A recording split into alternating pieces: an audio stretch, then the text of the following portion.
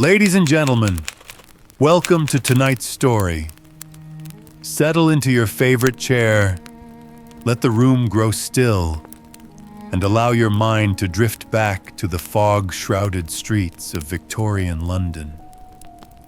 Beneath the dim glow of gas lamps and the quiet rhythm of horse-drawn carriages, one man stands apart, the keen-eyed detective whose mind sees what others overlook.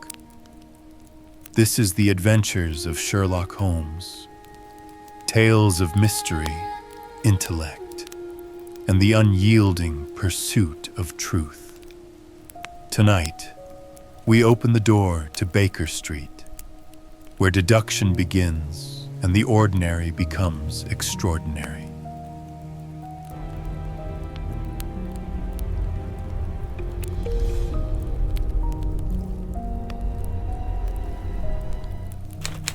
One, a scandal in Bohemia. Chapter 1. To Sherlock Holmes, she is always the woman. I have seldom heard him mention her under any other name. In his eyes, she eclipses and predominates the whole of her sex. It was not that he felt any emotion akin to love for Irene Adler. All emotions, and that one particularly, were abhorrent to his cold, precise, but admirably balanced mind. He was, I take it, the most perfect reasoning and observing machine that the world has seen.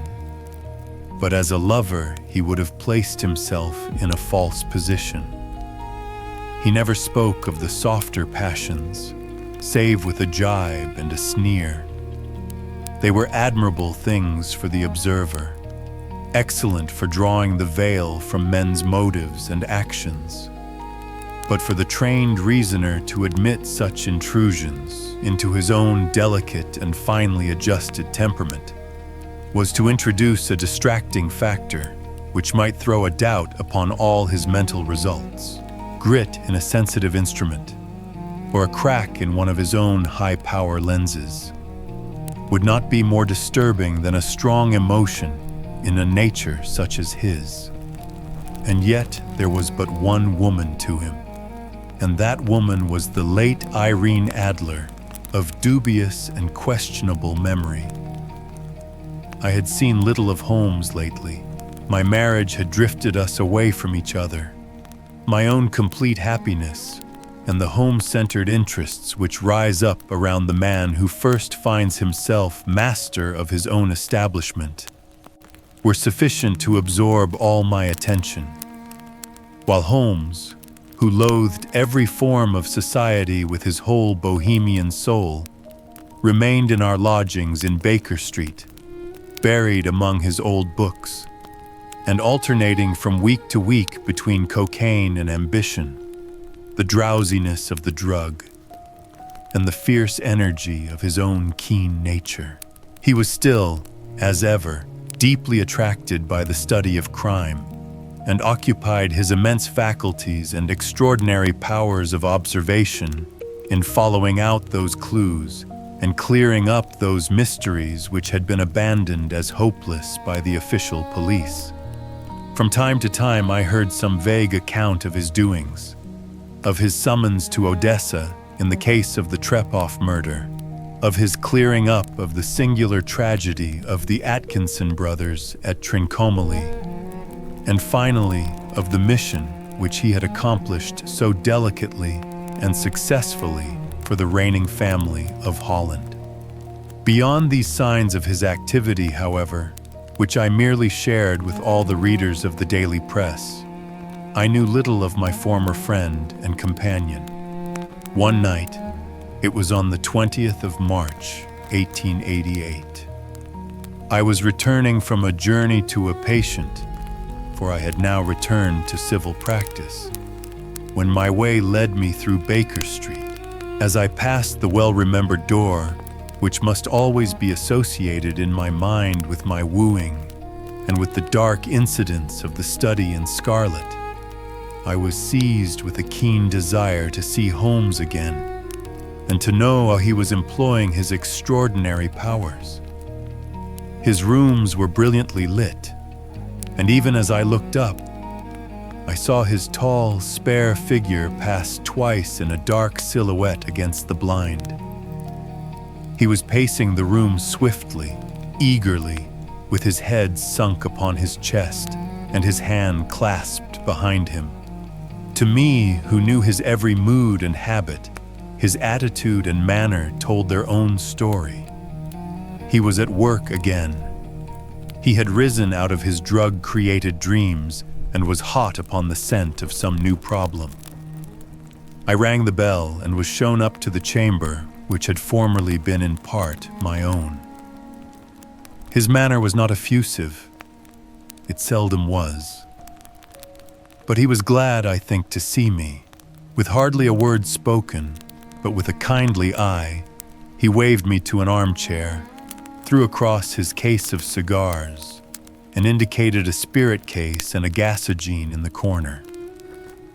Then he stood before the fire and looked me over in his singular, introspective fashion.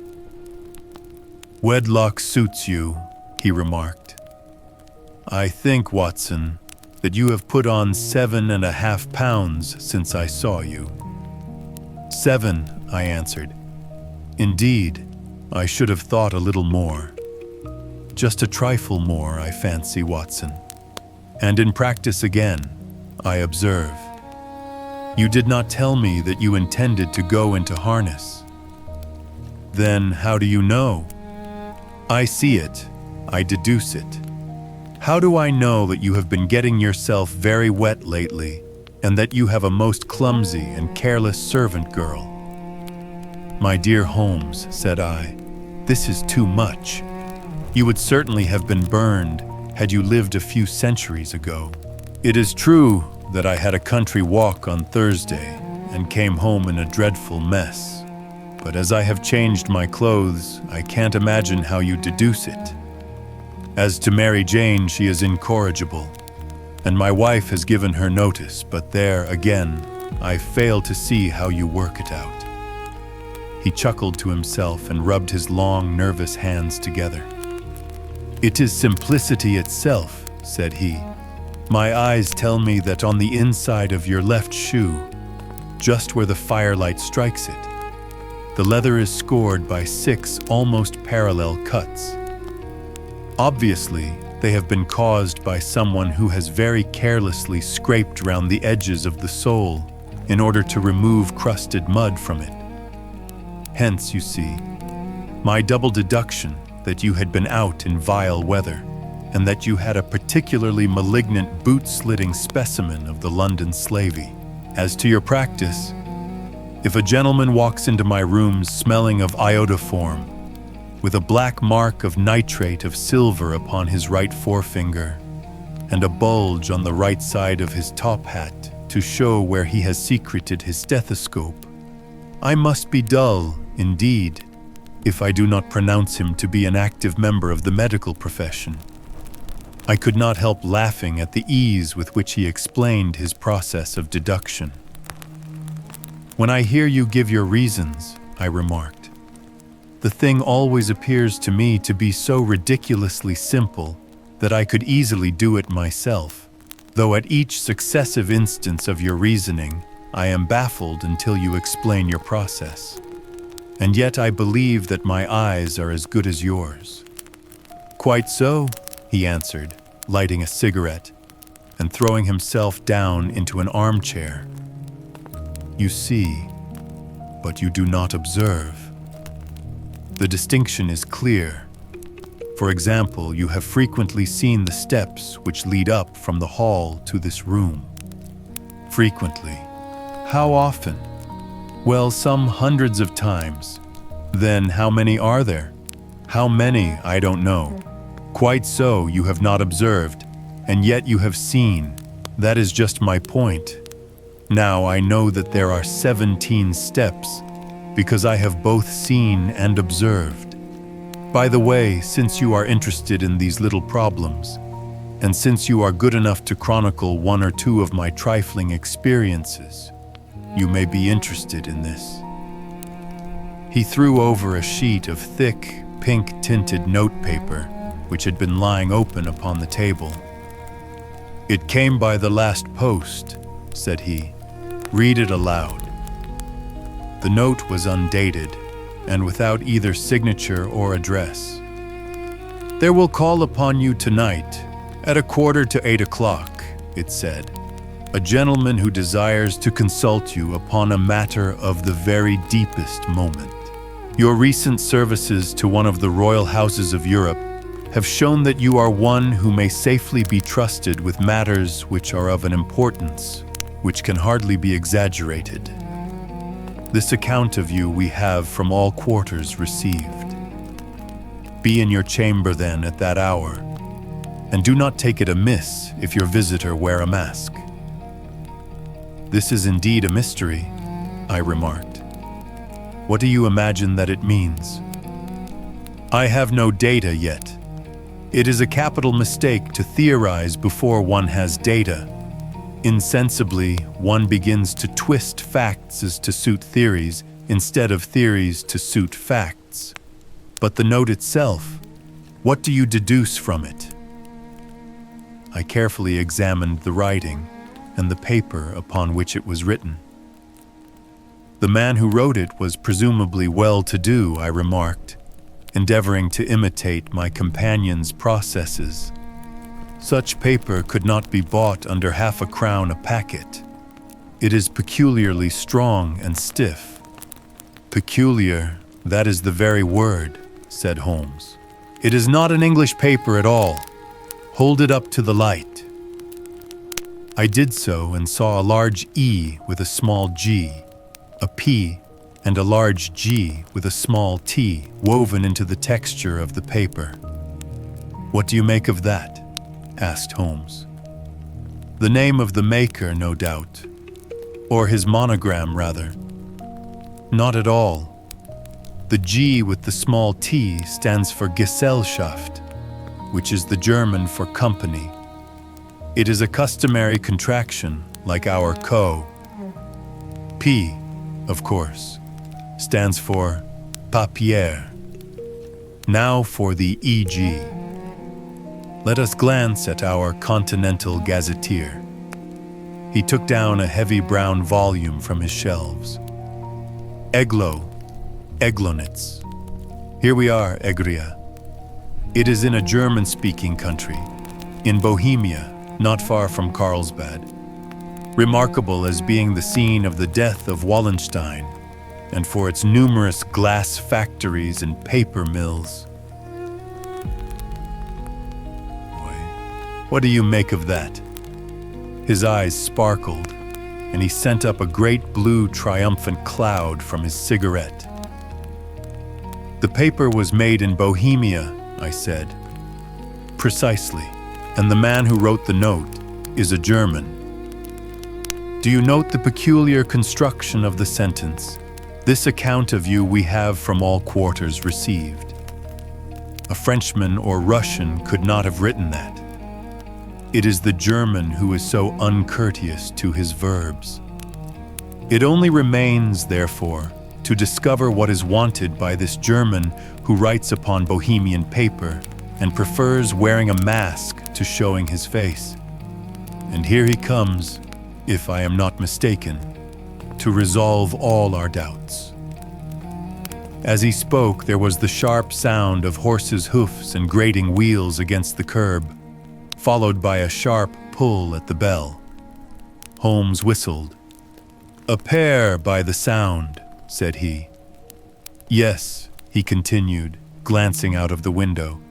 "A nice little brougham and a pair of beauties. 150 guineas apiece. There's money in this case, Watson, if there is nothing else." "I think that I had better go, Holmes." "Not a bit, Doctor. Stay where you are. I am lost without my Boswell, and this promises to be interesting. It would be a pity to miss it." "But your client—" "Never mind him. I may want your help, and so may he. Here he comes. Sit down in that armchair, Doctor, and give us your best attention." A slow and heavy step, which had been heard upon the stairs and in the passage, paused immediately outside the door. Then there was a loud and authoritative tap. "Come in," said Holmes. A man entered who could hardly have been less than 6 feet 6 inches in height, with the chest and limbs of a Hercules. His dress was rich with a richness which would, in England, be looked upon as akin to bad taste. Heavy bands of astrakhan were slashed across the sleeves and fronts of his double-breasted coat, while the deep blue cloak which was thrown over his shoulders was lined with flame-colored silk and secured at the neck with a brooch which consisted of a single flaming beryl. Boots which extended halfway up his calves and which were trimmed at the tops with rich brown fur completed the impression of barbaric opulence which was suggested by his whole appearance. He carried a broad-brimmed hat in his hand, while he wore across the upper part of his face, extending down past the cheekbones, a black visored mask, which he had apparently adjusted that very moment, for his hand was still raised to it as he entered. From the lower part of the face he appeared to be a man of strong character, with a thick, hanging lip, and a long, straight chin suggestive of resolution, pushed to the length of obstinacy. "You had my note?" he asked with a deep, harsh voice and a strongly marked German accent. "I told you that I would call." He looked from one to the other of us, as if uncertain which to address. "Pray take a seat," said Holmes. "This is my friend and colleague, Dr. Watson, who is occasionally good enough to help me in my cases. Whom have I the honor to address?" "You may address me as the Count von Kram, a Bohemian nobleman. I understand that this gentleman, your friend, is a man of honor and discretion, whom I may trust with a matter of the most extreme importance. If not, I should much prefer to communicate with you alone." I rose to go, but Holmes caught me by the wrist and pushed me back into my chair. "It is both or none," said he. "You may say before this gentleman anything which you may say to me." The Count shrugged his broad shoulders. "Then I must begin," said he, "by binding you both to absolute secrecy for 2 years. At the end of that time, the matter will be of no importance. At present, it is not too much to say that it is of such weight it may have an influence upon European history." "I promise," said Holmes. "And I." "You will excuse this mask," continued our strange visitor. "The august person who employs me wishes his agent to be unknown to you, and I may confess at once that the title by which I have just called myself is not exactly my own." "I was aware of it," said Holmes dryly. "The circumstances are of great delicacy, and every precaution has to be taken to quench what might grow to be an immense scandal and seriously compromise one of the reigning families of Europe. To speak plainly, the matter implicates the great house of Ormstein, hereditary kings of Bohemia." "I was also aware of that," murmured Holmes, settling himself down in his armchair and closing his eyes. Our visitor glanced with some apparent surprise at the languid, lounging figure of the man who had been no doubt depicted to him as the most incisive reasoner and most energetic agent in Europe. Holmes slowly reopened his eyes and looked impatiently at his gigantic client. "If your Majesty would condescend to state your case," he remarked, "I should be better able to advise you." The man sprang from his chair and paced up and down the room in uncontrollable agitation. Then, with a gesture of desperation, He tore the mask from his face and hurled it upon the ground. "You are right," he cried. "I am the king. Why should I attempt to conceal it?" "Why, indeed," murmured Holmes. "Your Majesty had not spoken before I was aware that I was addressing Wilhelm Gottsreich Sigismund von Ormstein, Grand Duke of Kassel-Felstein, and hereditary King of Bohemia." "But you can understand," said our strange visitor, sitting down once more and passing his hand over his high white forehead. "You can understand that I am not accustomed to doing such business in my own person. Yet the matter was so delicate that I could not confide it to an agent without putting myself in his power. I have come incognito from Prague for the purpose of consulting you." "Then pray consult," said Holmes, shutting his eyes once more. "The facts are briefly these. Some 5 years ago, during a lengthy visit to Warsaw, I made the acquaintance of the well-known adventuress, Irene Adler. The name is no doubt familiar to you.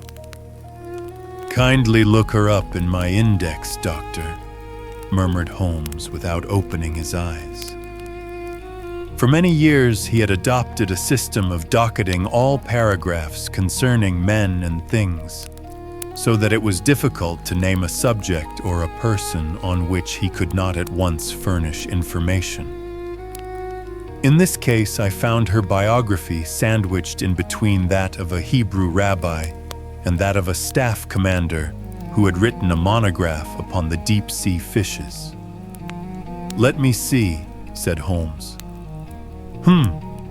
Born in New Jersey in the year 1858. Contralto. La Scala. Prima donna Imperial Opera of Warsaw. Yes. Retired from operatic stage. Ha! Living in London. Quite so.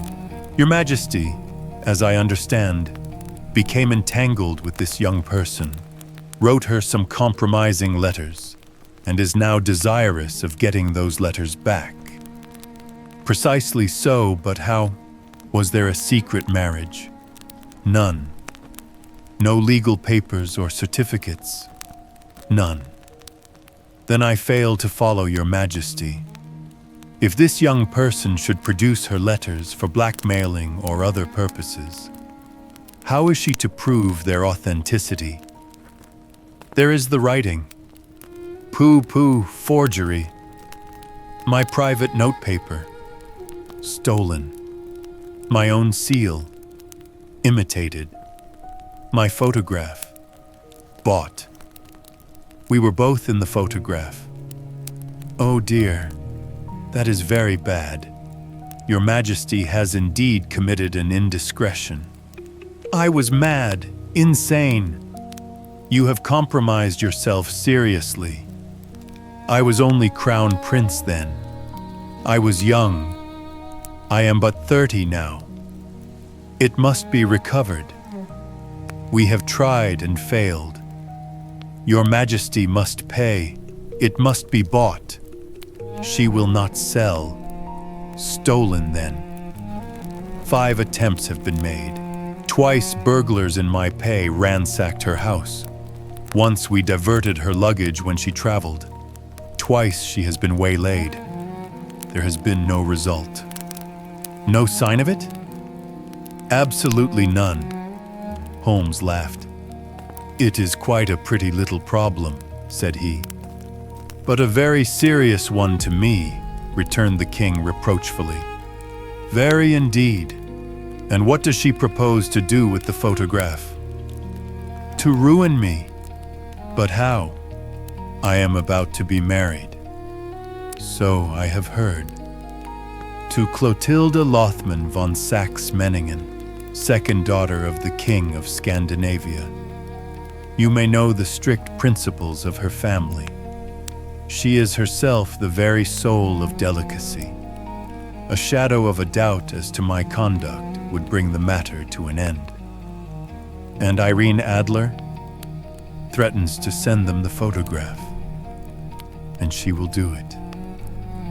I know that she will do it. You do not know her, but she has a soul of steel. She has the face of the most beautiful of women and the mind of the most resolute of men. Rather than I should marry another woman, there are no lengths to which she would not go. None. You are sure that she has not sent it yet? I am sure. And why? Because she has said that she would send it on the day when the betrothal was publicly proclaimed. That will be next Monday. Oh, then we have 3 days yet, said Holmes with a yawn. That is very fortunate, as I have 1 or 2 matters of importance to look into just at present. Your Majesty will, of course, stay in London for the present. Certainly.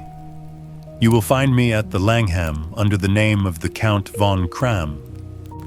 Then I shall drop you a line to let you know how we progress. Pray do so. I shall be all anxiety. Then, as to money, you have carte blanche. Absolutely. I tell you that I would give one of the provinces of my kingdom to have that photograph. And for present expenses? The king took a heavy chamois leather bag from under his cloak and laid it on the table. There are 300 pounds in gold and 700 in notes, he said. Holmes scribbled a receipt upon a sheet of his notebook and handed it to him. And Mademoiselle's address? He asked. Is Bryony Lodge, Serpentine Avenue, St. John's Wood? Holmes took a note of it. One other question, said he.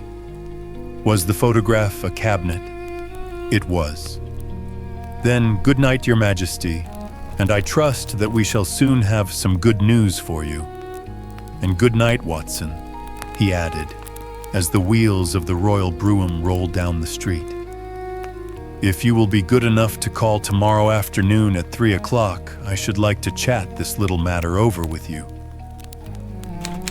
Chapter 2. At 3 o'clock precisely, I was at Baker Street, but Holmes had not yet returned. The landlady informed me that he had left the house shortly after 8 o'clock in the morning.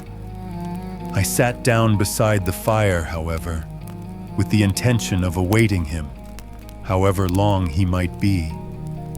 I was already deeply interested in his inquiry, for, though it was surrounded by none of the grim and strange features which were associated with the 2 crimes which I have already recorded, still, the nature of the case and the exalted station of his client gave it a character of its own.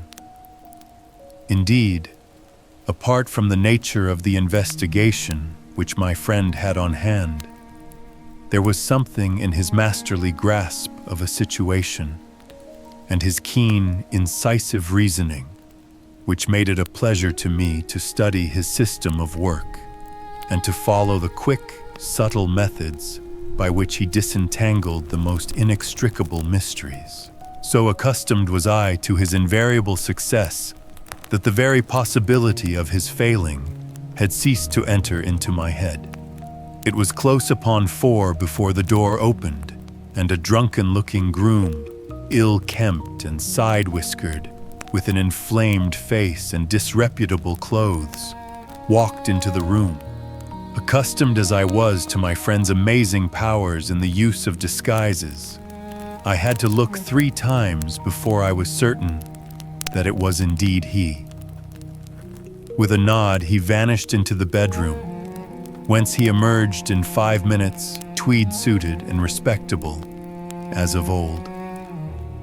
Putting his hands into his pockets, he stretched out his legs in front of the fire and laughed heartily for some minutes. "Well, really," he cried, and then he choked and laughed again until he was obliged to lie back, limp and helpless, in the chair. "What is it?" "It's quite too funny.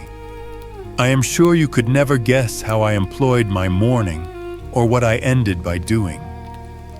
I can't imagine. I suppose that you have been watching The Habits, and perhaps The House of Miss Irene Adler. Quite so, but the sequel was rather unusual. I will tell you, however. I left the house a little after 8 o'clock this morning, in the character of a groom out of work. There is a wonderful sympathy and Freemasonry among horsey men. Be one of them, and you will know all that there is to know. I soon found Bryony Lodge. It is a bijou villa with a garden at the back, but built out in front right up to the road, 2 stories. Chubb lock to the door. Large sitting room on the right side, well furnished, with long windows almost to the floor, and those preposterous English window fasteners which a child could open. Behind there was nothing remarkable, save that the passage window could be reached from the top of the coach house. I walked round it and examined it closely from every point of view, but without noting anything else of interest. I then lounged down the street and found, as I expected, that there was a mews in a lane which runs down by one wall of the garden. I lent the ostlers a hand in rubbing down their horses and received in exchange 2d, a glass of half and half, 2 fills of shag tobacco, and as much information as I could desire about Miss Adler, to say nothing of 6 other people in the neighborhood in whom I was not in the least interested, but whose biographies I was compelled to listen to. "And what of Irene Adler?" I asked. "Oh, she has turned all the men's heads down in that part. She is the daintiest thing under a bonnet on this planet. So say the Serpentine Muse to a man. She lives quietly, sings at concerts, drives out at 5 every day, and returns at 7 sharp for dinner. Seldom goes out at other times, except when she sings. Has only 1 male visitor, but a good deal of him. He is dark, handsome, and dashing, never calls less than once a day, and often twice. He is a Mr. Godfrey Norton, of the Inner Temple. See the advantages of a cabman as a confidant. They had driven him home 12 times from Serpentine Mews, and knew all about him. When I had listened to all they had to tell, I began to walk up and down near Bryony Lodge once more, and to think over my plan of campaign. This Godfrey Norton was evidently an important factor in the matter. He was a lawyer. That sounded ominous. What was the relation between them, and what the object of his repeated visits? Was she his client, his friend, or his mistress? If the former, she had probably transferred the photograph to his keeping. If the latter, it was less likely. On the issue of this question depended whether I should continue my work at Bryony Lodge, or turn my attention to the gentlemen's chambers in the temple. It was a delicate point, and it widened the field of my inquiry. I fear that I bore you with these details, but I have to let you see my little difficulties if you are to understand the situation. "I am following you closely," I answered. I was still balancing the matter in my mind when a hansom cab drove up to Bryony Lodge, and a gentleman sprang out. He was a remarkably handsome man, dark, aquiline, and mustached, evidently the man of whom I had heard. He appeared to be in a great hurry, shouted to the cabman to wait, and brushed past the maid who opened the door with the air of a man who was thoroughly at home. He was in the house about half an hour, and I could catch glimpses of him in the windows of the sitting room, pacing up and down, talking excitedly, and waving his arms. Of her I could see nothing. Presently he emerged, looking even more flurried than before. As he stepped up to the cab, he pulled a gold watch from his pocket and looked at it earnestly. "Drive like the devil," he shouted. "First to Gross and Hankey's in Regent Street, and then to the Church of St. Monica in the Edgware Road. Half a guinea if you do it in 20 minutes. Away they went, and I was just wondering whether I should not do well to follow them, when up the lane came a neat little landau, the coachman with his coat only half buttoned and his tie under his ear, while all the tags of his harness were sticking out of the buckles. It hadn't pulled up before she shot out of the hall door and into it. I only caught a glimpse of her at the moment, but she was a lovely woman, with a face that a man might die for. "The Church of St. Monica, John," she cried, "and half a sovereign if you reach it in 20 minutes. This was quite too good to lose, Watson. I was just balancing whether I should run for it, or whether I should perch behind her landau, when a cab came through the street. The driver looked twice at such a shabby fare, but I jumped in before he could object. "The Church of St. Monica," said I, "and half a sovereign if you reach it in 20 minutes. It was 25 minutes to 12, and of course it was clear enough what was in the wind. My cabbie drove fast. I don't think I ever drove faster, but the others were there before us. The cab and the landau with their steaming horses were in front of the door when I arrived. I paid the man and hurried into the church. There was not a soul there save the two whom I had followed, and a surpliced clergyman who seemed to be expostulating with them. They were all three standing in a knot in front of the altar. I lounged up the side aisle like any other idler who has dropped into a church. Suddenly, to my surprise, the three at the altar faced round to me, and Godfrey Norton came running as hard as he could towards me. "Thank God," he cried. "You'll do. Come, come." "What then?" I asked. "Come, man, come. Only 3 minutes or it won't be legal." I was half dragged up to the altar, and before I knew where I was, I found myself mumbling responses which were whispered in my ear and vouching for things of which I knew nothing, and generally assisting in the secure tying up of Irene Adler, spinster, to Godfrey Norton, bachelor. It was all done in an instant, and there was the gentleman thanking me on the one side and the lady on the other, while the clergyman beamed on me in front. It was the most preposterous position in which I ever found myself in my life, and it was the thought of it that started me laughing just now.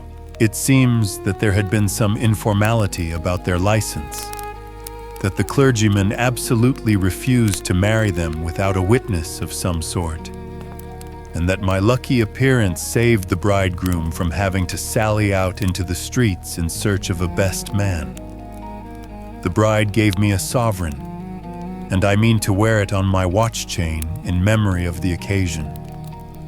"This is a very unexpected turn of affairs," said I. "And what then?" "Well, I found my plans very seriously menaced. It looked as if the pair might take an immediate departure, and so necessitate very prompt and energetic measures on my part.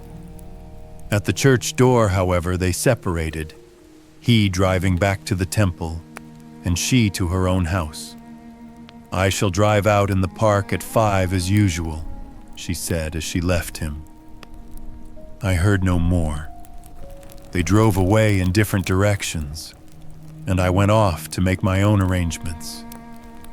"Which are?" "Some cold beef and a glass of beer," he answered, ringing the bell. "I have been too busy to think of food, and I am likely to be busier still this evening. By the way, Doctor, I shall want your cooperation." "I shall be delighted. You don't mind breaking the law?" "Not in the least." "Nor running a chance of arrest?" Not in a good cause. Oh, the cause is excellent. Then I am your man. I was sure that I might rely on you. But what is it you wish? When Mrs. Turner has brought in the tray, I will make it clear to you. Now, he said, as he turned hungrily on the simple fare that our landlady had provided, I must discuss it while I eat, for I have not much time. It is nearly 5 now. In 2 hours we must be on the scene of action. Miss Irene, or Madame rather, returns from her drive at 7. We must be at Bryony Lodge to meet her. And what then? You must leave that to me. I have already arranged what is to occur. There is only one point on which I must insist. You must not interfere, come what may. You understand? I am to be neutral, to do nothing whatever. There will probably be some small unpleasantness. Do not join in it. It will end in my being conveyed into the house. 4 or 5 minutes afterwards, the sitting room window will open. You are to station yourself close to that open window. Yes, you are to watch me, for I will be visible to you. Yes, and when I raise my hand, so, you will throw into the room what I give you to throw, and will, at the same time, raise the cry of fire. You quite follow me? Entirely. It is nothing very formidable, he said, taking a long, cigar-shaped roll from his pocket. It is an ordinary plumber's smoke rocket, fitted with a cap at either end to make it self-lighting. Your task is confined to that. When you raise your cry of fire, it will be taken up by quite a number of people. You may then walk to the end of the street, and I will rejoin you in 10 minutes. I hope that I have made myself clear. I am to remain neutral, to get near the window, to watch you, and at the signal to throw in this object, then to raise the cry of fire, and to wait you at the corner of the street. Precisely. Then you may entirely rely on me. That is excellent. I think perhaps it is almost time that I prepare for the new role I have to play. He disappeared into his bedroom and returned in a few minutes in the character of an amiable and simple-minded nonconformist clergyman. His broad black hat, his baggy trousers, his white tie, his sympathetic smile, and general look of peering and benevolent curiosity were such as Mr. John Hare alone could have equaled. It was not merely that Holmes changed his costume. His expression, his manner, his very soul seemed to vary with every fresh part that he assumed. The stage lost a fine actor, even as science lost an acute reasoner when he became a specialist in crime. It was 6:15 when we left Baker Street, and it still wanted 10 minutes to the hour when we found ourselves in Serpentine Avenue. It was already dusk, and the lamps were just being lighted as we paced up and down in front of Bryony Lodge, waiting for the coming of its occupant. The house was just such as I had pictured it from Sherlock Holmes's succinct description, but the locality appeared to be less private than I expected. On the contrary, for a small street in a quiet neighborhood, it was remarkably animated.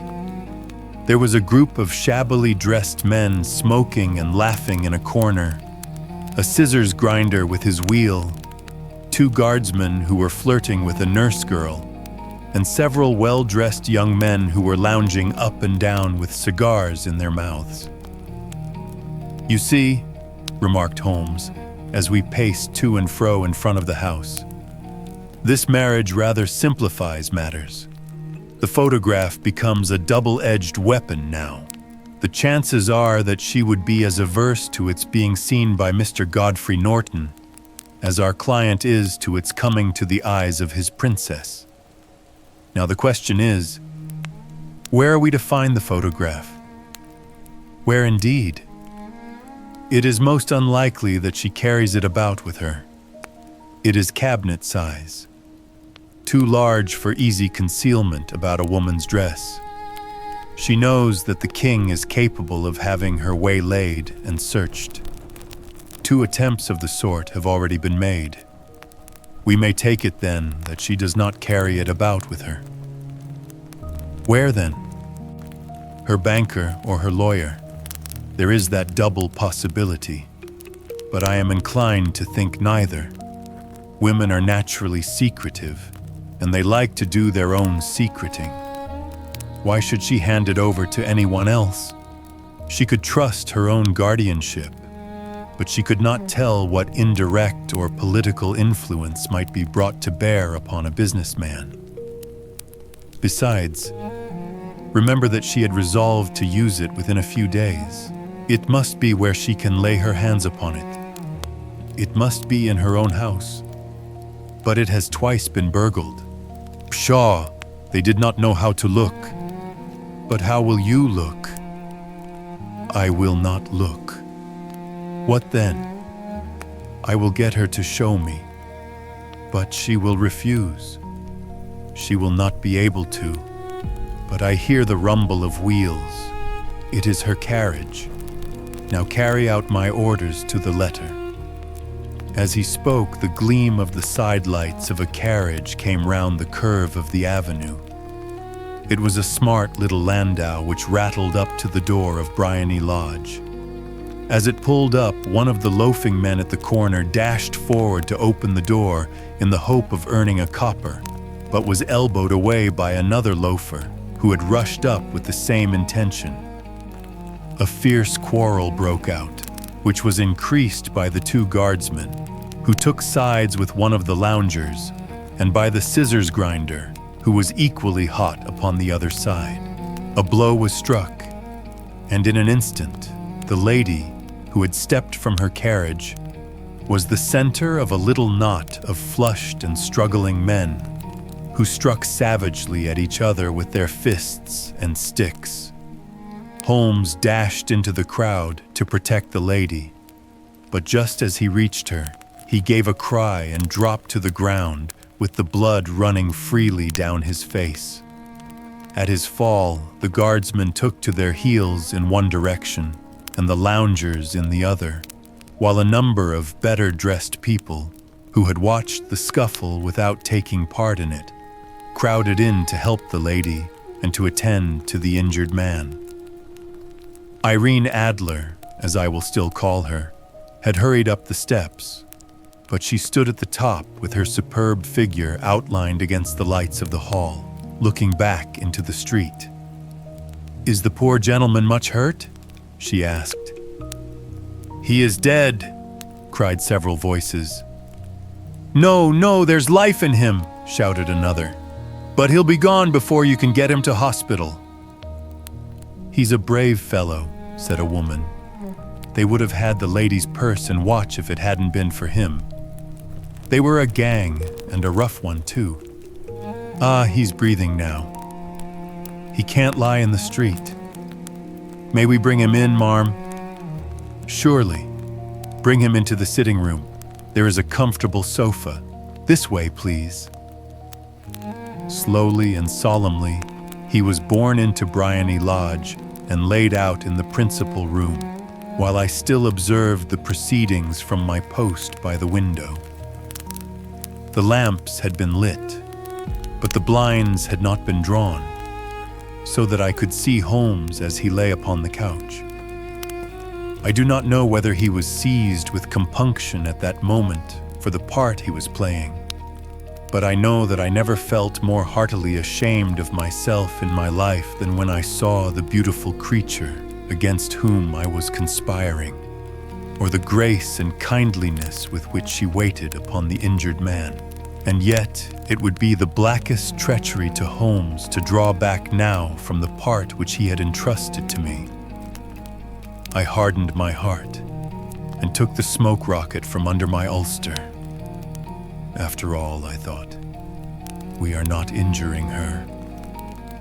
We are but preventing her from injuring another. Holmes had sat up upon the couch, and I saw him motion like a man who is in need of air. A maid rushed across and threw open the window. At the same instant, I saw him raise his hand, and at the signal, I tossed my rocket into the room with a cry of "Fire!"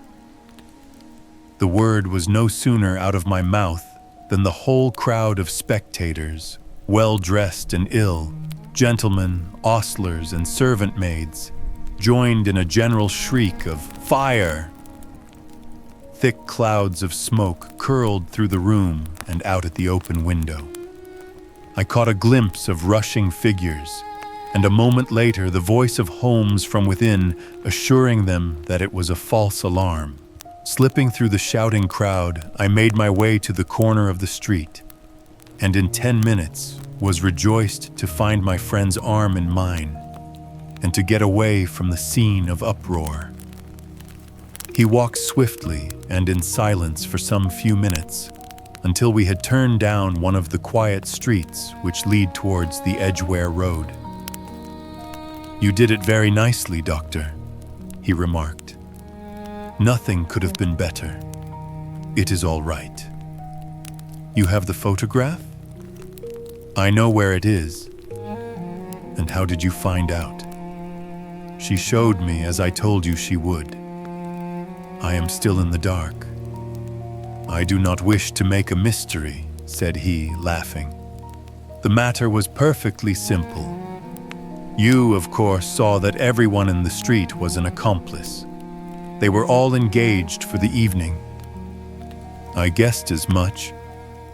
Then, when the row broke out, I had a little moist red paint in the palm of my hand. I rushed forward, fell down, clapped my hand to my face, and became a piteous spectacle. It is an old trick. That also I could fathom. Then they carried me in. She was bound to have me in. What else could she do?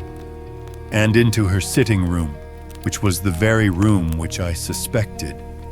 It lay between that and her bedroom, and I was determined to see which. They laid me on a couch. I motioned for air. They were compelled to open the window, and you had your chance. How did that help you? It was all important. When a woman thinks that her house is on fire, her instinct is at once to rush to the thing which she values most. It is a perfectly overpowering impulse, and I have more than once taken advantage of it. In the case of the Darlington substitution scandal, it was of use to me, and also in the Arnsworth Castle business. A married woman grabs at her baby. An unmarried one reaches for her jewel box. Now it was clear to me that Our Lady of today had nothing in the house more precious to her than what we are in quest of. She would rush to secure it. The alarm of fire was admirably done. The smoke and shouting were enough to shake nerves of steel. She responded beautifully. The photograph is in a recess behind a sliding panel just above the right bell pull. She was there in an instant, and I caught a glimpse of it as she half drew it out. When I cried out that it was a false alarm, she replaced it, glanced at the rocket, rushed from the room, and I have not seen her since. I rose and, making my excuses, escaped from the house. I hesitated whether to attempt to secure the photograph at once, but the coachman had come in, and as he was watching me narrowly, it seemed safer to wait. A little over-precipitance may ruin all. "And now?" I asked. "Our quest is practically finished. I shall call with the king tomorrow, and with you, if you care to come with us. We will be shown into the sitting room to wait for the lady, but it is probable that when she comes, she may find neither us nor the photographs. It might be a satisfaction to His Majesty to to regain it with his own hands. And when will you call? At 8 in the morning. She will not be up so that we shall have a clear field.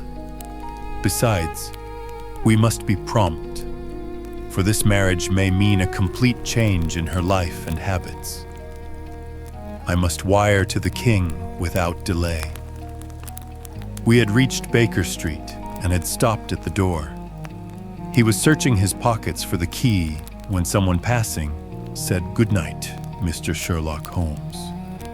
There were several people on the pavement at the time, but the greeting appeared to come from a slim youth in an ulster who had hurried by. "I've heard that voice before," said Holmes, staring down the dimly lit street. "Now, I wonder who the deuce that could have been." Chapter 3. I slept at Baker Street that night, and we were engaged upon our toast and coffee in the morning when the King of Bohemia rushed into the room. "You have really got it!" he cried, grasping Sherlock Holmes by either shoulder and looking eagerly into his face. "Not yet. But you have hopes?" "I have hopes." "Then come. I am all impatience to be gone. We must have a cab." "No, my brougham is waiting." "Then that will simplify matters."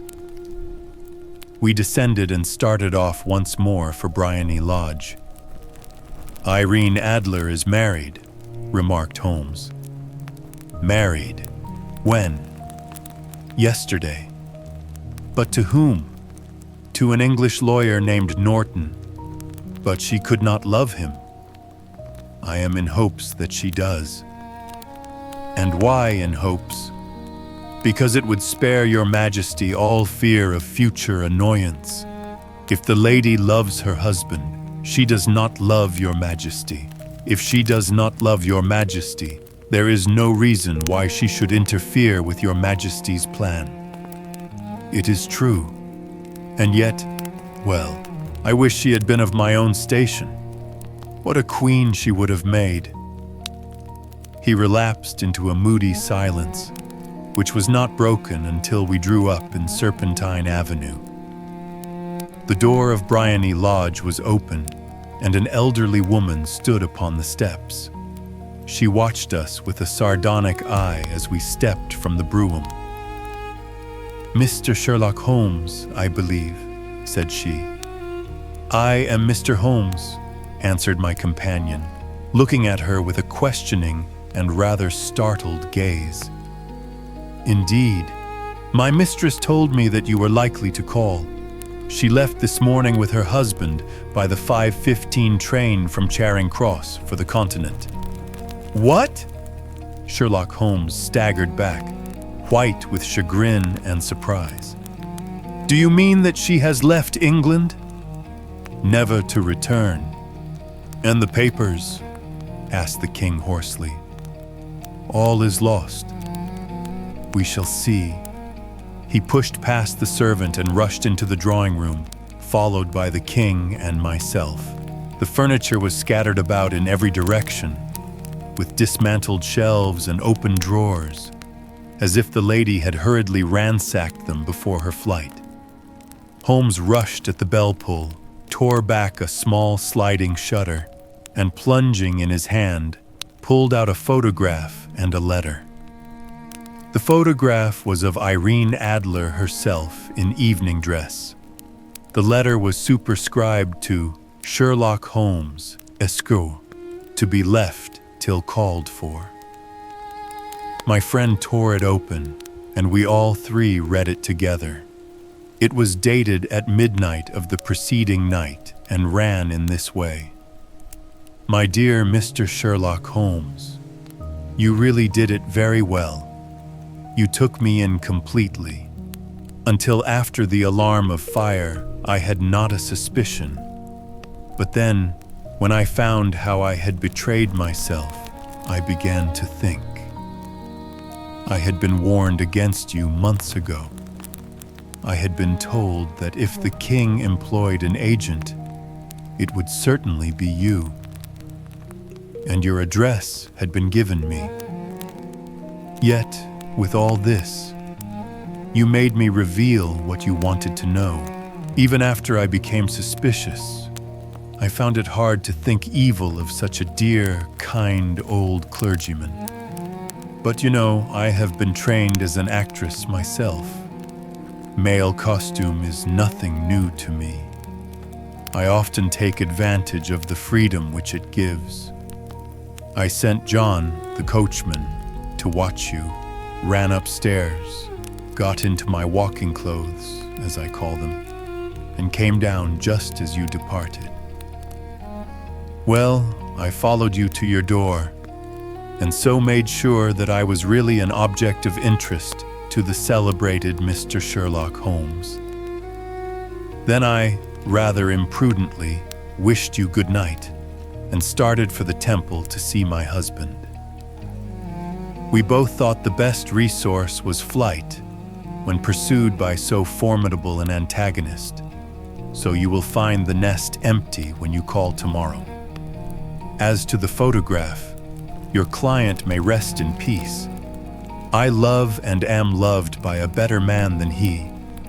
The king may do what he will without hindrance from one whom he has cruelly wronged. I keep it only to safeguard myself and to preserve a weapon which will always secure me from any steps which he might take in the future. I leave a photograph which he might care to possess, and I remain, dear Mr. Sherlock Holmes, very truly yours, Irene Norton, née Adler. What a woman! Oh, what a woman! Cried the King of Bohemia, when we had all three read this epistle. Did I not tell you how quick and resolute she was? Would she not have made an admirable queen? Is it not a pity that she was not on my level? From what I have seen of the lady, she seems indeed to be on a very different level to your Majesty, said Holmes coldly. I am sorry that I have not been able to bring your Majesty's business to a more successful conclusion. On the contrary, my dear sir, cried the king, nothing could be more successful. I know that her word is inviolate. The photograph is now as safe as if it were in the fire. I am glad to hear your Majesty say so. I am immensely indebted to you. Pray tell me in what way I can reward you. This ring, he slipped an emerald snake ring from his finger and held it out upon the palm of his hand. Your Majesty has something which I should value even more highly, said Holmes. You have but to name it. This photograph. The king stared at him in amazement. Irene's photograph, he cried. Certainly, if you wish it. I thank your Majesty. Then there is no more to be done in the matter. I have the honor to wish you a very good morning. He bowed, and turning away without observing the hand which the king had stretched out to him, he set off in my company for his chambers. And that was how a great scandal threatened to affect the kingdom of Bohemia, and how the best plans of Mr. Sherlock Holmes were beaten by a woman's wit. He used to make merry over the cleverness of women, but I have not heard him do it of late. And when he speaks of Irene Adler, or when he refers to her photograph, it is always under the honorable title of the woman. 2. The Red-Headed League. I had called upon my friend, Mr. Sherlock Holmes, one day in the autumn of last year, and found him in deep conversation with a very stout, florid-faced, elderly gentleman with fiery red hair. With an apology for my intrusion, I was about to withdraw when Holmes pulled me abruptly into the room and closed the door behind me. You could not possibly have come at a better time, my dear Watson, he said cordially. I was afraid that you were engaged. So I am, very much so. then I can wait in the next room. Not at all. This gentleman, Mr. Wilson, has been my partner and helper in many of my most successful cases, and I have no doubt that he will be of the utmost use to me in yours also." The stout gentleman half rose from his chair and gave a bob of greeting, with a quick little questioning glance from his small, fat, encircled eyes. "Try the settee," said Holmes, relapsing into his armchair and putting his fingertips together, as was his custom when in judicial moods. "I know, my dear Watson, that you share my love of all that is bizarre and outside the conventions and humdrum routine of everyday life. You have shown your relish for it by the enthusiasm which has prompted you to chronicle, and, if you will excuse my saying so, somewhat to embellish so many of my own little adventures. Your cases have indeed been of the greatest interest to me," I observed. "You will remember that I remarked the other day, just before we went into the very simple problem presented by Miss Mary Sutherland, that for strange effects and extraordinary combinations we must go to life itself, which is always far more daring than any effort of the imagination. A proposition which I took the liberty of doubting." "You did, Doctor, but nonetheless you must come round to my view, for otherwise I shall keep on piling fact upon fact on you, until your reason breaks down under them and acknowledges me to be right. Now, Mr. Jabez Wilson here has been good enough to call upon me this morning, and to begin a narrative which promises to be one of the most singular which I have listened to for some time. You have heard me remark that the strangest and most unique things are very often connected, not with the larger, but with the smaller crimes, and occasionally, indeed, where there is room for doubt, whether any positive crime has been committed. As far as I have heard, it is impossible for me to say whether the present case is an instance of crime or not, but the course of events is certainly among the most singular that I have ever listened to. Perhaps, Mr. Wilson, you would have the great kindness to recommence your narrative. I ask you not merely because my friend Dr. Watson has not heard the opening part, but also because the peculiar nature of the story makes me anxious to have every possible detail from your lips. As a rule, when I have heard some slight indication of the course of events, I am able to guide myself by the thousands of other similar cases which occur to my memory. In the present instance, I am forced to admit that the facts are, to the best of my belief, unique. The portly client puffed out his chest with an appearance of some little pride and pulled a dirty and wrinkled newspaper from the inside pocket of his greatcoat. As he glanced down the advertisement column, with his head thrust forward and the paper flattened out upon his knee, I took a good look at the man and endeavored, after the fashion of my companion, to read the indications which might be presented by his dress or appearance. I did not gain very much, however, by my inspection. Our visitor bore every mark of being an average commonplace British tradesman, obese, pompous, and slow. He wore rather baggy gray shepherd's check trousers, a not over-clean black frock coat, unbuttoned in the front, and a drab waistcoat with a heavy brassy Albert chain, and a square-pierced bit of metal dangling down as an ornament. A frayed top hat and a faded brown overcoat with a wrinkled velvet collar lay upon a chair beside him. Altogether, look as I would, there was nothing remarkable about the man save his blazing red head and the expression of extreme chagrin and discontent upon his features. Sherlock Holmes's quick eye took in my occupation and he shook his head with a smile as he noticed my questioning glances. Beyond the obvious facts that he has at some time done manual labor, that he takes snuff, that he is a Freemason, that he has been in China, and that he has done a considerable amount of writing lately, I can deduce nothing else, Mr. Jabez Wilson started up in his chair, with his forefinger upon the paper, but his eyes upon my companion. "How, in the name of good fortune, did you know all that, Mr. Holmes?" he asked. "How did you know, for example, that I did manual labor? It's as true as gospel, for I began as a ship's carpenter." "Your hands, my dear sir. Your right hand is quite a size larger than your left. You have worked with it, and the muscles are more developed." "Well, the snuff then, and the Freemasonry?"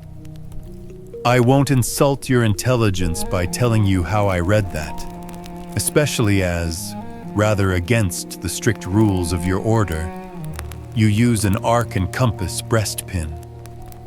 "Ah, of course, I forgot that. But the writing? What else can be indicated by that right cuff so very shiny for 5 inches, and the left one with the smooth patch near the elbow where you rest it upon the desk?" "Well, but China. The fish that you have tattooed immediately above your right wrist could only have been done in China. I have made a small study of tattoo marks and have even contributed to the literature of the subject. That trick of staining the fish's scales of a delicate pink is quite peculiar to China. When in addition, I see a Chinese coin hanging from your watch chain, the matter becomes even more simple." Mr. Jabez Wilson laughed heavily. "Well, I never," said he. "I thought at first that you had done something clever, but I see that there was nothing in it after all." "I begin to think, Watson," said Holmes, "that I make a mistake in explaining. Omne ignotum pro magnifico, you know, and my poor little reputation, such as it is, will suffer shipwreck if I am so candid. Can you not find the advertisement, Mr. Wilson?" "Yes, I have got it now," he answered with his thick red finger planted halfway down the column. "Here it is. This is what began it all. You just read it for yourself, sir." I took the paper from him and read as follows. "To the Red-Headed League. On account of the bequest of the late Ezekiah Hopkins of Lebanon, Pennsylvania, USA, there is now another vacancy open which entitles a member of the League to a salary of $4 a week for purely nominal services. All red-headed men who are sound in body and mind and above the age of 21 years are eligible. Apply in person on Monday at 11 o'clock to Duncan Ross at the offices of the League, 7 Pope's Court, Fleet Street." "What on earth does this mean?" I ejaculated after I had twice read over the extraordinary announcement. Holmes chuckled and wriggled in his chair, as was his habit when in high spirits. "It is a little off the beaten track, isn't it?" said he. "And now, Mr. Wilson, off you go at scratch and tell us all about yourself, your household, and the effect which this advertisement had upon your fortunes. You will first make a note, Doctor, of the paper and the date." "It is the Morning Chronicle of April 27th, 1890, just 2 months ago." "Very good. Now, Mr. Wilson." "Well, it is just as I have been telling you, Mr. Sherlock Holmes," said Jabez Wilson, mopping his forehead. "I have a small pawnbroker's business at Coburg Square, near the city. It's not a very large affair, and of late years it has not done more than just give me a living. I used to be able to keep 2 assistants, but now I only keep one. And I would have a job to pay him, but that he is willing to come for half wages so as to learn the business." "What is the name of this obliging youth?" asked Sherlock Holmes. "His name is Vincent Spaulding, and he's not such a youth either. It's hard to say his age. I should not wish a smarter assistant, Mr. Holmes, and I know very well that he could better himself and earn twice what I am able to give him. But after all, if he is satisfied, why should I put ideas in his head?" "Why, indeed? You seem most fortunate in having an employee who comes under the full market price. It is not a common experience among employers in this age. I don't know that your assistant is not as remarkable as your advertisement." "Oh, he has his faults too," said Mr. Wilson. "Never was such a fellow for photography, snapping away with a camera when he ought to be improving his mind, and then diving down into the cellar like a rabbit into its hole to develop his pictures. That is his main fault, but on the whole, he's a good worker.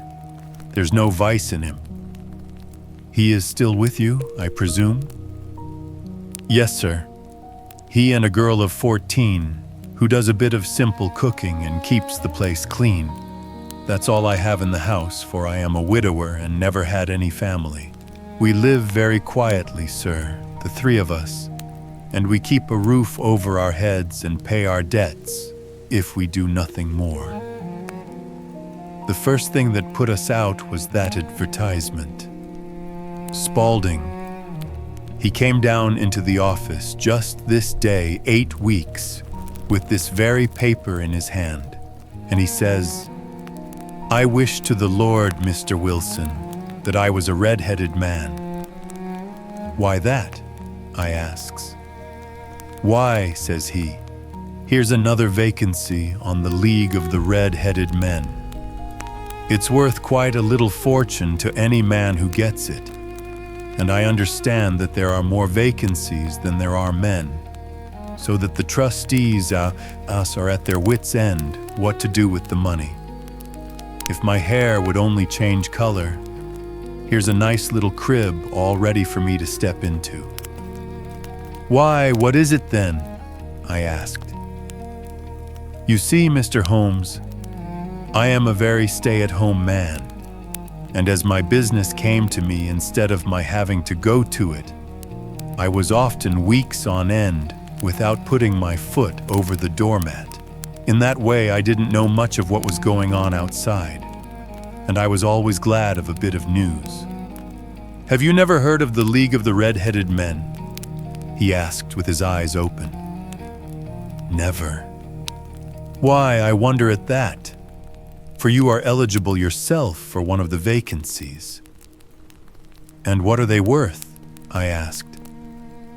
'Oh, merely a couple of hundred a year, but the work is slight, and it need not interfere very much with one's other occupations.'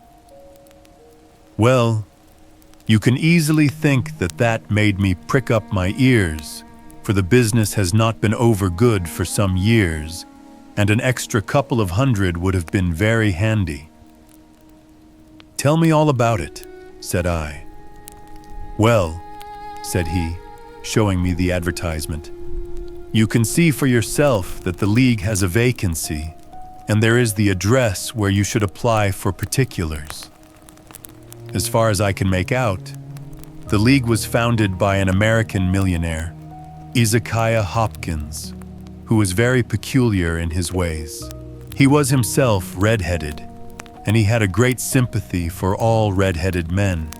So when he died, it was found that he had left his enormous fortune in the hands of trustees, with instructions to apply the interest to the providing of easy berths to men whose hair is of that color. From all I hear, it is splendid pay and very little to do.' 'But,' said I, 'there would be millions of red-headed men who would apply.' 'Not so many as you might think,' he answered. 'You see, it is really confined to Londoners and to grown men. This American had started from London when he was young, and he wanted to do the old town a good turn. Then again, I have heard it is no use your applying if your hair is light red or dark red or anything but real bright, blazing, fiery red. Now, if you cared to apply, Mr. Wilson, you would just walk in. But perhaps it would hardly be worth your while to put yourself out of the way for the sake of a few £100. Now, it is a fact, gentlemen, as you may see for yourselves, that my hair is of a very full and rich tint, so that it seemed to me that if there was to be any competition in the matter, I stood as good a chance as any man that I had ever met. Vincent Spaulding seemed to know so much about it that I thought he might prove useful, so I just ordered him to put up the shutters for the day and to come right away with me. He was very willing to have a holiday. So we shut the business up and started off for the address that was given us in the advertisement. I never hope to see such a sight as that again, Mr. Holmes. From north, south, east, and west, every man who had a shade of red in his hair had tramped into the city to answer the advertisement. Fleet Street was choked with red-headed folk, and Pope's Court looked like a coster's orange barrow. I should not have thought there were so many in the whole country as were brought together by that single advertisement. Every shade of color they were: straw, lemon, orange, brick, Irish setter, liver, clay. But as Spaulding said, there were not many who had the real vivid flame-colored tint. When I saw how many were waiting, I would have given it up in despair. But Spaulding would not hear of it. How he did it, I could not imagine. But he pushed and pulled and butted until he got me through the crowd, and right up to the steps which led to the office. There was a double stream upon the stair, some going up in hope and some coming back dejected. But we wedged in as well as we could and soon found ourselves in the office. "Your experience has been a most entertaining one," remarked Holmes, as his client paused and refreshed his memory with a huge pinch of snuff. "Pray continue your very interesting statement." There was nothing in the office but a couple of wooden chairs and a deal table, behind which sat a small man with a head that was even redder than mine. He said a few words to each candidate as he came up, and then he always managed to find some fault in them which would disqualify them. Getting a vacancy did not seem to be such a very easy matter after all. However, when our turn came, the little man was much more favorable to me than to any of the others, and he closed the door as we entered, so that he might have a private word with us. "This is Mr. Jabez Wilson," said my assistant, "and he is willing to fill a vacancy in the league." "And he is admirably suited for it," the other answered. "He has every requirement.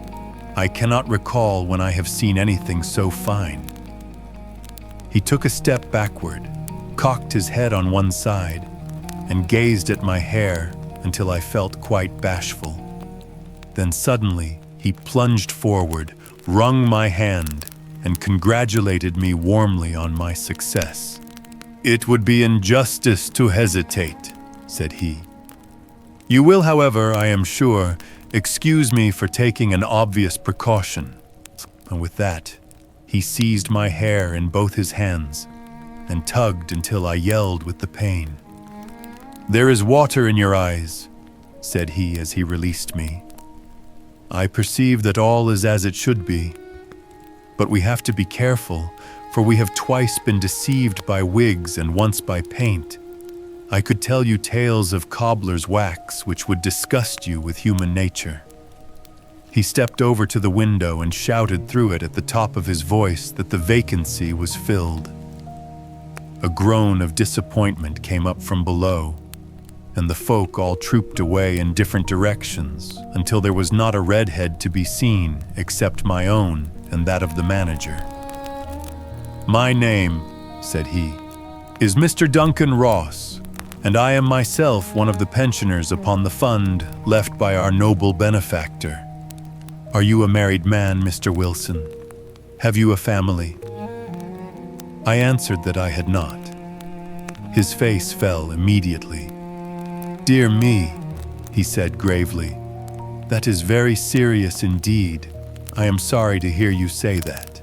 The fund was, of course, for the propagation and spread of the redheads as well as for their maintenance. It is exceedingly unfortunate that you should be a bachelor." My face lengthened at this, Mr. Holmes, for I thought that I was not to have the vacancy after all. But after thinking it over for a few minutes, he said that it would be all right.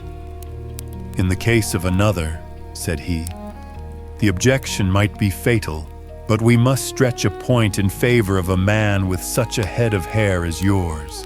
When shall you be able to enter upon your new duties?" "Well, it is a little awkward, for I have a business already," said I.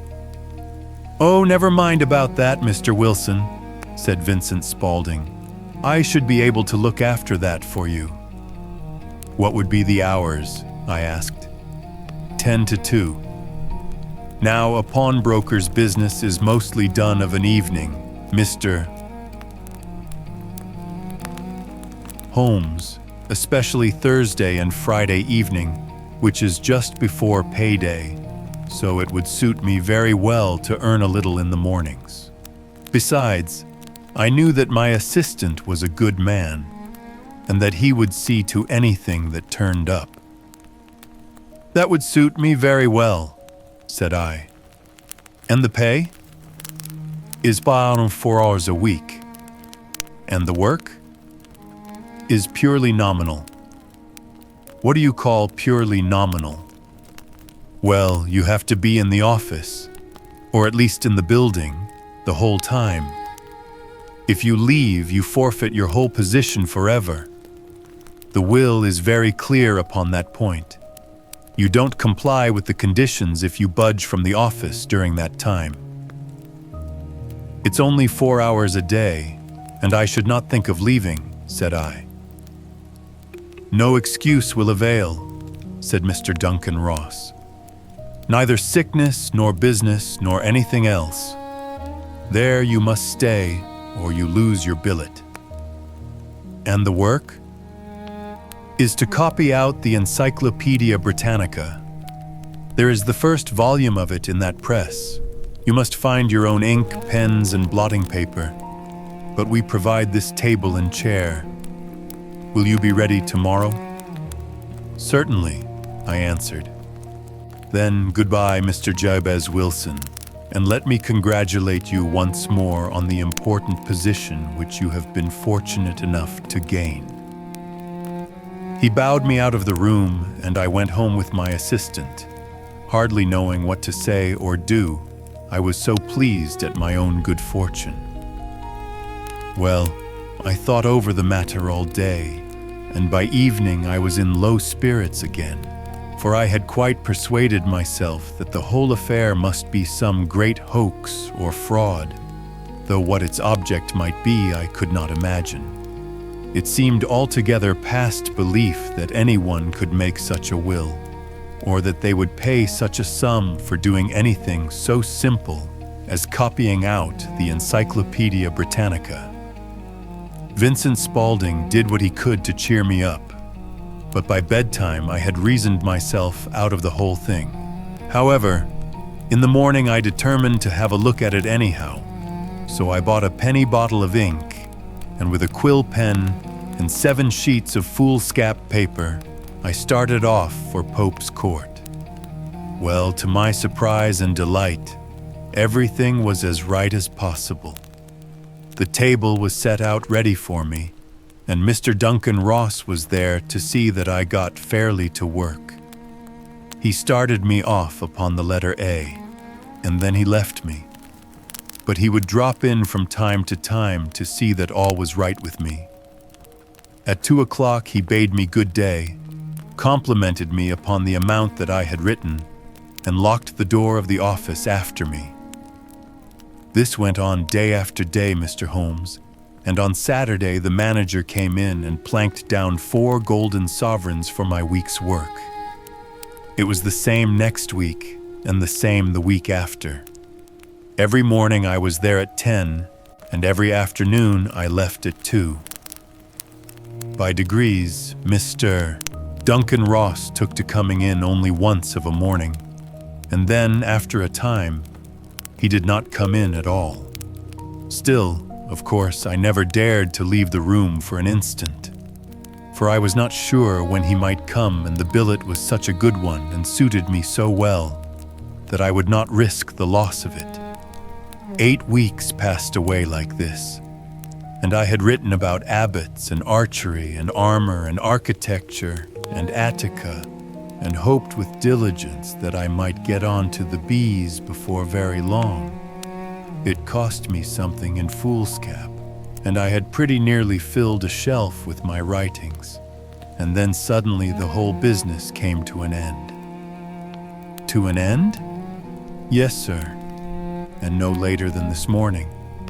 I went to my work as usual at 10 o'clock, but the door was shut and locked, with a little square of cardboard hammered onto the middle of the panel with a tack.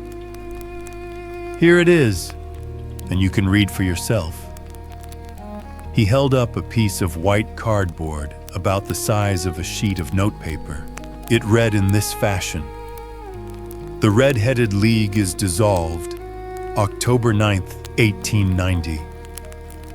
Sherlock Holmes and I surveyed this curt announcement and the rueful face behind it, until the comical side of the affair so completely overtopped every other consideration that we both burst out into a roar of laughter. I cannot see that there is anything very funny," cried our client, flushing up to the roots of his flaming head. "If you can do nothing better than laugh at me, I can go elsewhere." "No, no," cried Holmes, shoving him back into the chair from which he had half risen. "I really wouldn't miss your case for the world. It is most refreshingly unusual. But there is, if you will excuse my saying so, something just a little funny about it. Pray, what steps did you take when you found the card upon the door?" "I was staggered, sir. I did not know what to do. Then I called at the offices round, but none of them seemed to know anything about it. Finally, I went to the landlord, who is an accountant living on the ground floor, and I asked him if he could tell me what had become of the Red-Headed League. He said that he had never heard of any such body. Then I asked him who Mr. Duncan Ross was. He answered that the name was new to him. "Well," said I, "the gentleman at number 4. "What? The red-headed man?" "Yes." "Oh," said he. "His name was William Morris. He was a solicitor and was using my room as a temporary convenience until his new premises were ready. He moved out yesterday." "Where could I find him?" "Oh, at his new offices. He did tell me the address. Yes, 17 King Edward Street near St. Paul's." I started off, Mr. Holmes, but when I got to that address, it was a manufactory of artificial kneecaps, and no one in it had ever heard of either Mr. William Morris or Mr. Duncan Ross. "And what did you do then?" asked Holmes.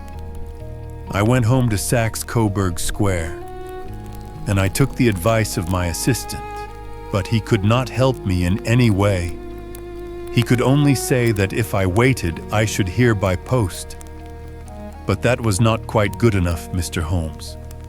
I did not wish to lose such a place without a struggle, so, as I had heard that you were good enough to give advice to poor folk who were in need of it, I came right away to you." "And you did very wisely," said Holmes. "Your case is an exceedingly remarkable one, and I shall be happy to look into it. From what you have told me, I think that it is possible that graver issues hang from it than might at first sight appear." "Grave enough," said Mr. Jabez Wilson. "Why, I have lost £4 a week." "As far as you are personally concerned," remarked Holmes, "I do not see that you have any grievance against this extraordinary league. On the contrary, you are, as I understand, richer by some £30, to say nothing of the minute knowledge which you have gained on every subject which comes under the letter A. You have lost nothing by them." "No, sir, but I want to find out about them, and who they are, and what their object was in playing this prank, if it was a prank, upon me.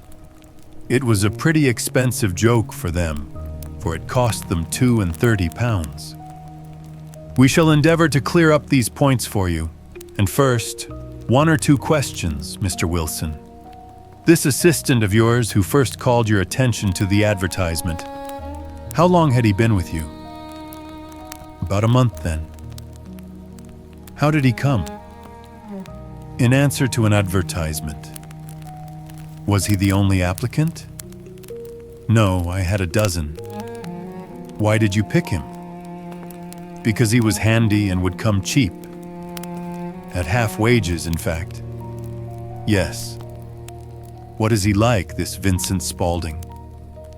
"Small, stout-built, very quick in his ways, no hair on his face, though he's not short of 30. Has a white splash of acid upon his forehead." Holmes sat up in his chair in considerable excitement. "I thought as much," said he. "Have you ever observed that his ears are pierced for earrings?" "Yes, sir. He told me that a gypsy had done it for him when he was a lad." Said Holmes, sinking back in deep thought. "He is still with you?" "Oh, yes, sir. I have only just left him." "And has your business been attended to in your absence?" "Nothing to complain of, sir. There's never very much to do of a morning." "That will do, Mr. Wilson. I shall be happy to give you an opinion upon the subject in the course of a day or two. Today is Saturday, and I hope that by Monday we may come to a conclusion." "Well, Watson," said Holmes when our visitor had left us, "what do you make of it all?" "I make nothing of it," I answered frankly. "It is a most mysterious business." "As a rule," said Holmes, "the more bizarre a thing is, the less mysterious it proves to be. It is your commonplace, featureless crimes which are really puzzling, just as a commonplace face is the most difficult to identify. But I must be prompt over this matter." "What are you going to do then?" I asked. "To smoke," he answered. "It is quite a 3-pipe problem, and I beg that you won't speak to me for 50 minutes. He curled himself up in his chair, with his thin knees drawn up to his hawk-like nose, and there he sat with his eyes closed and his black clay pipe thrusting out like the bill of some strange bird. I had come to the conclusion that he had dropped asleep, and indeed was nodding myself, when he suddenly sprang out of his chair with the gesture of a man who has made up his mind and put his pipe down upon the mantelpiece. "Sarasate plays at the St. James's Hall this afternoon," he remarked. "What do you think, Watson? Could your patients spare you for a few hours?" "I have nothing to do today. My practice is never very absorbing." "Then put on your hat and come. I am going through the city first, and we can have some lunch on the way. I observe that there is a good deal of German music on the program, which is rather more to my taste than Italian or French. It is introspective, and I want to introspect. Come along." We traveled by the underground as far as Aldersgate, and a short walk took us to Saxe-Coburg Square, the scene of the singular story which we had listened to in the morning. It was a poky, little, shabby, genteel place where 4 lines of dingy, 2-storied brick houses looked out into a small, railed-in enclosure where a lawn of weedy grass and a few clumps of faded laurel bushes made a hard fight against a smoke-laden and uncongenial atmosphere. 3 gilt balls and a brown board with Jabez Wilson in white letters upon a corner house announced the place where our red-headed client carried on his business. Sherlock Holmes stopped in front of it with his head on one side and looked it all over, with his eyes shining brightly between puckered lids. Then he walked slowly up the street, and then down again to the corner, still looking keenly at the houses. Finally, he returned to the pawnbroker's, and having thumped vigorously upon the pavement with his stick 2 or 3 times, he went up to the door and knocked. It was instantly opened by a bright-looking, clean-shaven young fellow who asked him to step in. "Thank you," said Holmes. "I only wish to ask you how you would go from here to the Strand." "3rd right, 4th left," answered the assistant promptly, closing the door. "Smart fellow that," observed Holmes as we walked away. "He is, in my judgment, the 4th smartest man in London, and for daring I am not sure that he has not a claim to be 3rd. I have known something of him before." "Evidently," said I, "Mr. Wilson's assistant counts for a good deal in this mystery of the Red-Headed League. I am sure that you inquired your way merely in order that you might see him." "Not him. What then?" "The knees of his trousers." "And what did you see?" "What I expected to see." "Why did you beat the pavement?" "My dear doctor, this is a time for observation, not for talk. We are spies in an enemy's country. We know something of Saxe-Coburg Square. Let us now explore the parts which lie behind it." The road in which we found ourselves as we turned round the corner from the retired Saxe-Coburg Square presented as great a contrast to it as the front of a picture does to the back. It was one of the main arteries which conveyed the traffic of the city to the north and west. The roadway was blocked with the immense stream of commerce flowing in a double tide inward and outward, while the footpaths were black with the hurrying swarm of pedestrians. It was difficult to realize as we looked at the line of fine shops and stately business premises that they really abutted on the other side upon the faded and stagnant square which we had just quitted. "Let me see," said Holmes, standing at the corner and glancing along the line. "I should like just to remember the order of the houses here. It is a hobby of mine to have an exact knowledge of London. There is Mortimer's, the tobacconist, the little newspaper shop, the Coburg branch of the City and Suburban Bank, the vegetarian restaurant, and McFarlane's carriage building depot. That carries us right on to the other block. And now, Doctor, we've done our work, so it's time we had some play. A sandwich and a cup of coffee, and then off to Violin Land, where all is sweetness and delicacy and harmony, and there are no red-headed clients to vex us with their conundrums." My friend was an enthusiastic musician, being himself not only a very capable performer but a composer of no ordinary merit.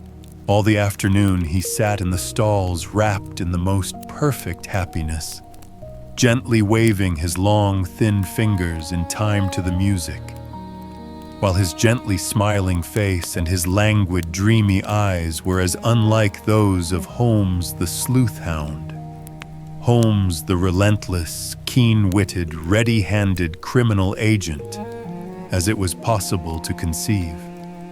In his singular character, the dual nature alternately asserted itself, and his extreme exactness and astuteness represented, as I have often thought, the reaction against the poetic and contemplative mood which occasionally predominated in him. The swing of his nature took him from extreme languor to devouring energy, and as I knew well, he was never so truly formidable as when, for days on end, he had been lounging in his armchair amid his improvisations and his black-letter editions. Then it was that the lust of the chase would suddenly come upon him, and that his brilliant reasoning power would rise to the level of intuition, until those who were unacquainted with his methods would look askance at him as on a man whose knowledge was not that of other mortals.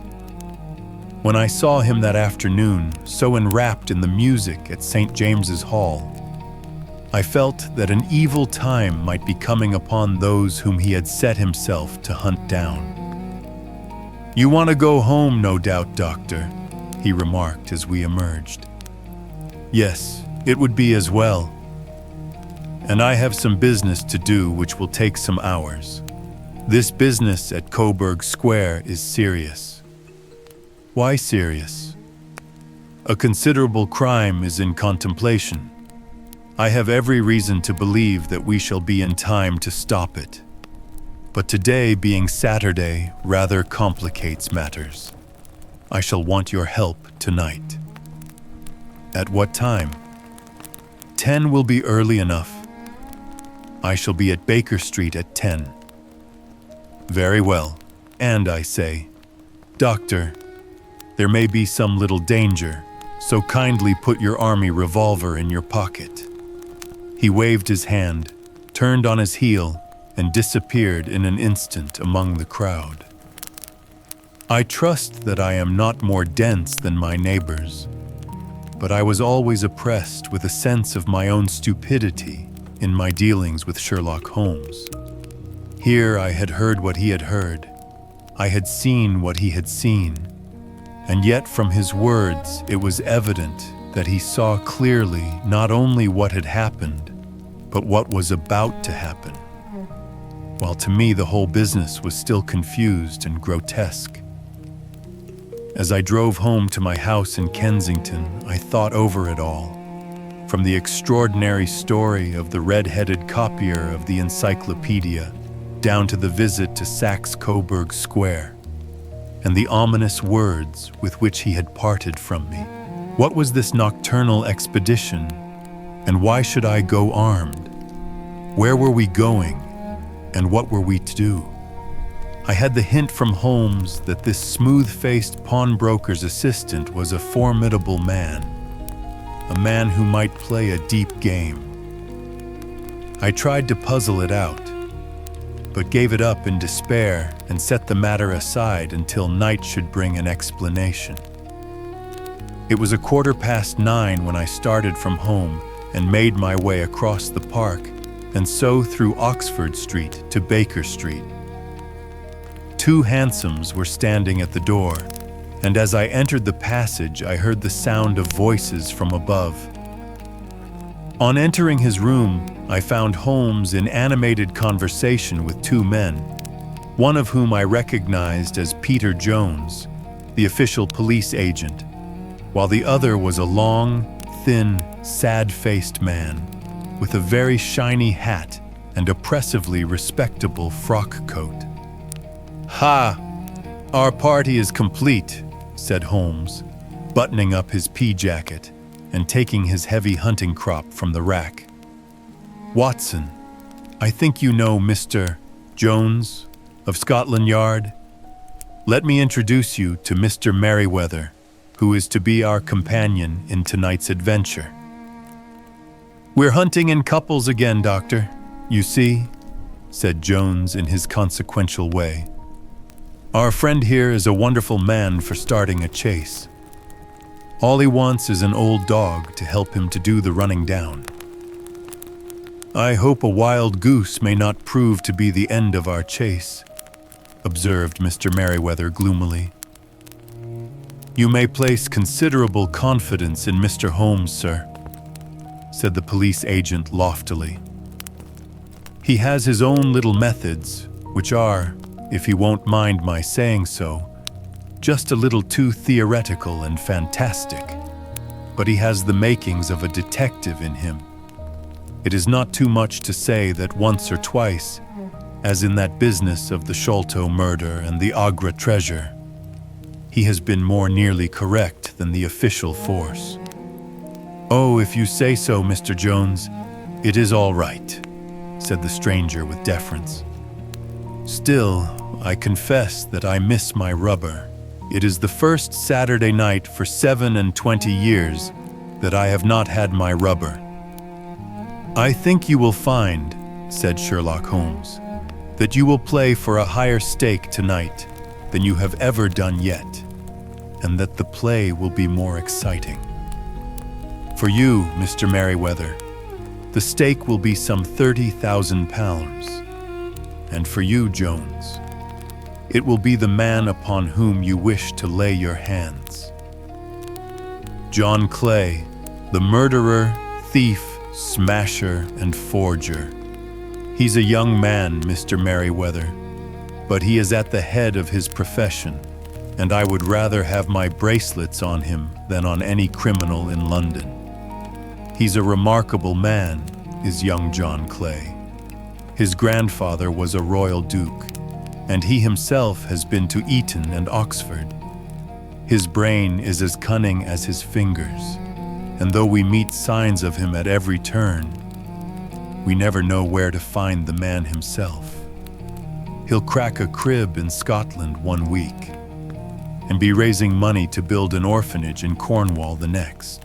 I've been on his track for years and have never set eyes on him yet. I hope that I may have the pleasure of introducing you tonight. I've had one or two little turns also with Mr. John Clay, and I agree with you that he is at the head of his profession. It is past 10, however, and quite time that we started. If you two will take the first hansom, Watson and I will follow in the second." Sherlock Holmes was not very communicative during the long drive and lay back in the cab humming the tunes which he had heard in the afternoon. We rattled through an endless labyrinth of gas-lit streets until we emerged into Farrington Street. "We are close there now," my friend remarked. "This fellow Merriweather is a bank director and personally interested in the matter. I thought it as well to have Jones with us also. He is not a bad fellow, though an absolute imbecile in his profession. He has one positive virtue. He is as brave as a bulldog and as tenacious as a lobster if he gets his claws upon anyone.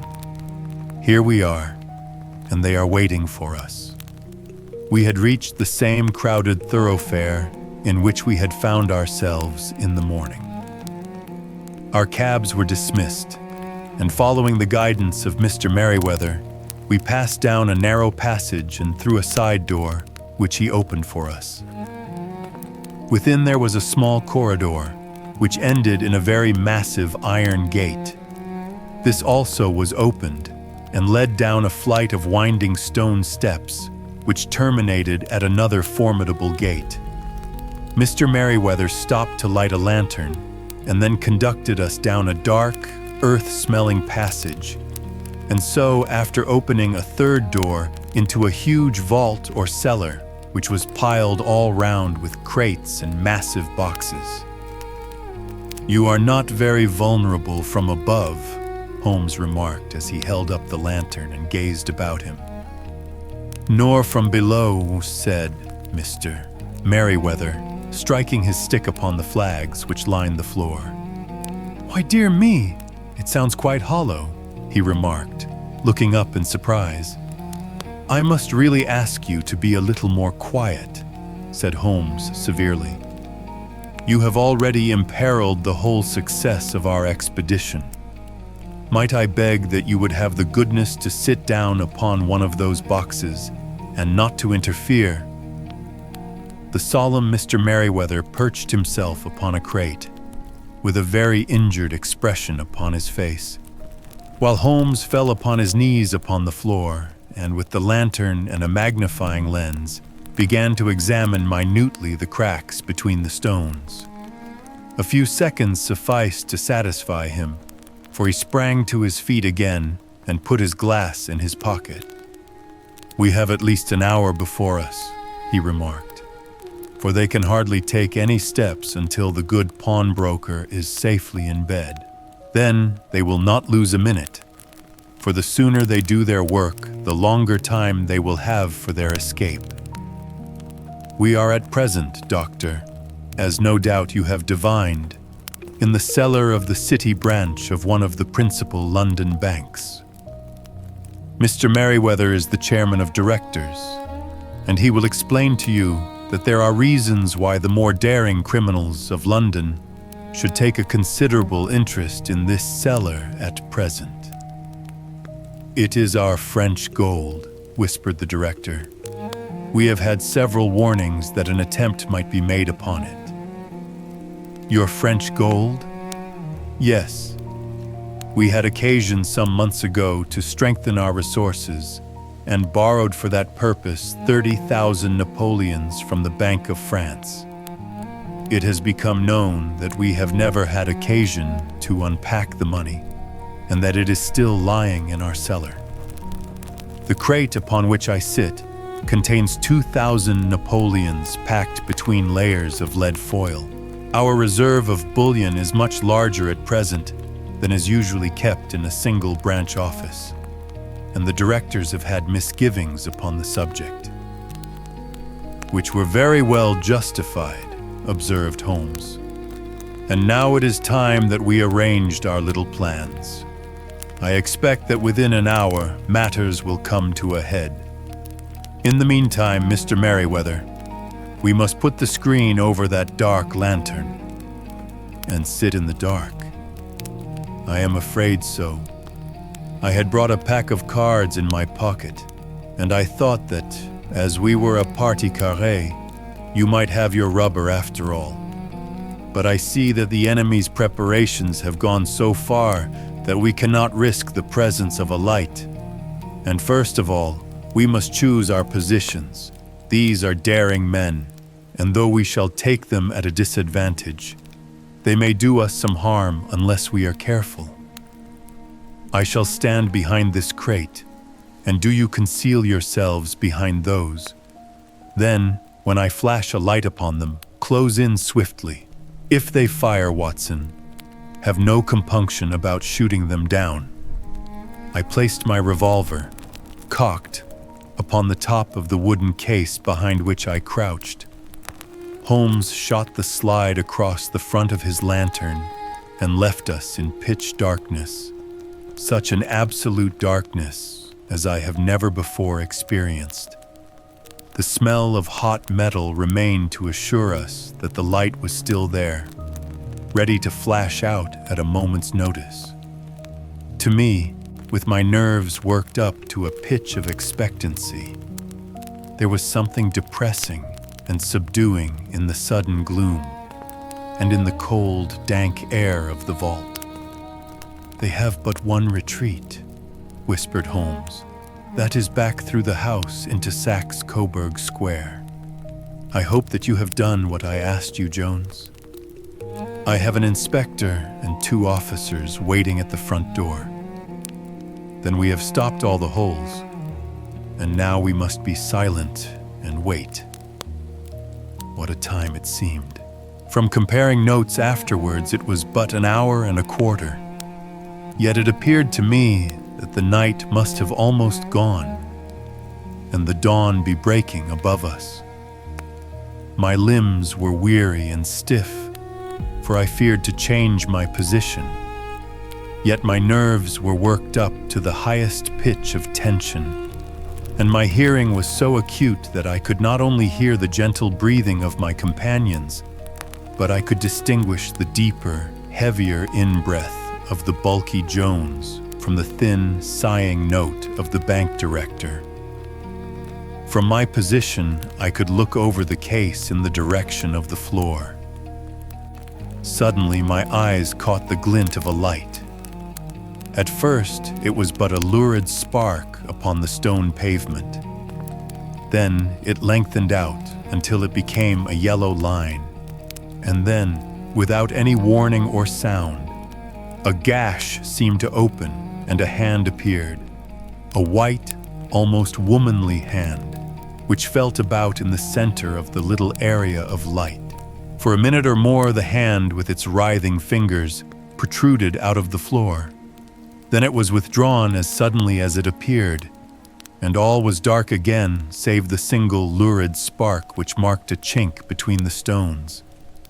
Its disappearance, however, was but momentary. With a rending, tearing sound, one of the broad white stones turned over upon its side and left a square, gaping hole, through which streamed the light of a lantern. Over the edge there peeped a clean-cut, boyish face which looked keenly about it, and then, with a hand on either side of the aperture, drew itself shoulder-high and waist-high until one knee rested upon the edge. In another instant he stood at the side of the hole and was hauling after him a companion, lithe and small like himself, with a pale face and a shock of very red hair. "It's all clear," he whispered. "Have you the chisel and the bags? Great Scott! Jump, Archie, jump, and I'll swing for it." Sherlock Holmes had sprung out and seized the intruder by the collar. The other dived down the hole, and I heard the sound of rending cloth as Jones clutched at his skirts.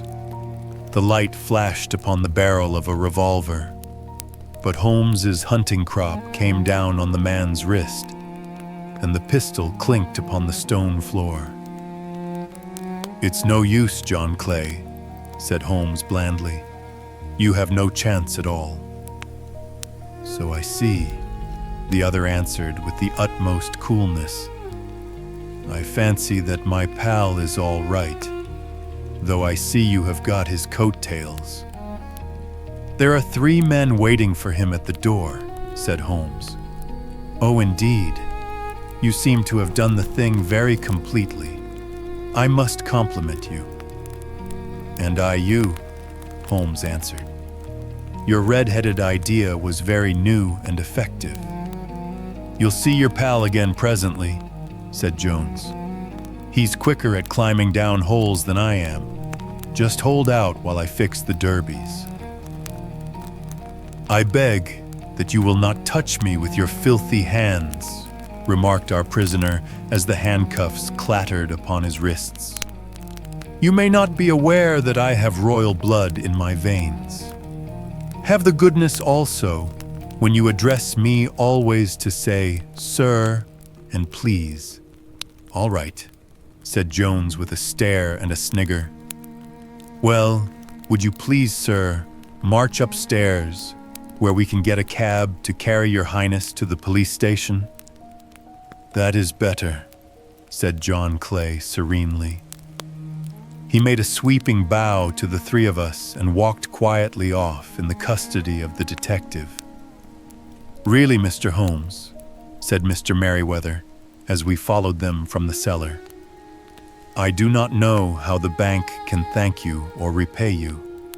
There is no doubt that you have detected and defeated, in the most complete manner, one of the most determined attempts at bank robbery that have ever come within my experience.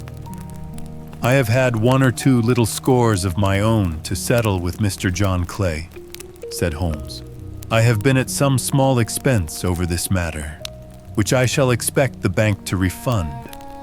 But beyond that, I am amply repaid by having had an experience which is in many ways unique, and by hearing the very remarkable narrative of the Red-Headed League. You see, Watson," he explained in the early hours of the morning as we sat over a glass of whiskey and soda in Baker Street, "it was perfectly obvious from the first that the only possible object of this rather fantastic business of the advertisement of the League and the copying of the encyclopedia must be to get this not overbright pawnbroker out of the way for a number of hours every day. It was a curious way of managing it, but really, it would be difficult to suggest a better. The method was no doubt suggested to Clay's ingenious mind by the color of his accomplice's hair. The 4 hours a week was a lure which must draw him. And what was it to them, who were playing for thousands? They put in the advertisement, one rogue has the temporary office, the other rogue incites the man to apply for it. And together they managed to secure his absence every morning in the week. From the time that I heard of the assistant having come for half wages, it was obvious to me that he had some strong motive for securing the situation. But how could you guess what the motive was? Had there been women in the house, I should have suspected a mere vulgar intrigue. That, however, was out of the question. The man's business was a small one, and there was nothing in his house which could account for such elaborate preparations and such an expenditure as they were at. It must then be something out of the house. What could it be? I thought of the assistant's fondness for photography and his trick of vanishing into the cellar. The cellar! There was the end of this tangled clue. Then I made inquiries as to this mysterious assistant and found that I had to deal with one of the coolest and most daring criminals in London. He was doing something in the cellar, something which took many hours a day for months on end. What could it be, once more? I could think of nothing save that he was running a tunnel to some other building. So far I had got when we went to visit the scene of action. I surprised you by beating upon the pavement with my stick. I was ascertaining whether the cellar stretched out in front or behind. It was not in front. Then I rang the bell, and as I hoped, the assistant answered it. We have had some skirmishes, but we had never set eyes upon each other before. I hardly looked at his face. His knees were what I wished to see. You must yourself have remarked how worn, wrinkled, and stained they were. They spoke of those hours of burrowing. The only remaining point was what they were burrowing for. I walked round the corner, saw the city and suburban bank abutted on our friend's premises, and felt that I had solved my problem. When you drove home after the concert, I called upon Scotland Yard and upon the chairman of the bank directors, with the result that you have seen. And how could you tell that they would make their attempt tonight? I asked. Well, when they closed their league offices, that was a sign that they cared no longer about Mr. Jabez Wilson's presence. In other words, that they had completed their tunnel. But it was essential that they should use it soon, as it might be discovered, or the bullion might be removed. Saturday would suit them better than any other day, as it would give them 2 days for their escape. For all these reasons, I expected them to come tonight. You reasoned it out beautifully, I exclaimed in unfeigned admiration. It is so long a chain, and yet every link rings true. It saved me from ennui, he answered, yawning. Alas, I already feel it closing in upon me. My life is spent in one long effort to escape from the commonplaces of existence. These little problems help me to do so. And you are a benefactor of the race, said I. He shrugged his shoulders. Well, perhaps after all, it is of some little use, he remarked. L'homme c'est rien, l'œuvre c'est tout, as Gustave Flaubert wrote to George Sand. 3. A case of identity. My dear fellow, said Sherlock Holmes as we sat on either side of the fire in his lodgings at Baker Street, life is infinitely stranger than anything which the mind of man could invent. We would not dare to conceive the things which are really mere commonplaces of existence. If we could fly out of that window hand in hand, hover over this great city, gently remove the roofs, and peep in at the queer things which are going on, the strange coincidences, the plannings, the cross purposes, the wonderful chains of events, working through generations and leading to the most outre results, it would make all fiction with its conventionalities and foreseen conclusions most stale and unprofitable. And yet I am not convinced of it, I answered. The cases which come to light in the papers are, as a rule, bald enough and vulgar enough. We have in our police reports realism pushed to its extreme limits, and yet the result is, it must be confessed, neither fascinating nor artistic. A certain selection and discretion must be used in producing a realistic effect, remarked Holmes. This is wanting in the police report, where more stress is laid perhaps upon the platitudes of the magistrate than upon the details, which to an observer contain the vital essence of the whole matter. Depend upon it, there is nothing so unnatural as the commonplace. I smiled and shook my head. I can quite understand your thinking so, I said. Of course, in your position of unofficial advisor and helper to everybody who is absolutely puzzled, throughout 3 continents, you are brought in contact with all that is strange and bizarre. But here, I picked up the morning paper from the ground. Let us put it to a practical test. Here is the first heading upon which I come. A husband's cruelty to his wife. There is half a column of print, but I know without reading it that it is all perfectly familiar to me. There is, of course, the other woman, the drink, the push, the blow, the bruise, the sympathetic sister or landlady. The crudest of writers could invent nothing more crude. Indeed, your example is an unfortunate one for your argument, said Holmes, taking the paper and glancing his eye down it. This is the Dundas separation case, and as it happens, I was engaged in clearing up some small points in connection with it. The husband was a teetotaler, there was no other woman, and the conduct complained of was that he had drifted into the habit of winding up every meal by taking out his false teeth and hurling them at his wife, which, you will allow, is not an action likely to occur to the imagination of the average storyteller. Take a pinch of snuff, Doctor, and acknowledge that I have scored over you in your example. He held out his snuff box of old gold, with a great amethyst in the center of the lid. Its splendor was in such contrast to his homely ways and simple life that I could not help commenting upon it.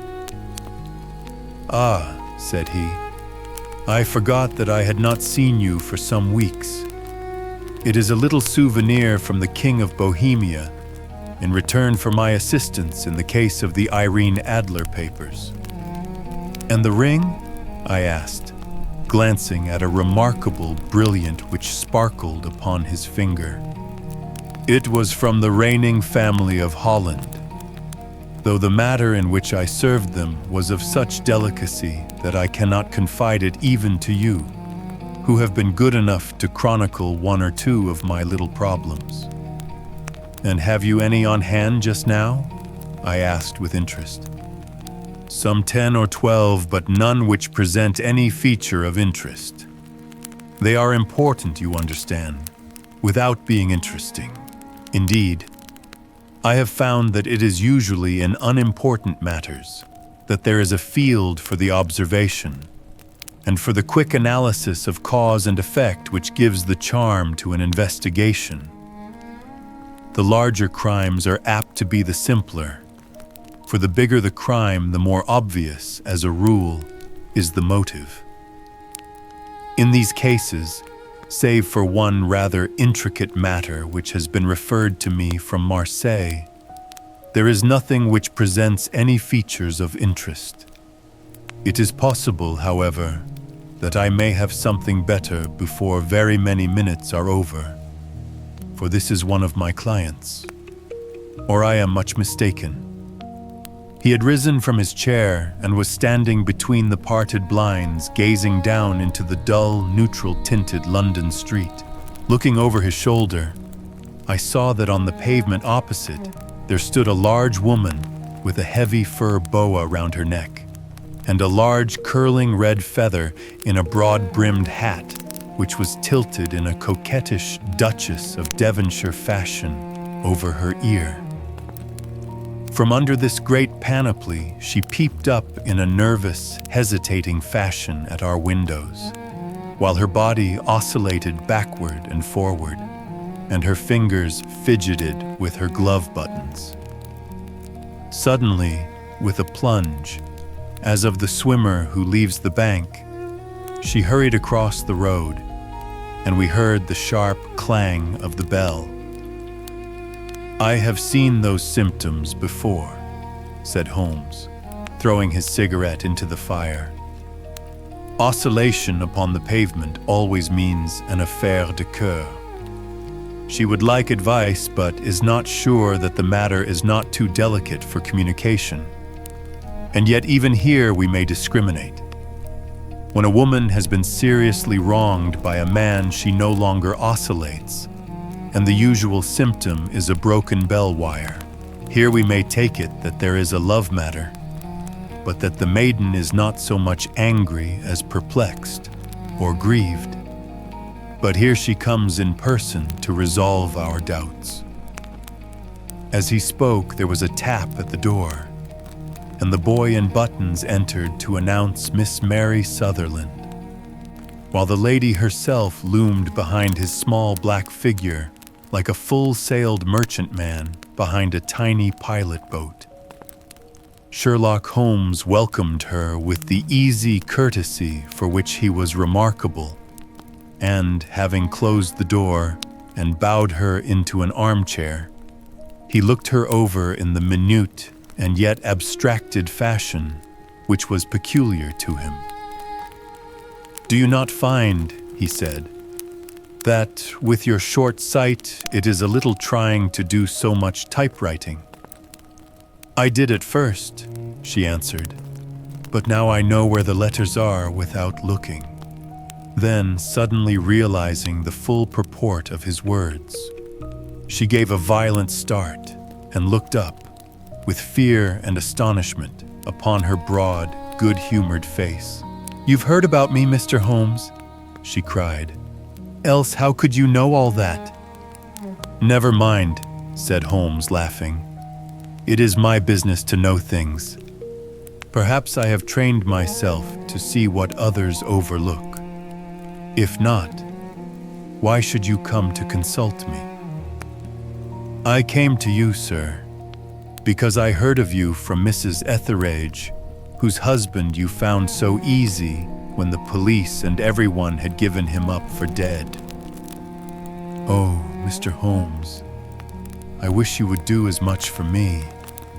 I'm not rich, but still I have 100 a year in my own right, besides the little that I make by the machine, and I would give it all know what has become of Mr. Hosmer Angel." "Why did you come away to consult me in such a hurry?"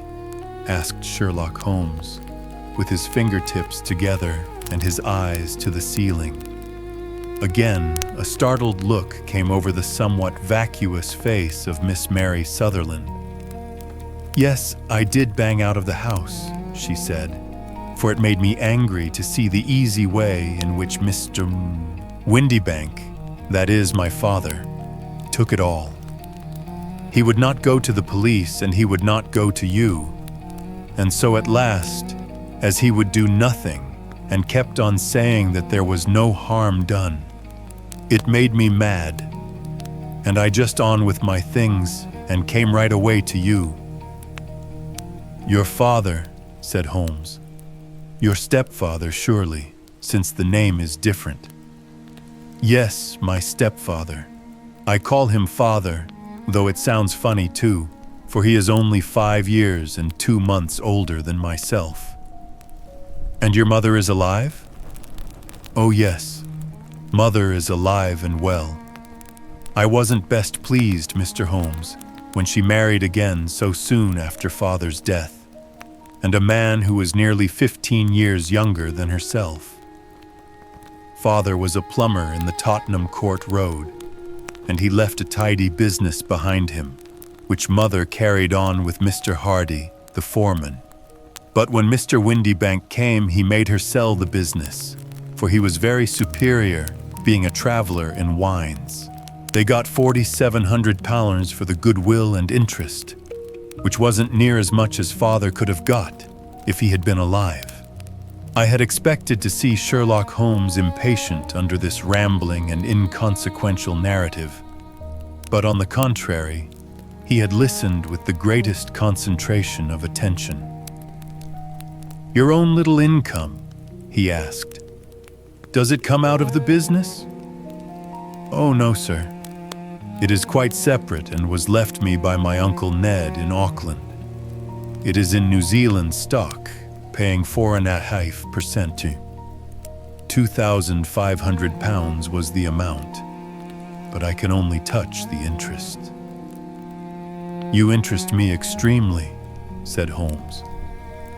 "And since you draw so large a sum as 100 a year, with what you earn into the bargain, you no doubt travel a little and indulge yourself in every way. I believe that a single lady can get on very nicely upon an income of about £60. I could do with much less than that, Mr. Holmes. But you understand that as long as I live at home, I don't wish to be a burden to them, and so they have the use of the money just while I am staying with them. Of course, that is only just for the time.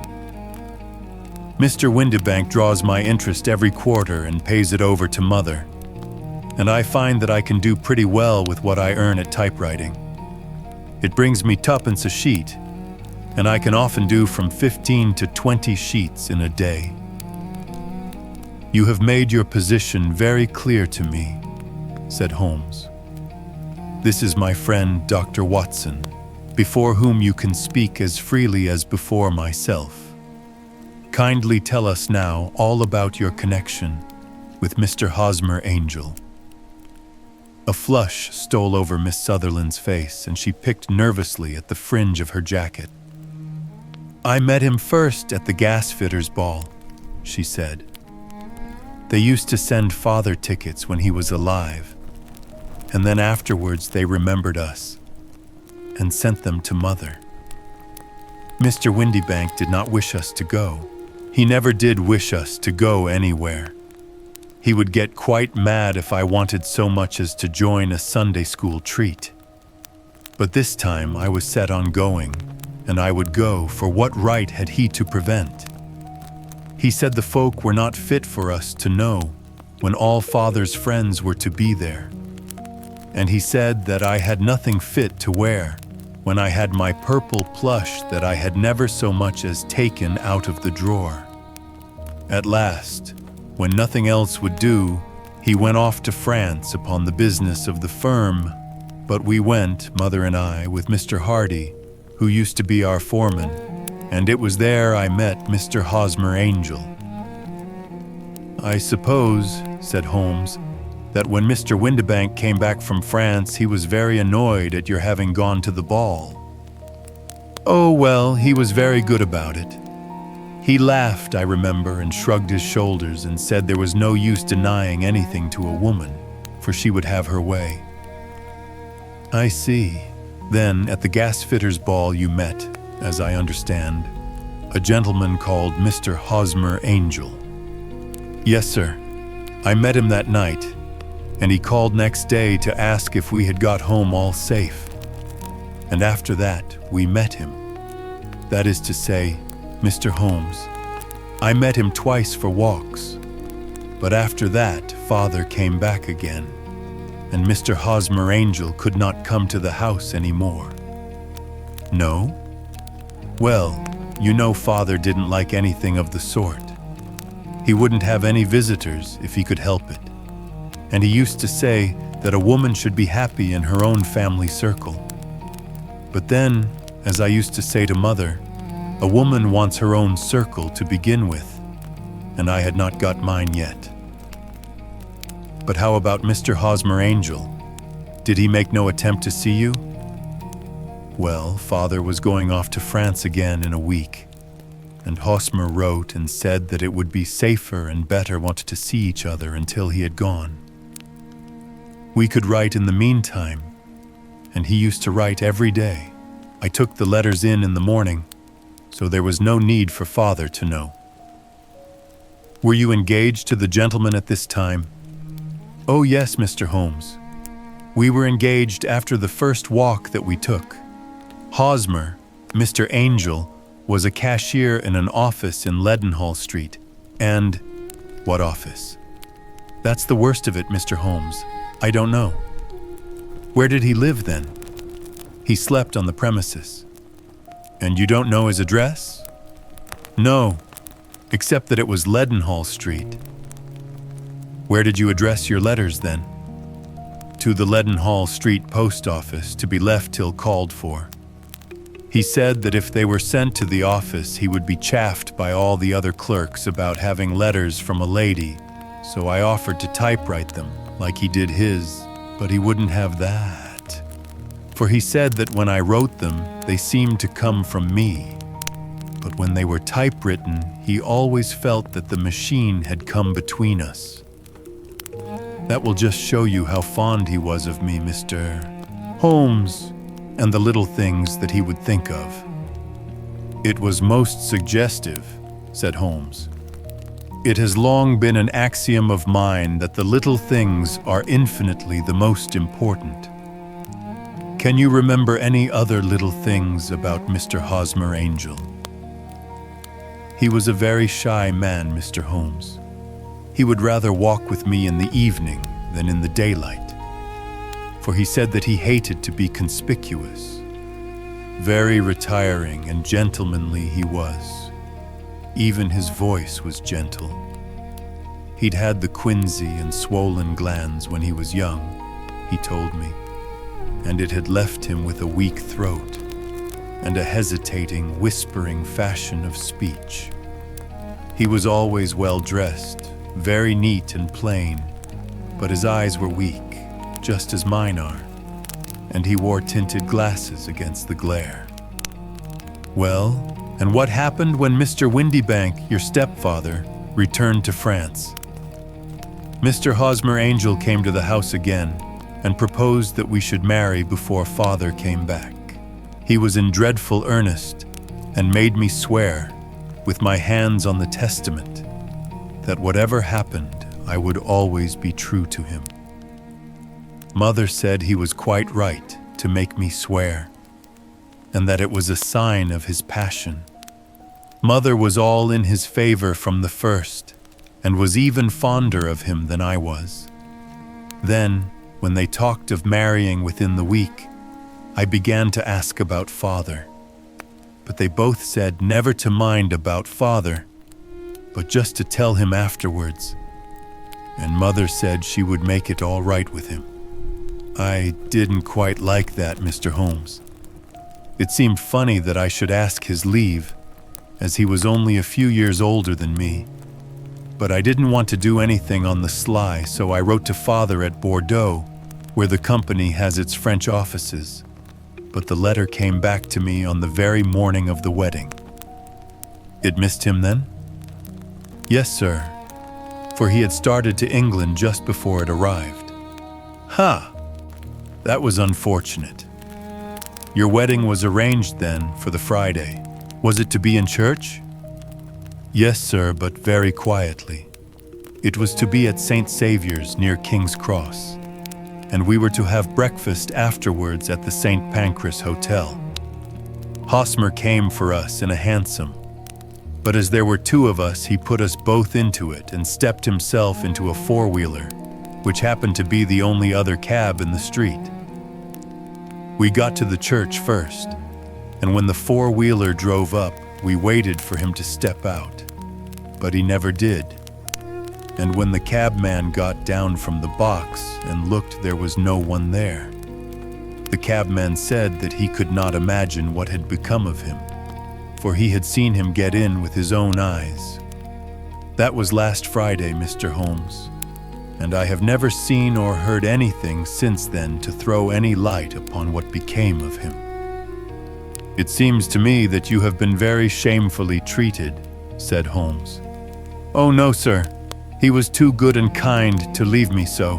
Why, all the morning he was saying to me that, whatever happened, I was to be true, and that even if something quite unforeseen occurred to separate us, I was always to remember that I was pledged to him and that he would claim his pledge sooner or later.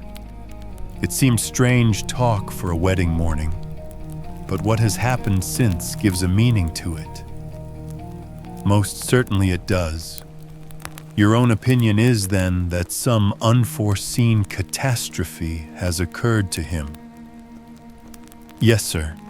I believe that he foresaw some danger, or else he would not have talked so. And then I think that what he foresaw happened. But you have no notion as to what it could have been? None. One more question. How did your mother take the matter? She was angry and said that I was never to speak of the matter again. And your father? Did you tell him? Yes. And he seemed to think with me that something had happened and that I should hear of Hosmer again. As he said, what interest could anyone have in bringing me to the doors of the church and then leaving me? Now, if he had borrowed my money, or if he had married me and got my money settled on him, there might be some reason, but Hosmer was very independent about money and never would look at a shilling of mine. And yet, what could have happened? And why could he not write? Oh, it drives me half mad to think of it, and I can't sleep a wink at night. She pulled a little handkerchief out of her muff and began to sob heavily into it. I shall glance into the case for you, said Holmes, rising, and I have no doubt that we shall reach some definite result. Let the weight of the matter rest upon me now, and do not let your mind dwell upon it further. Above all, try to let Mr. Hosmer Angel vanish from your memory, as he has done from your life. Then you don't think I'll see him again? I fear not. Then what has happened to him? You will leave that question in my hands. I should like an accurate description of him and any letters of his which you can spare. I advertised for him in last Saturday's Chronicle, said she. Here is the slip, and here are 4 letters from him. Thank you. And your address? No, 31 Lion Place, Camberwell. Mr. Angel's address you never had, I understand. Where is your father's place of business? He travels for Westhouse and Marbank, the great claret importers of Fenchurch Street. Thank you. You have made your statement very clearly. You will leave the papers here, and remember the advice which I have given you. Let the whole incident be a sealed book, and do not allow it to affect your life. You are very kind, Mr. Holmes, but I cannot do that. I shall be true to Hosmer. He shall find me ready when he comes back.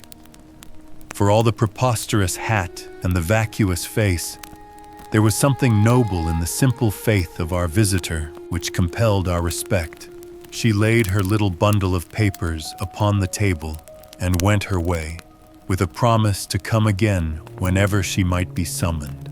Sherlock Holmes sat silent for a few minutes, with his fingertips still pressed together, his legs stretched out in front of him, and his gaze directed upward to the ceiling. Then he took down from the rack the old and oily clay pipe, which was to him as a counselor, and having lit it, he leaned back in his chair with the thick blue cloud wreaths spinning up from him and a look of infinite languor in his face. "Quite an interesting study, that maiden," he observed. "I've found her more interesting than her little problem, which, by the way, is rather a trite one. You will find parallel cases if you consult my index in Andover in '77, and there was something of the sort at The Hague last year. Old as is the idea, however, there were one or two details which were new to me, but the maiden herself was most instructive. You appeared to read a good deal upon her, which was quite invisible to me," I remarked. "Not invisible, but unnoticed, Watson. You did not know where to look, and so you missed all that was important. I can never bring you to realize the importance of sleeves, the suggestiveness of thumbnails, or the great issues that may hang from a bootlace. Now, what did you gather from that woman's appearance? Describe it." "Well, she had a slate-colored, broad-brimmed straw hat with a feather of a brickish red. Her jacket was black, with black beads sewn upon it, and a fringe of little black jet ornaments. Her dress was brown, rather darker than coffee color, with a little purple plush at the neck and sleeves. Her gloves were grayish and were worn through at the right forefinger. Her boots I didn't observe. She had small, round, hanging gold earrings and a general air of being fairly well-to-do in a vulgar, comfortable, easy-going way." Sherlock Holmes clapped his hands softly together and chuckled. "'Pon my word, Watson, you are coming along wonderfully. You have really done very well indeed. It is true that you have missed everything of importance, but you have hit upon the method, and you have a quick eye for color. Never trust to general impressions, my boy, but concentrate yourself upon details. My first glance is always at a woman's sleeve. In a man, it is perhaps better first to take the knee of the trouser. As you observe, this woman had plush upon her sleeves, which is a most useful material for showing traces. The double line a little above the wrist, where the typewritist presses against the table, was beautifully defined. The sewing machine of the hand type leaves a similar mark, but only on the left arm and on the side of it farthest from the thumb, instead of being right across the broadest part, as this was. I then glanced at her face and, observing the dint of a pince-nez at either side of her nose, I ventured a remark upon short sight and typewriting, which seemed to surprise her. It surprised me, but surely it was obvious. I was then much surprised and interested on glancing down to observe that, though the boots which she was wearing were not unlike each other, they were really odd ones, the one having a slightly decorated toe cap, and the other a plain one. One was buttoned only in the 2 lower buttons out of 5, and the other at the 1st, 3rd, and 5th. Now, when you see that a young lady, otherwise neatly dressed, has come away from home with odd boots, half-buttoned, it is no great deduction to say that she came away in a hurry. "And what else?" I asked, keenly interested, as I always was, by my friend's incisive reasoning. I noted, in passing, that she had written a note before leaving home but after being fully dressed. You observed that her right glove was torn at the forefinger, but you did not apparently see that both glove and finger were stained with violet ink. She had written in a hurry and dipped her pen too deep. It must have been this morning, or the mark would not remain clear upon the finger. All this is amusing, though rather elementary, but I must go back to business, Watson. Would you mind reading me the advertised description of Mr. Hosmer Angel? I held the little printed slip to the light. Missing, it said, on the morning of the 14th, a gentleman named Hosmer Angel, about 5'7" in height, strongly built, sallow complexion, black hair, a little bald in the center, bushy black side whiskers and mustache, tinted glasses, slight infirmity of speech, was dressed, when last seen, in black frock coat faced with silk, black waistcoat, gold Albert chain, and gray Harris tweed trousers, with brown gaiters over elastic-sided boots, known to have been employed in an office in Leadenhall Street. Anybody bringing, etc., etc. That will do, said Holmes. As to the letters, he continued, glancing over them, they are very commonplace. Absolutely no clue in them to Mr. Angel, save that he quotes Balzac once. There is one remarkable point, however, which will no doubt strike you. They are typewritten, I remarked. Not only that, but the signature is typewritten. Look at the neat little Hosmer Angel at the bottom. There is a date, you see, but no superscription except Leadenhall Street, which is rather vague. The point about the signature is very suggestive. In fact, we may call it conclusive. Of what? My dear fellow, is it possible you do not see how strongly it bears upon the case? I cannot say that I do, unless it were that he wished to be able to deny his signature if an action for breach of promise were instituted. No, that was not the point. However, I shall write 2 letters, which should settle the matter. One is to a firm in the city. The other is to the young lady's stepfather, Mr. Windibank, asking him whether he could meet us here at 6 o'clock tomorrow evening. It is just as well that we should do business with the male relatives. And now, Doctor, we can do nothing until the answers to those letters come, so we may put our little problem upon the shelf for the interim. I had had so many reasons to believe in my friend's subtle powers of reasoning and extraordinary energy in action that I felt that he must have some solid grounds for the assured and easy demeanor with which he treated the singular mystery which he had been called upon to fathom. Once only had I known him to fail, in the case of the King of Bohemia and of the Irene Adler photograph.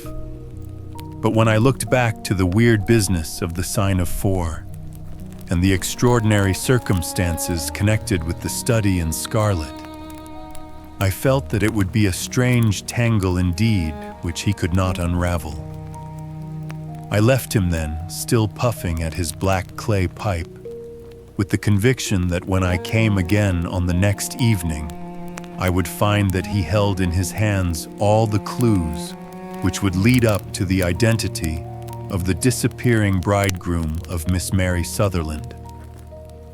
A professional case of great gravity was engaging my own attention at the time, and the whole of next day I was busy at the bedside of the sufferer. It was not until close upon 6 o'clock that I found myself free and was able to spring into a hansom and drive to Baker Street, half afraid that I might be too late to assist at the denouement of the little mystery. I found Sherlock Holmes alone, however, half asleep, with his long, thin form curled up in the recesses of his armchair. A formidable array of bottles and test tubes, with the pungent, cleanly smell of hydrochloric acid, told me that he had spent his day in the chemical work which was so dear to him. "Well, have you solved it?" I asked as I entered. "Yes. It was the bisulfate of baryta. No, the mystery, I cried. Oh, that. I thought of the salt that I have been working upon. There was never any mystery in the matter, though. As I said yesterday, some of the details are of interest. The only drawback is that there is no law, I fear, that can touch the scoundrel.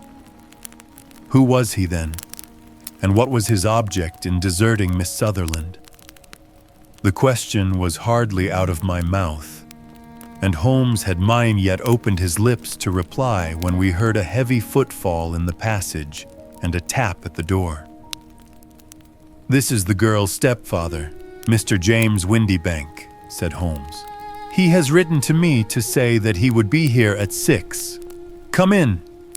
The man who entered was a sturdy, middle-sized fellow, some 30 years of age, clean-shaven and sallow-skinned, with a bland, insinuating manner and a pair of wonderfully sharp and penetrating gray eyes. He shot a questioning glance at each of us, placed his shiny top hat upon the sideboard, and with a slight bow sidled down into the nearest chair. "Good evening, Mr. James Windybank," said Holmes.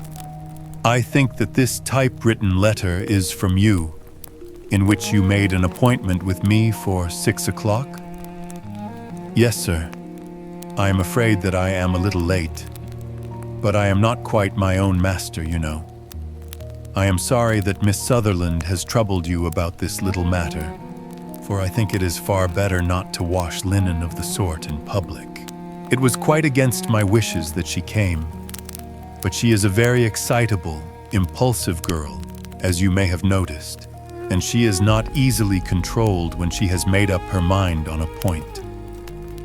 Of course, I did not mind you so much, as you are not connected with the official police, but it is not pleasant to have a family misfortune like this noised abroad. Besides, it is a useless expense, for how could you possibly find this Hosmer angel? On the contrary, said Holmes quietly, I have every reason to believe that I will succeed in discovering Mr. Hosmer Angel. Mr. Windybank gave a violent start and dropped his gloves. I am delighted to hear it, he said. It is a curious thing, remarked Holmes, that a typewriter has really quite as much individuality as a man's handwriting. Unless they are quite new, no two of them write exactly alike. Some letters get more worn than others, and some wear only on one side. Now you remark in this note of yours, Mr. Windybank, that in every case there is some little slurring over of the E and a slight defect in the tail of the R. There are 14 other characteristics, but those are the more obvious. We do all our correspondence with this machine at the office, and no doubt it is a little worn, our visitor answered, glancing keenly at Holmes with his bright little eyes. And now I will show you what is really a very interesting study, Mr. Windybank, Holmes continued. I think of writing another little monograph some of these days on the typewriter and its relation to crime. It is a subject to which I have devoted some little attention. I have here 4 letters which purport to come from the missing man. They are all typewritten. In each case, not only are the E's slurred and the R's tailless, but you will observe, if you care to use my magnifying lens, that the 14 other characteristics to which I have alluded are there as well. Mr. Windybank sprang out of his chair and picked up his hat. I cannot waste time over this sort of fantastic talk, Mr. Holmes, he said. If you can catch the man, catch him, and let me know when you have done it.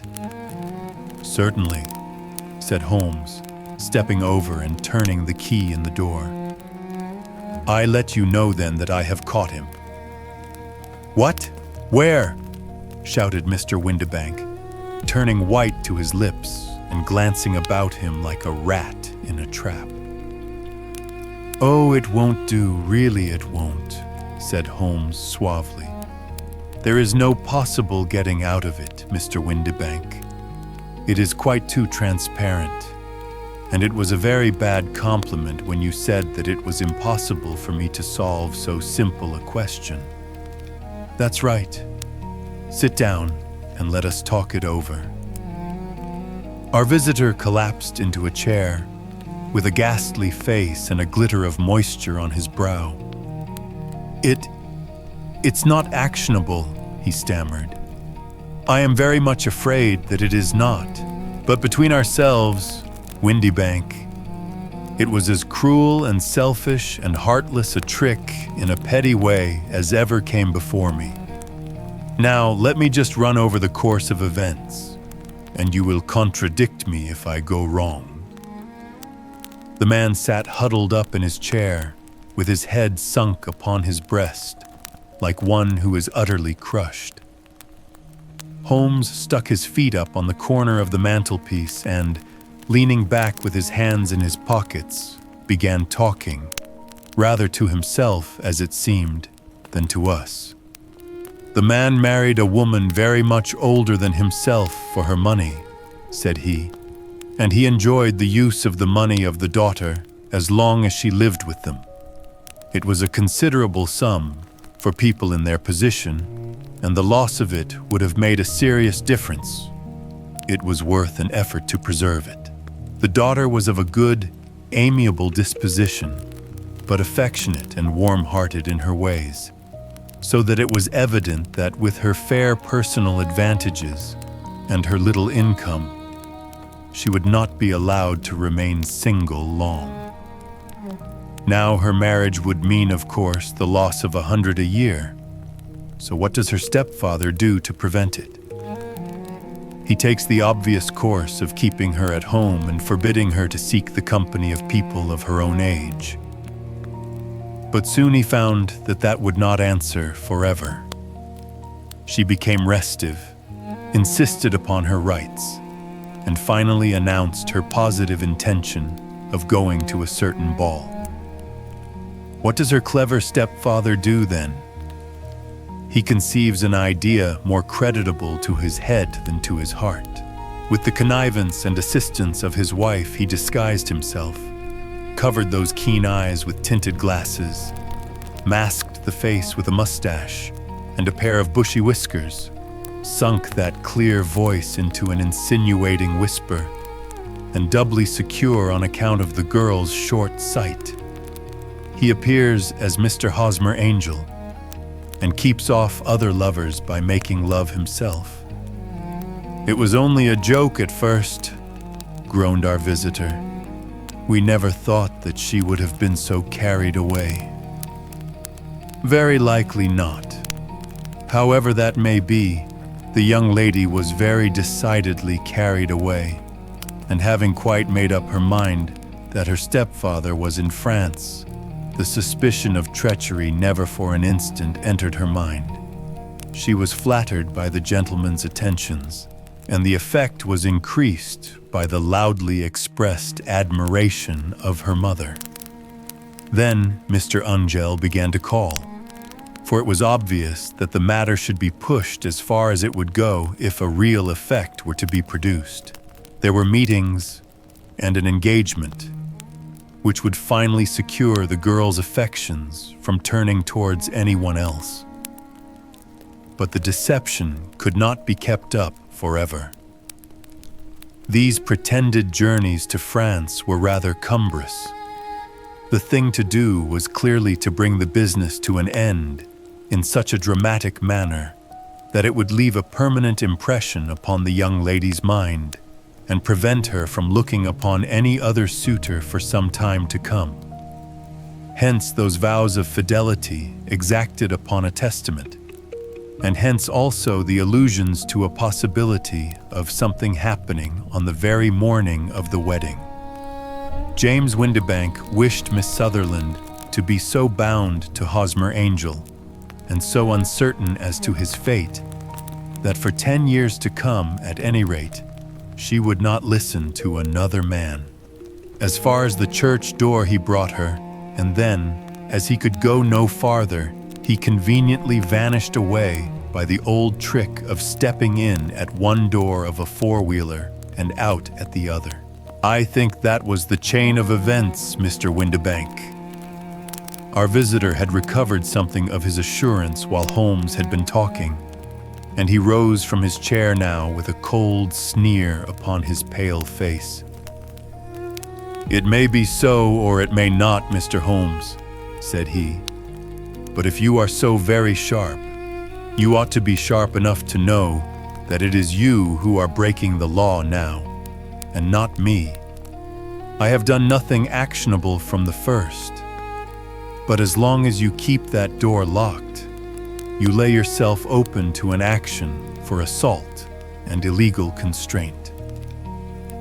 The law cannot, as you say, touch you," said Holmes, unlocking and throwing open the door. "Yet there never was a man who deserved punishment more. If the young lady has a brother or a friend, he ought to lay a whip across your shoulders, by Jove." He continued, flushing up at the sight of the bitter sneer upon the man's face. "It is not part of my duties to my client, but here's a hunting crop handy, and I think I shall just treat myself to—" He took 2 swift steps to the whip, but before he could grasp it, there was a wild clatter of steps upon the stairs. The heavy hall door banged, and from the window we could see Mr. James Windibank running at the top of his speed down the road. "There's a cold-blooded scoundrel," said Holmes, laughing, as he threw himself down into his chair once more. "That fellow will rise from crime to crime until he does something very bad, and ends on a gallows. The case has, in some respects, been not entirely devoid of interest. I cannot now entirely see all the steps of your reasoning," I remarked. "Well, of course it was obvious from the first that this Mr. Hosmer Angel must have some strong object for his curious conduct, and it was equally clear that the only man who really profited by the incident, as far as we could see, was the stepfather.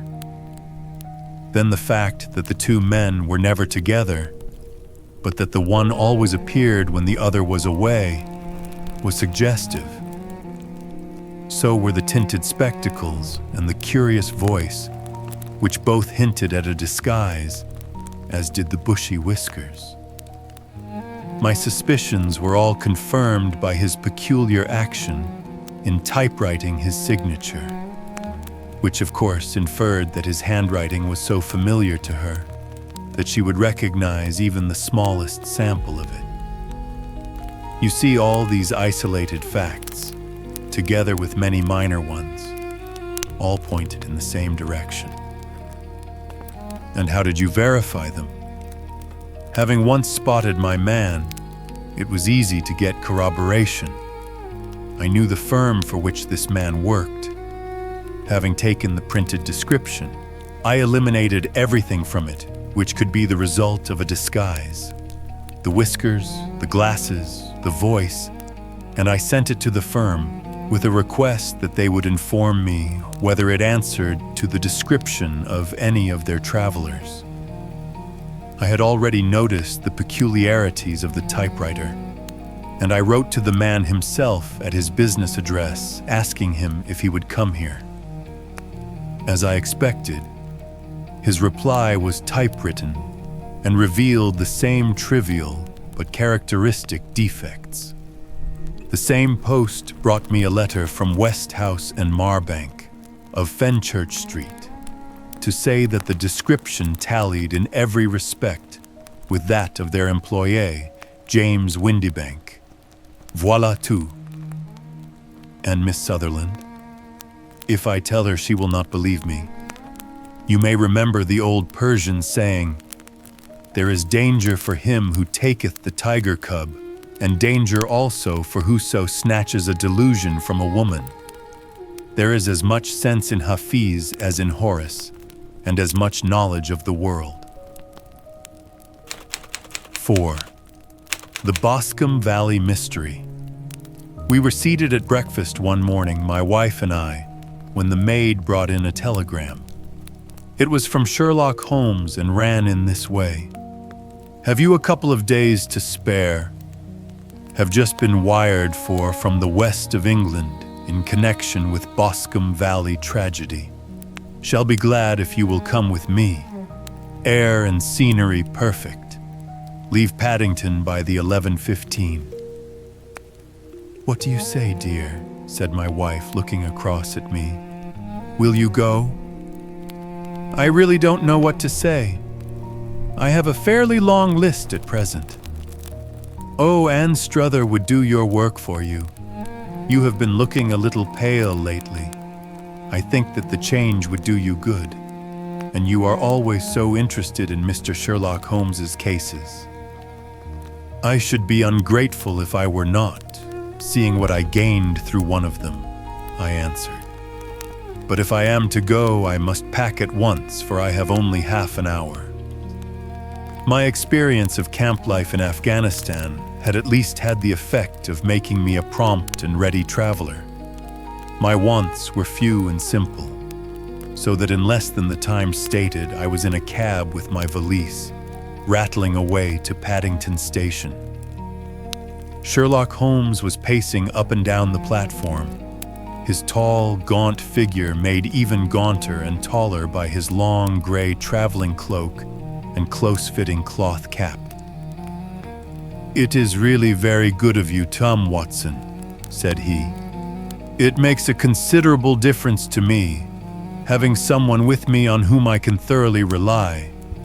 Local aid is always either worthless or else biased. If you will keep the 2 corner seats, I shall get the tickets."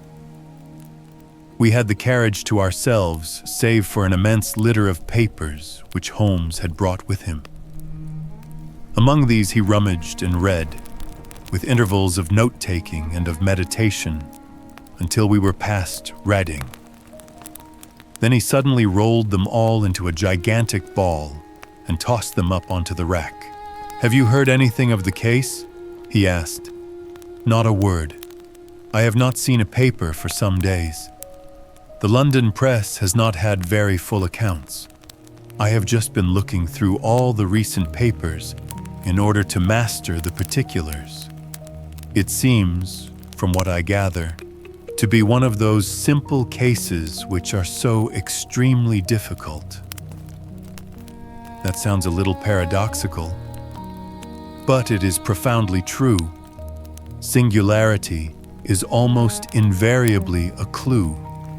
The more featureless and commonplace a crime is, the more difficult it is to bring it home. In this case, however, they have established a very serious case against the son of the murdered man. It is a murder, then? Well, it is conjectured to be so.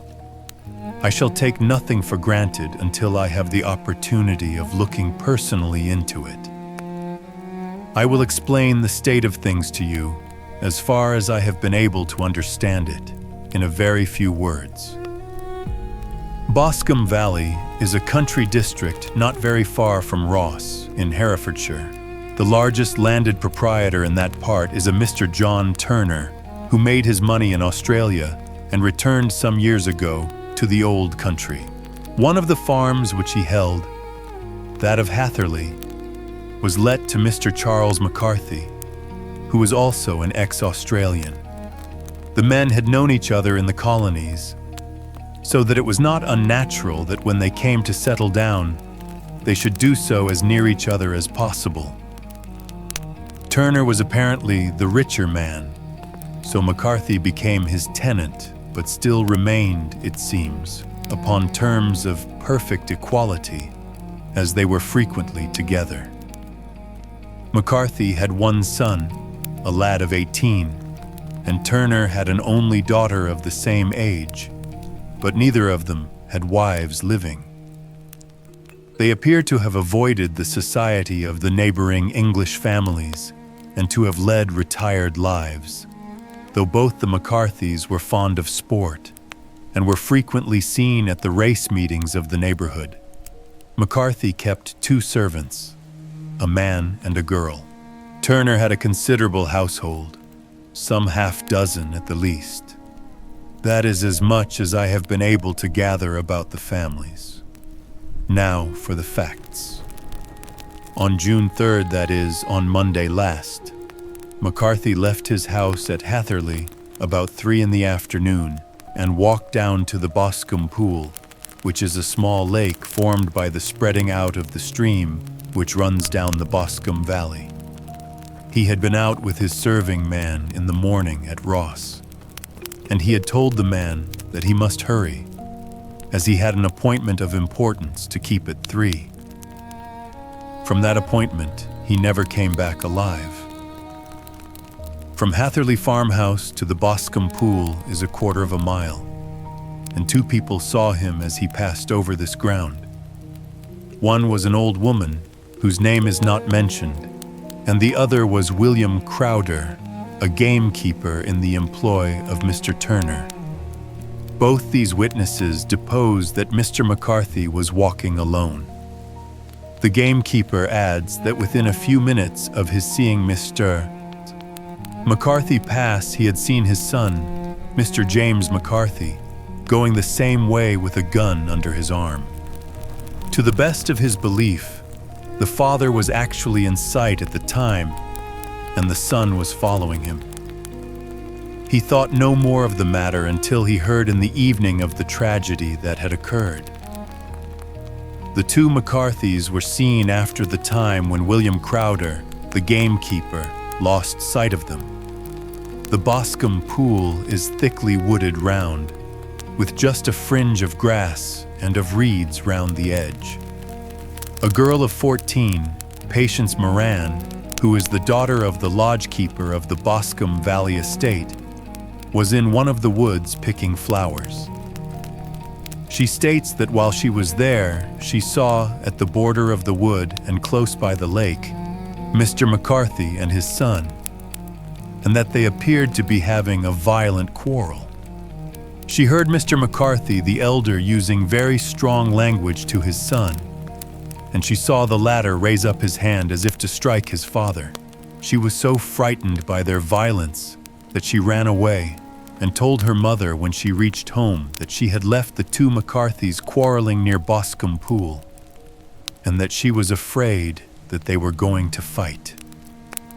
She had hardly said the words when young Mr. McCarthy came running up to the lodge to say that he had found his father dead in the wood, and to ask for the help of the lodgekeeper.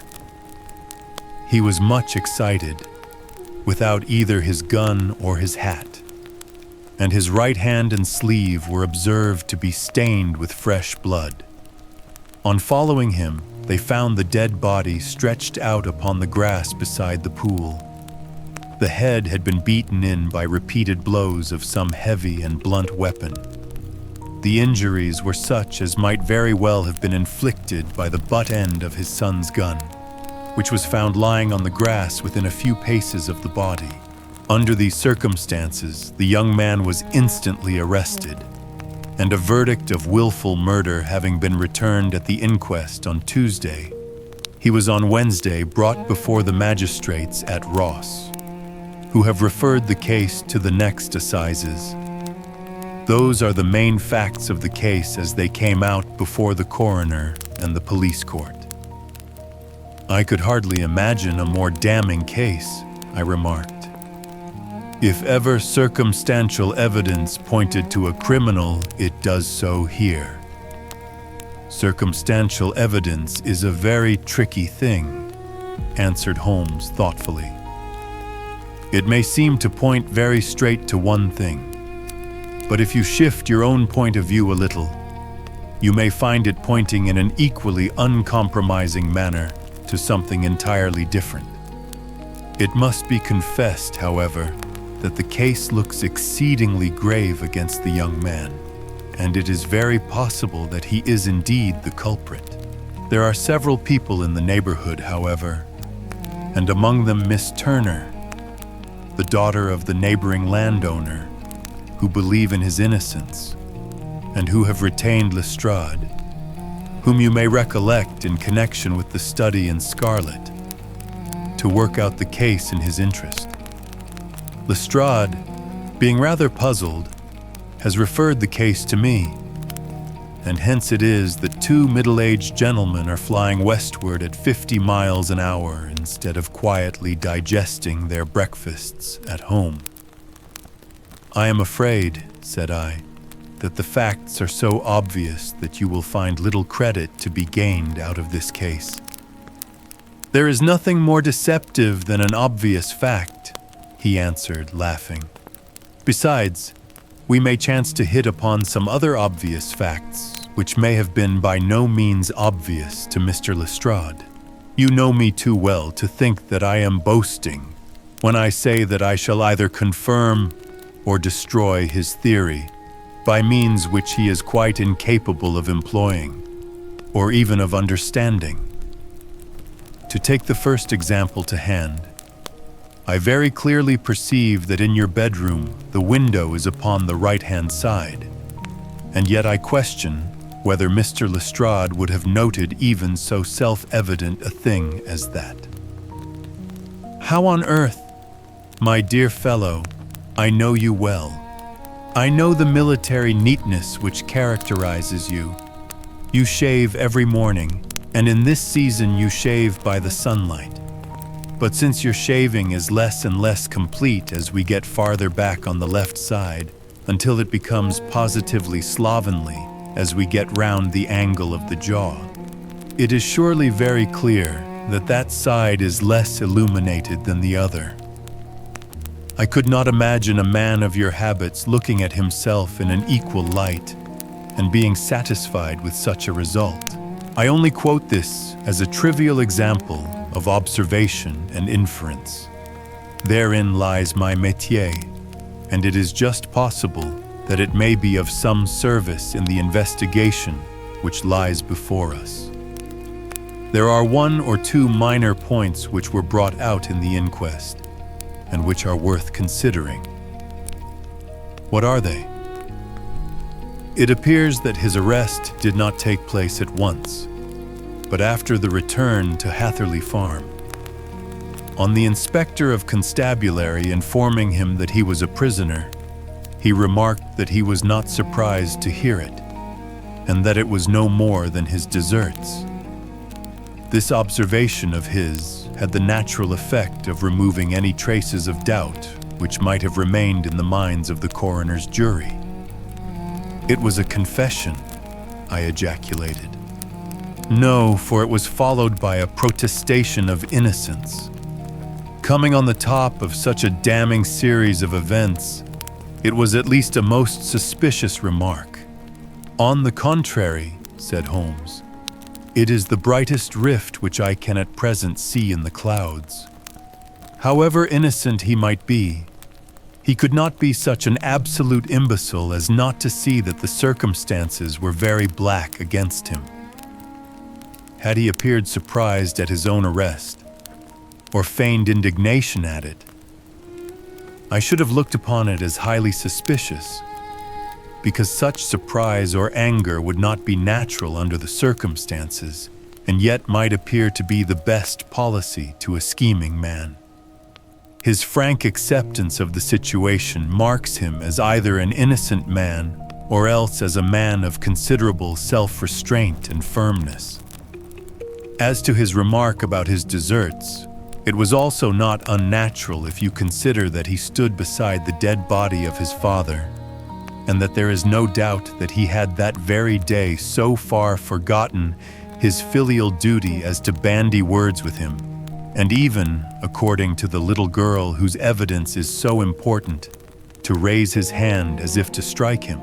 The self-reproach and contrition which are displayed in his remark appear to me to be the signs of a healthy mind rather than of a guilty one. I shook my head. Many men have been hanged on far slighter evidence, I remarked. So they have, and many men have been wrongfully hanged.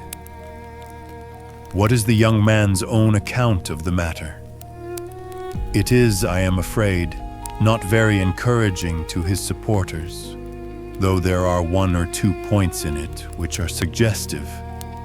You will find it here and may read it for yourself." He picked out from his bundle a copy of the local Herefordshire paper, and having turned down the sheet, he pointed out the paragraph in which the unfortunate young man had given his own statement of what had occurred. I settled myself down in the corner of the carriage and read it very carefully. It ran in this way: Mr. James McCarthy, the only son of the deceased, was then called and gave evidence as follows. I had been away from home for 3 days at Bristol and had only just returned upon the morning of last Monday, the 3rd. My father was absent from home at the time of my arrival, and I was informed by the maid that he had driven over to Ross with John Cobb, the groom. Shortly after my return, I heard the wheels of his trap in the yard, and, looking out of my window, I saw him get out and walk rapidly out of the yard, though I was not aware in which direction he was going. I then took my gun and strolled out in the direction of the Boscombe Pool, with the intention of visiting the rabbit warren, which is upon the other side. On my way, I saw William Crowder, the gamekeeper, as he had stated in his evidence. But he is mistaken in thinking that I was following my father. I had no idea that he was in front of me.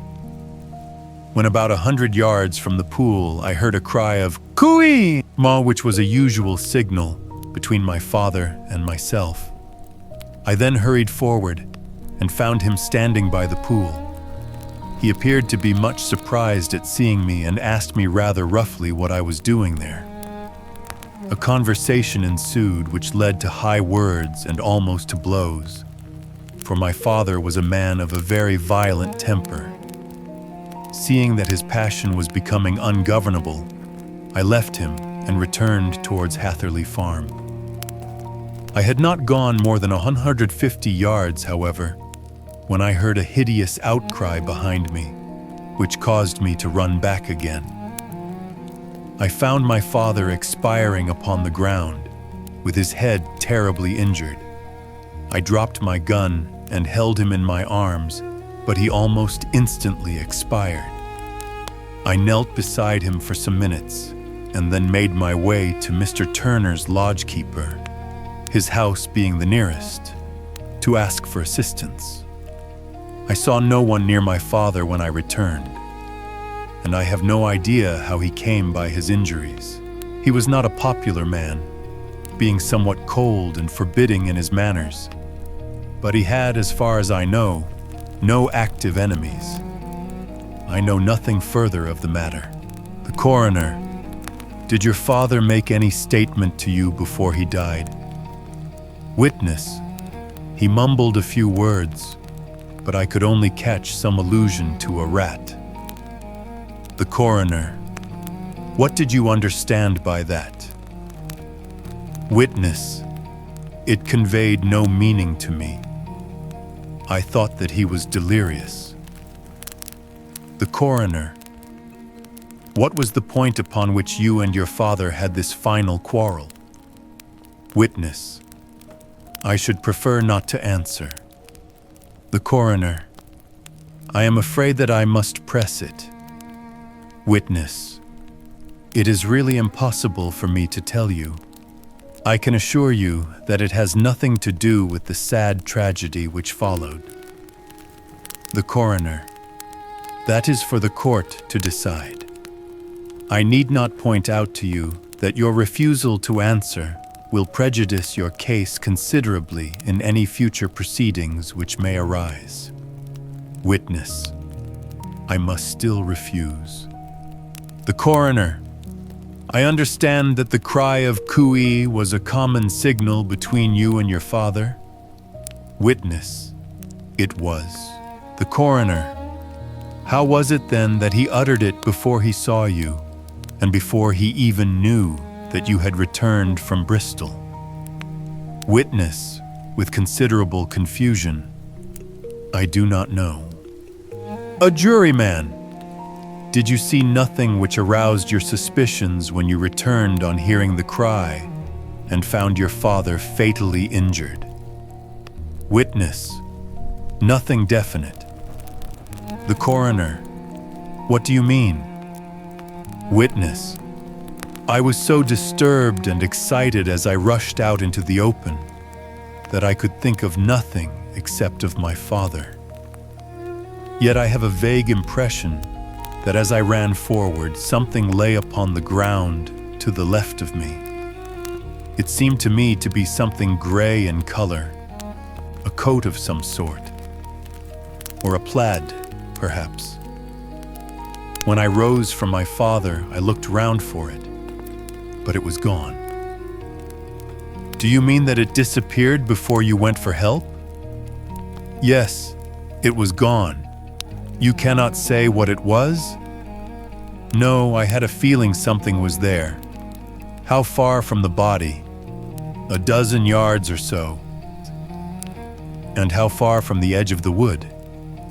About the same. Then if it was removed, it was while you were within 12 yards of it? Yes, but with my back towards it. This concluded the examination of the witness. I see, said I as I glanced down the column, that the coroner in his concluding remarks was rather severe upon young McCarthy. He calls attention, and with reason, to the discrepancy about his father having signaled to him before seeing him. Also to his refusal to give details of his conversation with his father and his singular account of his father's dying words. They are all, as he remarks, very much against the sun. Holmes laughed softly to himself and stretched himself out upon the cushioned seat. Both you and the coroner have been at some pains, said he, to single out the very strongest points in the young man's favor. Don't you see that you alternately give him credit for having too much imagination and too little? Too little. If he could not invent a cause of quarrel which would give him the sympathy of the jury. Too much if he evolved from his own inner consciousness anything so outré as a dying reference to a rat and the incident of the vanishing cloth. No, sir. I shall approach this case from the point of view that what this young man says is true, and we shall see whither that hypothesis will lead us. And now here is my pocket Petrarch, and not another word shall I say of this case until we are on the scene of action. We lunch at Swindon, and I see that we shall be there in 20 minutes. It was nearly 4 o'clock when we at last, after passing through the beautiful Stroud Valley and over the broad, gleaming Severn, found ourselves at the pretty little country town of Ross. A lean, ferret-like man, furtive and sly-looking, was waiting for us upon the platform, in spite of the light brown dust coat and leather leggings which he wore in deference to his rustic surroundings. I had no difficulty in recognizing Lestrade, of Scotland Yard. With him we drove to the Hereford Arms, where a room had already been engaged for us. "I have ordered a carriage," said Lestrade, as we sat over a cup of tea. "I knew your energetic nature, and that you would not be happy until you had been on the scene of the crime." "It was very nice and complimentary of you," Holmes answered. "It is entirely a question of barometric pressure." Lestrade looked startled. "I do not quite follow," he said. "How is the glass?" 29, I see. No wind, and not a cloud in the sky. I have a case full of cigarettes here which need smoking, and the sofa is very much superior to the usual country hotel abomination. I do not think that it is probable that I shall use the carriage tonight." Lestrade laughed indulgently. "You have, no doubt, already formed your conclusions from the newspapers," he said. The case is as plain as a pikestaff, and the more one goes into it, the plainer it becomes. Still, of course, one can't refuse a lady, and such a very positive one, too. She has heard of you and would have your opinion, though I repeatedly told her that there was nothing which you could do which I had not already done. Why, bless my soul, here is her carriage at the door. He had hardly spoken before there rushed into the room one of the most lovely young women that I have ever seen in my life. Her violet eyes shining, her lips parted, a pink flush upon her cheeks, all thought of her natural reserve lost in her overpowering excitement and concern. "Oh, Mr. Sherlock Holmes," she cried, glancing from one to the other of us, and finally, with a woman's quick intuition, fastening upon my companion. "I am so glad that you have come. I have driven down to tell you so. I know that James didn't do it. I know it. And I want you to start upon your work, knowing it too. Never let yourself doubt upon that point. We have known each other since we were little children, and I know his faults as no one else does. But he is too tender-hearted to hurt a fly. Such a charge is absurd to anyone who really knows him." "I hope we may clear him, Miss Turner," said Sherlock Holmes. "You may rely upon my doing all that I can." "But you have read the evidence. You have formed some conclusion. Do you not see some loophole, some flaw? Do you not yourself think that he is innocent?" "I think that it is very probable." "There now," she cried, throwing back her head and looking defiantly at Lestrade. "You hear? He gives me hopes." Lestrade shrugged his shoulders. "I am afraid that my colleague has been a little quick in forming his conclusions," he said. "But he is right. Oh, I know that he is right. James never did it, and about his quarrel with his father, I am sure that the reason why he would not speak about it to the coroner was because I was concerned in it." "In what way?" asked Holmes. "It is no time for me to hide anything. James and his father had many disagreements about me. Mr. McCarthy was very anxious that there should be a marriage between us. James and I have always loved each other as brother and sister. But of course he is young and has seen very little of life yet, and well, he naturally did not wish to do anything like that yet. So there were quarrels, and this, I am sure, was one of them." "And your father?" asked Holmes. "Was he in favor of such a union?" "No, he was averse to it also. No one but Mr. McCarthy was in favor of it." A quick blush passed over her fresh young face as Holmes shot one of his keen, questioning glances at her. "Thank you for this information," said he. "May I see your father if I call tomorrow?" "I am afraid the doctor won't allow it." "The doctor?" "Yes. Have you not heard? Poor father has never been strong for years back, but this has broken him down completely. He has taken to his bed, and Dr. Willows says that he is a wreck and that his nervous system is shattered. Mr. McCarthy was the only man alive who had known Dad in the old days in Victoria." "Ha! In Victoria! That is important." "Yes, at the mines." "Quite so. At the gold mines, where, as I understand, Mr. Turner made his money." "Yes, certainly." "Thank you, Miss Turner.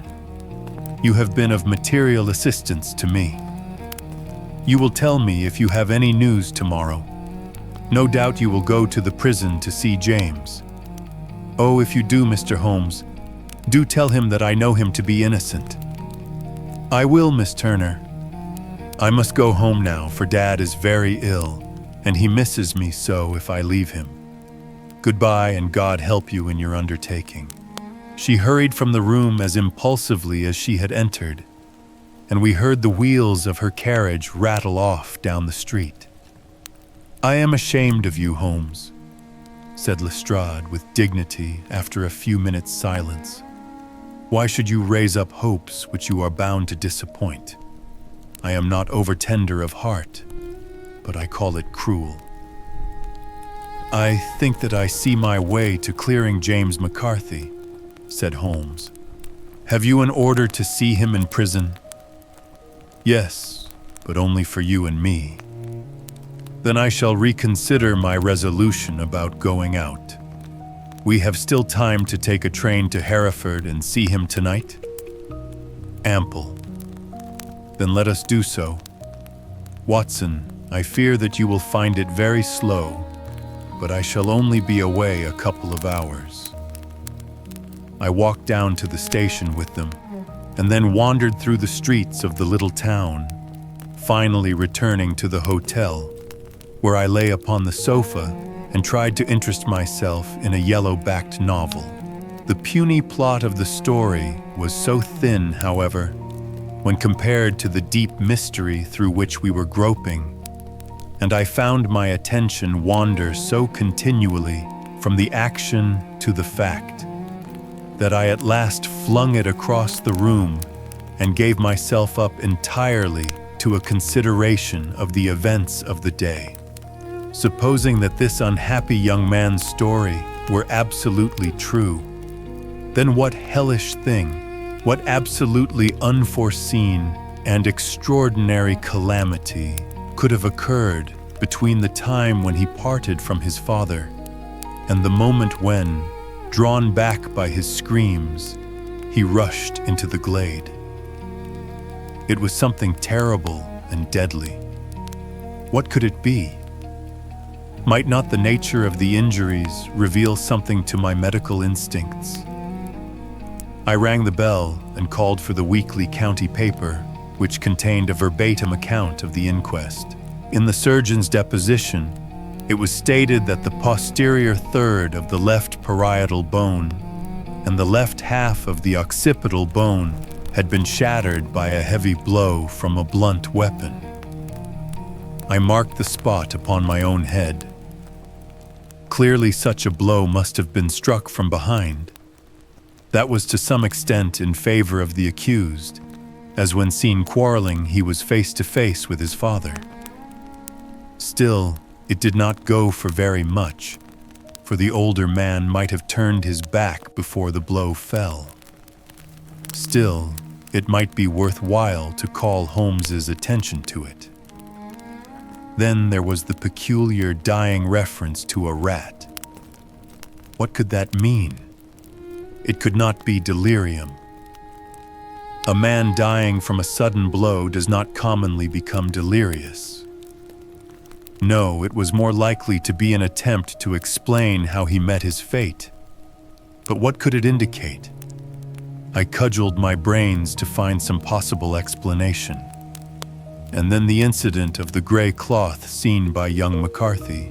If that were true, the murderer must have dropped some part of his dress, presumably his overcoat, in his flight, and must have had the hardihood to return and to carry it away at the instant when the sun was kneeling with his back turned not a dozen paces off.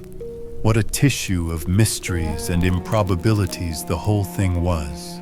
I did not wonder at Lestrade's opinion, and yet I had so much faith in Sherlock Holmes's insight that I could not lose hope as long as every fresh fact seemed to strengthen his conviction of young McCarthy's innocence. It was late before Sherlock Holmes returned. He came back alone, for Lestrade was staying in lodgings in the town. "The glass still keeps very high," he remarked as he sat down.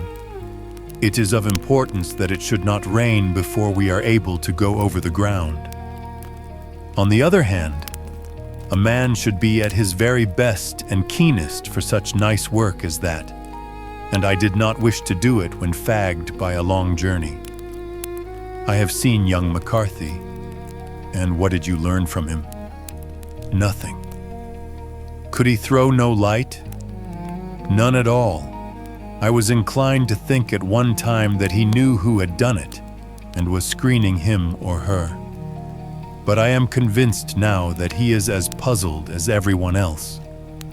He is not a very quick-witted youth, though comely to look at, and I should think sound at heart.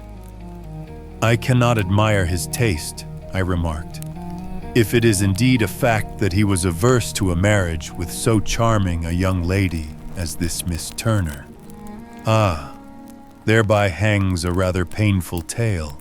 This fellow is madly, insanely in love with her.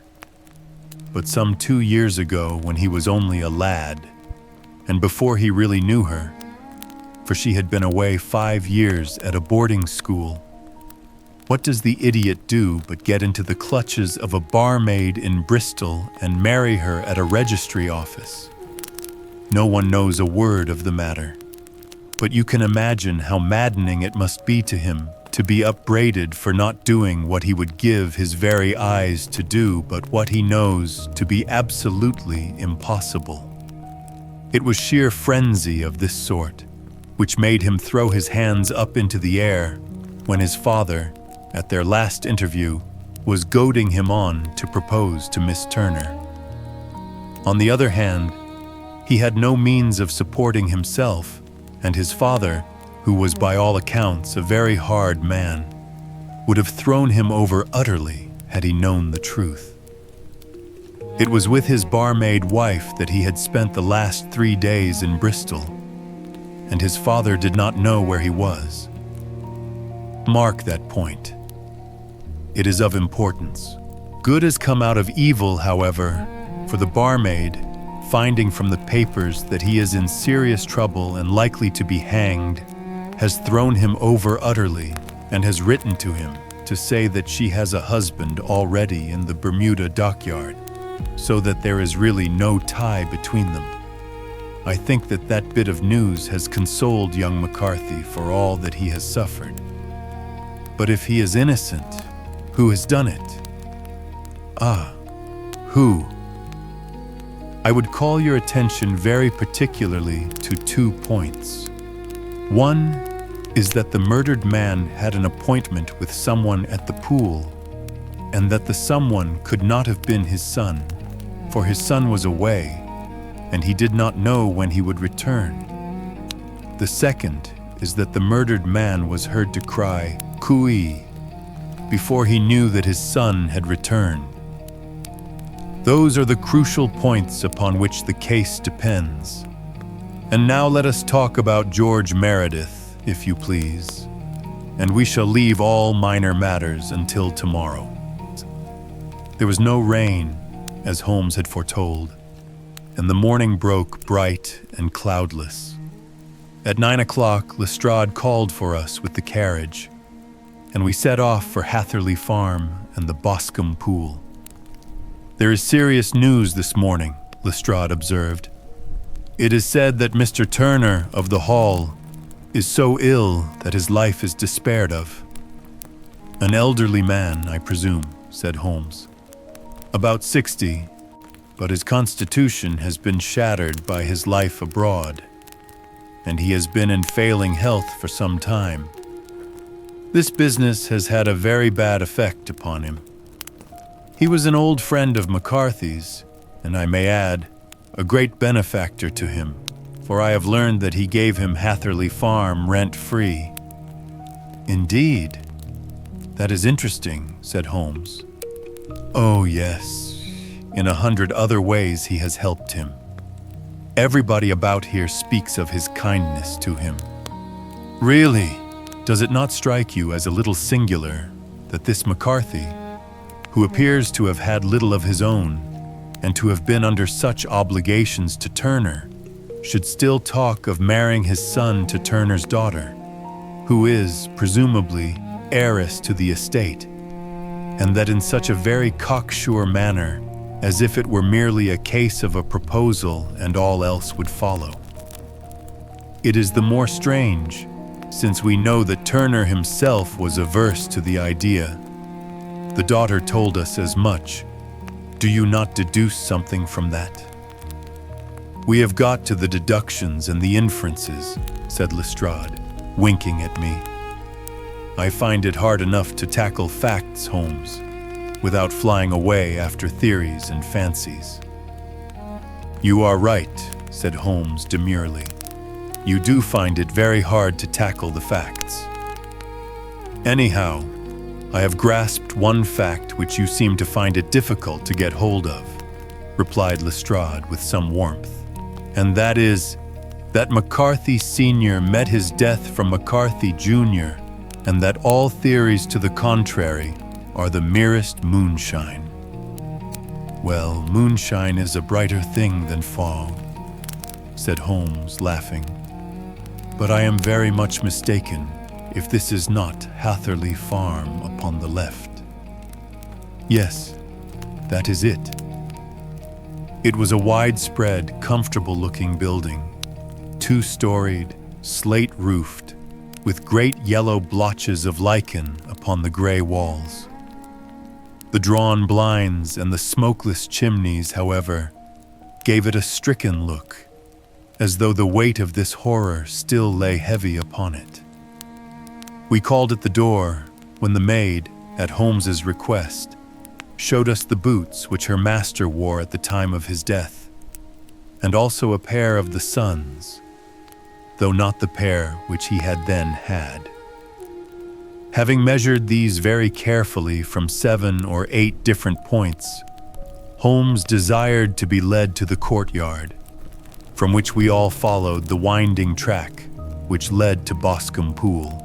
Sherlock Holmes was transformed when he was hot upon such a scent as this. Men who had only known the quiet thinker and logician of Baker Street would have failed to recognize him. His face flushed and darkened. His brows were drawn into 2 hard black lines, while his eyes shone out from beneath them with a steely glitter. His face was bent downward, his shoulders bowed, his lips compressed, and the veins stood out like whipcord in his long, sinewy neck. His nostrils seemed to dilate with a purely animal lust for the chase, and his mind was so absolutely concentrated upon the matter before him that a question or remark fell unheeded upon his ears, or at the most, only provoked a quick, impatient snarl in reply. Swiftly and silently he made his way along the track, which ran through the meadows, and so by way of the woods to the Boscombe Pool. It was damp, marshy ground, as is all that district, and there were marks of many feet, both upon the path and amid the short grass which bounded it on either side. Sometimes Holmes would hurry on, sometimes stop dead, and once he made quite a little detour into the meadow. Lestrade and I walked behind him, the detective indifferent and contemptuous, while I watched my friend with the interest which sprang from the conviction that every one of his actions was directed towards a definite end. The Boscombe Pool, which is a little reed-girt sheet of water some 50 yards across, is situated at the boundary between the Hatherley Farm and the private park of the wealthy Mr. Turner. Above the woods which lined it upon the farther side, we could see the red, jutting pinnacles which marked the site of the rich landowner's dwelling. On the Hatherley side of the pool, the woods grew very thick, and there was a narrow belt of sodden grass 20 paces across between the edge of the trees and the reeds which lined the lake. Lestrade showed us the exact spot at which the body had been found, and indeed, so moist was the ground that I could plainly see the traces which had been left by the fall of the stricken man. To Holmes, as I could see by his eager face and peering eyes, very many other things were to be read upon the trampled grass. He ran round like a dog who is picking up a scent, and then turned upon my companion. "What did you go into the pool for?" he asked. I fished about with a rake. I thought there might be some weapon or other trace. But how on earth... Oh, tut, I have no time. That left foot of yours with its inward twist is all over the place. A mole could trace it, and there it vanishes among the reeds. Oh, how simple it would all have been, had I been here before they came like a herd of buffalo and wallowed all over it. Here is where the party with the lodge-keeper came, and they have covered all tracks for 6 or 8 feet round the body. But here are 3 separate tracks of the same feet. He drew out a lens and lay down upon his waterproof to have a better view, talking all the time rather to himself than to us. These are young McCarthy's feet. Twice he was walking, and once he ran swiftly, so that the soles are deeply marked and the heels hardly visible. That bears out his story. He ran when he saw his father on the ground. Then here are the father's feet as he paced up and down. What is this then? It is the butt end of the gun as the son stood listening. And this? Ha ha ha! What have we here? Tiptoes, square too, quite unusual boots. They come, they go, they come again. Of course that was for the cloak. Now where did they come from? He ran up and down, sometimes losing, sometimes finding the track until we were well within the edge of the wood and under the shadow of a great beech, the largest tree in the neighborhood. Holmes traced his way to the farther side of this and lay down once more upon his face with a little cry of satisfaction.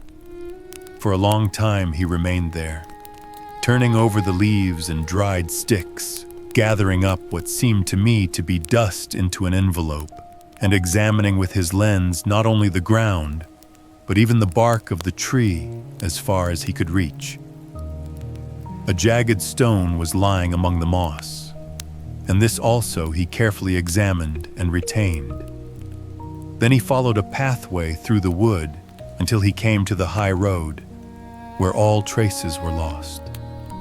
It has been a case of considerable interest, he remarked, returning to his natural manner.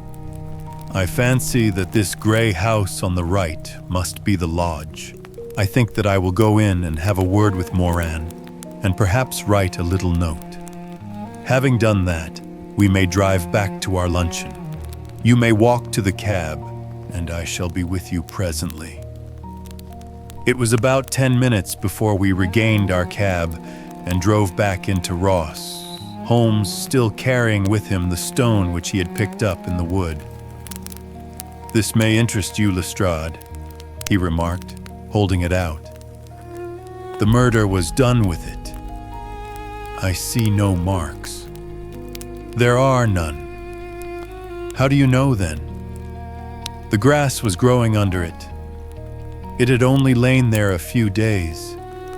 There was no sign of a place whence it had been taken. It corresponds with the injuries. There is no sign of any other weapon. And the murderer is a tall man, left-handed, limps with the right leg, wears thick-soled shooting boots and a gray cloak, smokes Indian cigars, uses a cigar holder, and carries a blunt penknife in his pocket. There are several other indications, but these may be enough to aid us in our search. Lestrade laughed. I am afraid that I am still a skeptic, he said. Theories are all very well, but we have to deal with a hard-headed British jury. Nous verrons, answered Holmes calmly. You work your own method, and I shall work mine. I shall be busy this afternoon, and shall probably return to London by the evening train. And leave your case unfinished? No, finished. But the mystery, it is solved. Who was the criminal then? The gentleman I describe. But who is he? Surely it would not be difficult to find out. This is not such a populous neighborhood." Lestrade shrugged his shoulders. "I am a practical man," he said, "and I really cannot undertake to go about the country looking for a left-handed gentleman with a game leg. I should become the laughingstock of Scotland Yard." "All right," said Holmes quietly. "I have given you the chance. Here are your lodgings. Goodbye. I shall drop you a line before I leave." Having left Lestrade at his rooms, we drove to our hotel, where we found lunch upon the table. Holmes was silent and buried in thought, with a pained expression upon his face, as one who finds himself in a perplexing position. "Look here, Watson," he said when the cloth was cleared. "Just sit down in this chair and let me preach to you for a little. I don't know quite what to do, and I should value your advice. Light a cigar and let me expound." "Pray do so." "Well, now, in considering this case, there are 2 points about young McCarthy's narrative which struck us both instantly, although they impressed me in his favor and you against him. One was the fact that his father should, according to his account, cry "Cooey" before seeing him. The other was his singular dying reference to a rat. He mumbled several words, you understand. But that was all that caught the son's ear. Now, from this double point, our research must commence, and we will begin it by presuming that what the lad says is absolutely true. What of this cooey, then? Well, obviously it could not have been meant for the son. The son, as far as he knew, was in Bristol. It was mere chance that he was within earshot. The coo was meant to attract the attention of whoever it was that he had the appointment with. But cooey is a distinctly Australian cry, and one which is used between Australians. There is a strong presumption that the person whom McCarthy expected to meet him at Boscombe Pool was someone who had been in Australia. What of the rat, then? Sherlock Holmes took a folded paper from his pocket and flattened it out on the table. "This is a map of the colony of Victoria," he said. "I wired to Bristol for it last night." He put his hand over part of the map. "What do you read?" "Arat," I read. "And now?" He raised his hand. "Ballarat." Quite so. That was the word the man uttered, and of which his son only caught the last 2 syllables. He was trying to utter the name of his murderer. So and so of Ballarat. "It is wonderful," I exclaimed. "It is obvious. And now, you see, I had narrowed the field down considerably. The possession of a gray garment was a third point which, granting the son's statement to be correct, was a certainty. We have come now out of mere vagueness to the definite conception of an Australian from Ballarat with a gray cloak. Certainly. And one who was at home in the district, for the pool can only be approached by the farm or by the estate, where strangers could hardly wander." "Quite so. Then comes our expedition of today. By an examination of the ground, I gained the trifling details which I gave to that imbecile Lestrade as to the personality of the criminal." "But how did you gain them?" "You know my method. It is founded upon the observation of trifles. His height I know that you might roughly judge from the length of his stride. His boots, too, might be told from their traces. Yes, they were peculiar boots. But his lameness, the impression of his right foot was always less distinct than his left. He put less weight upon it. Why? Because he limped. He was lame.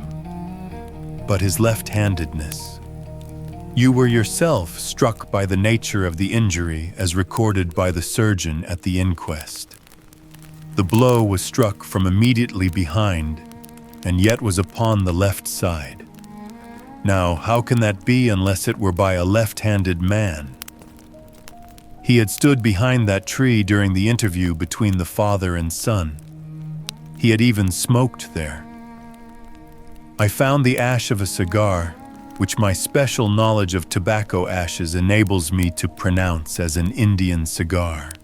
I have, as you know, devoted some attention to this and written a little monograph on the ashes of 140 different varieties of pipe, cigar, and cigarette tobacco. Having found the ash, I then looked round and discovered the stump among the moss where he had tossed it.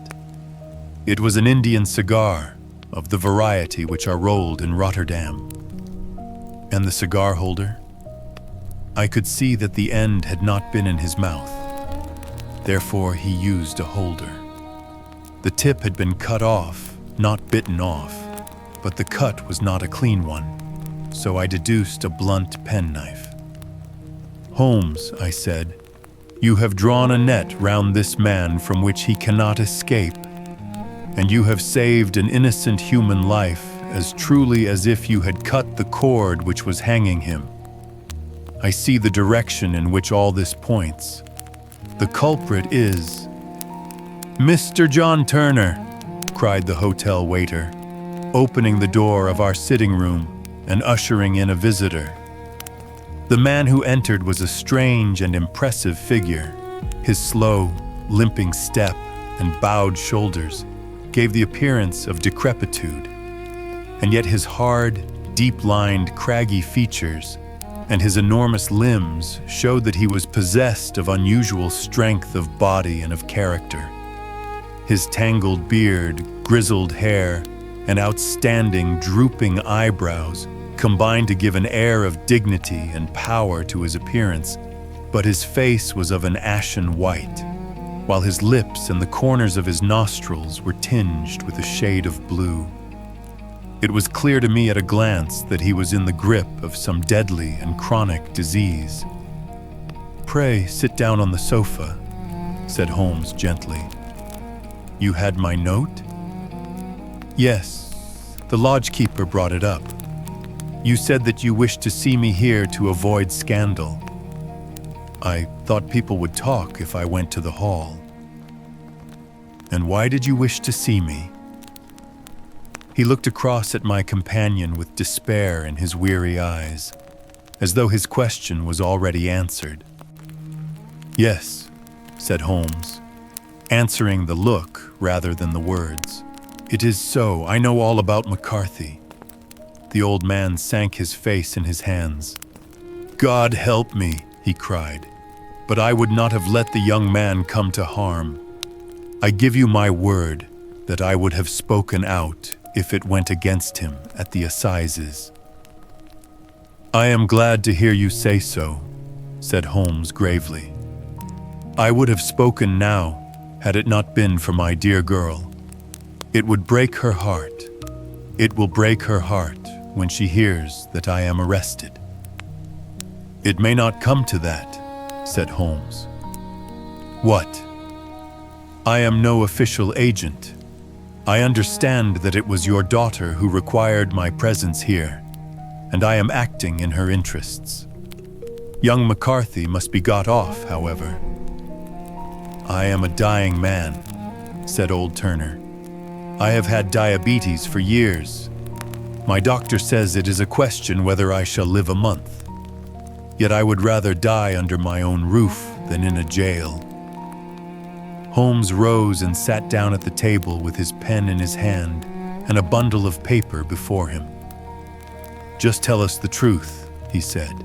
"I shall jot down the facts. You will sign it, and Watson here can witness it. Then I could produce your confession at the last extremity to save young McCarthy. I promise you that I shall not use it unless it is absolutely needed." "It's as well," said the old man. "It's a question whether I shall live to the assizes, so it matters little to me, but I should wish to spare Alice the shock. And now I will make the thing clear to you. It has been a long time in the acting, but will not take me long to tell. You didn't know this dead man, McCarthy. He was a devil incarnate. I tell you that. God keep you out of the clutches of such a man as he. His grip has been upon me these 20 years, and he has blasted my life. I'll tell you first how I came to be in his power. It was in the early 60s at the diggings. I was a young chap then, hot-blooded and reckless, ready to turn my hand at anything. I got among bad companions, took to drink, had no luck with my claim, took to the bush, and in a word became what you would call over here a highway robber. There were 6 of us, and we had a wild, free life of it, sticking up a station from time to time, or stopping the wagons on the road to the diggings. Black Jack of Ballarat was the name I went under, and our party is still remembered in the colony as the Ballarat Gang. One day, a gold convoy came down from Ballarat to Melbourne, and we lay in wait for it and attacked it. There were 6 troopers and 6 of us, so it was a close thing, but we emptied 4 of their saddles at the first volley. 3 of our boys were killed, however, before we got the swag. I put my pistol to the head of the wagon driver, who was this very man McCarthy. I wished to the Lord that I had shot him then, but I spared him, though I saw his wicked little eye fixed on my face, as though to remember every feature. We got away with the gold, became wealthy men, and made our way over to England without being suspected. There I parted from my old pals and determined to settle down to a quiet and respectable life. I bought this estate, which chanced to be in the market, and I set myself to do a little good with my money, to make up for the way in which I had earned it. I married too, and though my wife died young, she left me my dear little Alice. Even when she was just a baby, her wee hand seemed to lead me down the right path, as nothing else had ever done. In a word, I turned over a new leaf and did my best to make up for the past. All was going well when McCarthy laid his grip upon me. I had gone up to town about an investment, and I met him in Regent Street, with hardly a coat to his back or a boot to his foot. "Here we are, Jack," says he, touching me on the arm. "We'll be as good as a family to you. There's 2 of us, me and my son, and you can have the keeping of us. If you don't, it's a fine law-abiding country is England, and there's always a policeman within hail." Well, down they came to the West Country. There was no shaking them off, and there they have lived rent-free on my best land ever since. There was no rest for me, no peace, no forgetfulness. Turn where I would, there was his cunning, grinning face at my elbow. It grew worse as Alice grew up, for he soon saw I was more afraid of her knowing my past than of the police. Whatever he wanted, he must have. And whatever it was, I gave him without question. Land, money, houses, until at last he asked a thing which I could not give. He asked for Alice. His son, you see, had grown up, and so had my girl, and as I was known to be in weak health, it seemed a fine stroke to him that his lad should step into the whole property. But there I was firm. I would not have his cursed stock mixed with mine. Not that I had any dislike to the lad, but his blood was in him, and that was enough. I stood firm. McCarthy threatened. I braved him to do his worst. We were to meet at the pool midway between our houses to talk it over. When I went down there, I found him talking with his son, so I smoked a cigar and waited behind a tree until he should be alone. But as I listened to his talk, all that was black and bitter in me seemed to come uppermost. He was urging his son to marry my daughter with as little regard for what she might think, as if she were a slut from off the streets. It drove me mad to think that I and all that I held most dear should be in the power of such a man as this. Could I not snap the bond? I was already a dying and a desperate man. Though clear of mind and fairly strong of limb, I knew that my own fate was sealed. But my memory and my girl, both could be saved if I could but silence that foul tongue. I did it, Mr. Holmes. I would do it again. Deeply as I have sinned, I have led a life of martyrdom to atone for it. But that my girl should be entangled in the same meshes which held me was more than I could suffer.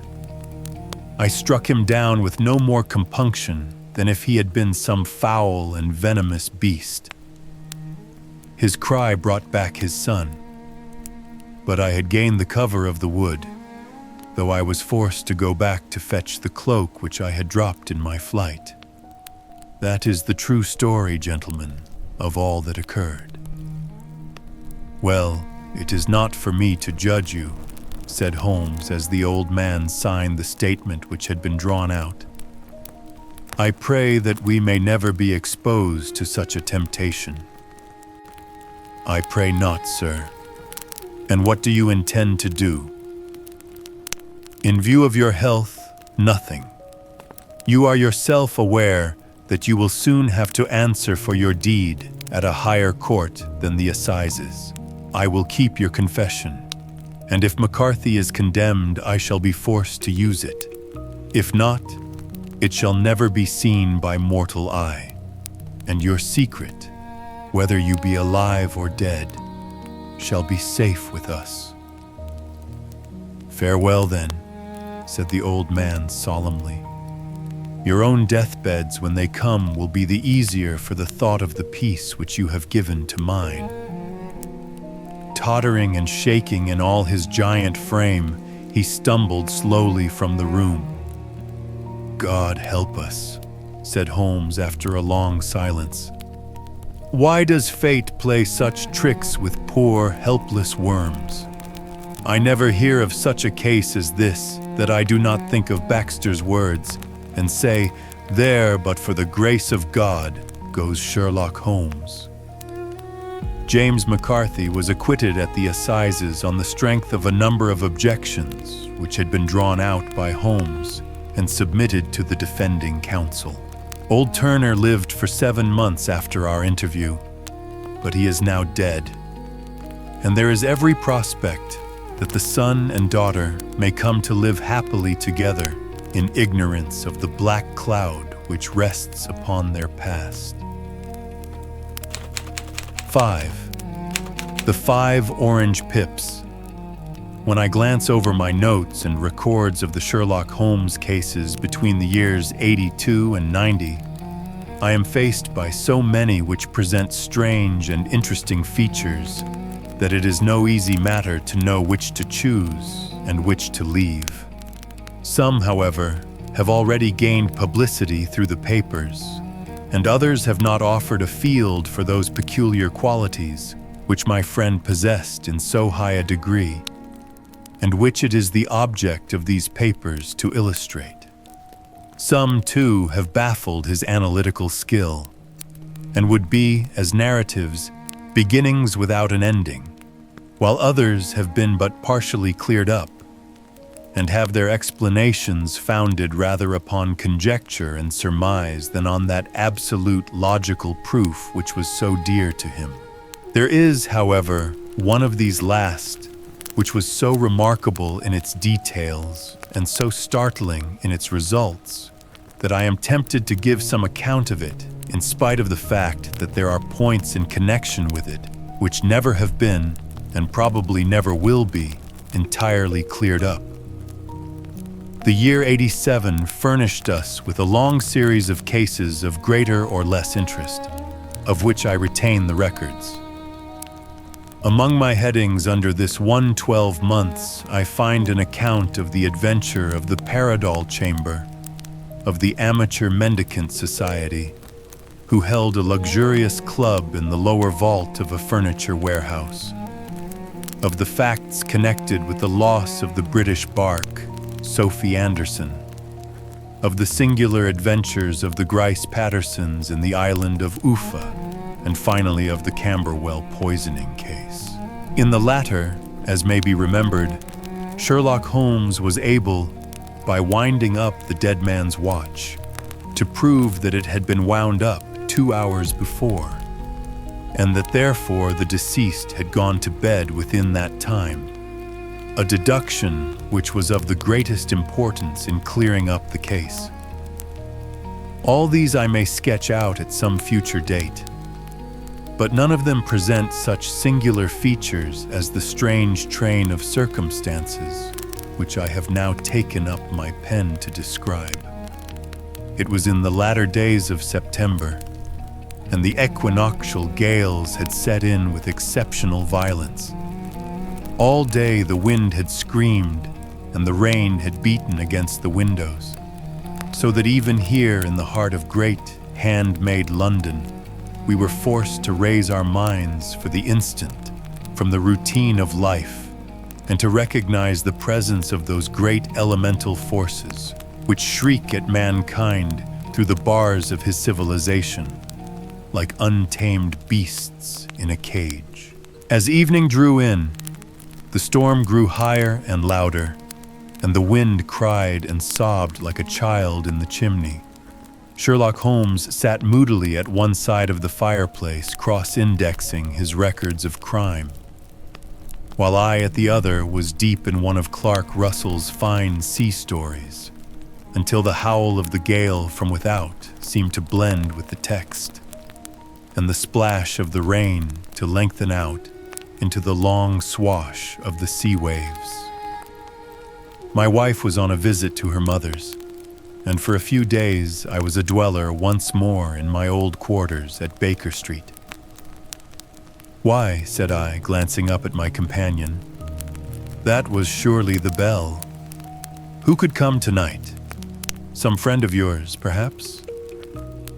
"Except yourself, I have none," he answered.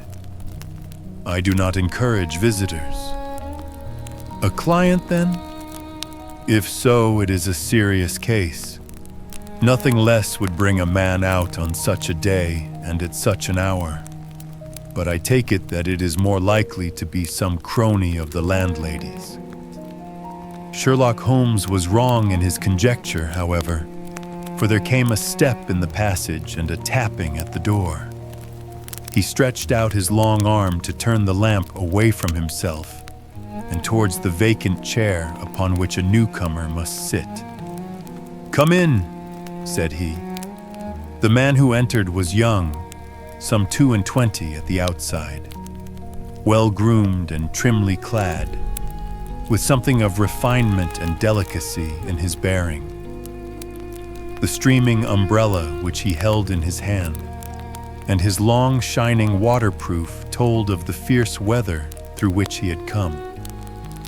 He looked about him anxiously in the glare of the lamp, and I could see that his face was pale and his eyes heavy, like those of a man who is weighed down with some great anxiety.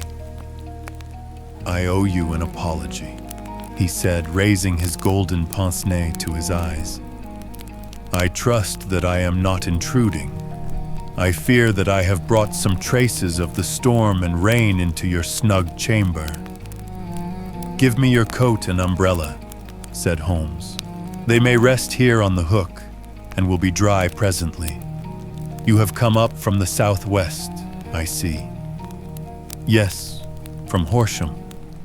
That clay and chalk mixture which I see upon your toe caps is quite distinctive.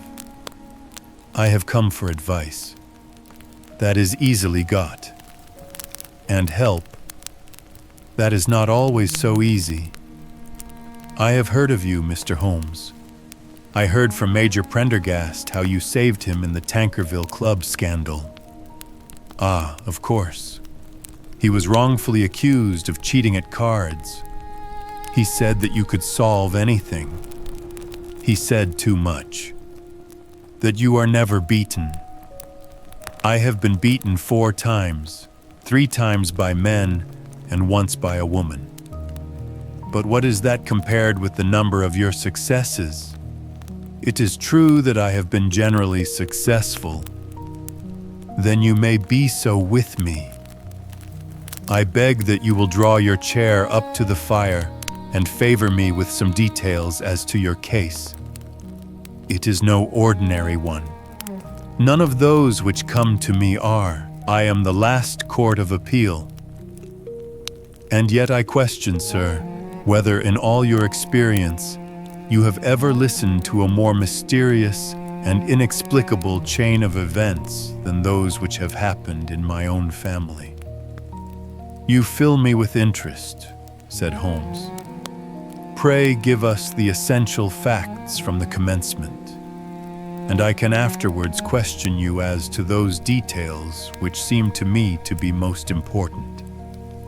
The young man pulled his chair up and pushed his wet feet out towards the blaze. My name, said he, is John Openshaw, but my own affairs have, as far as I can understand, little to do with this awful business. It is a hereditary matter, so in order to give you an idea of the facts, I must go back to the commencement of the affair. You must know that my grandfather had 2 sons, my uncle Elias and my father Joseph. My father had a small factory at Coventry, which he enlarged at the time of the invention of bicycling.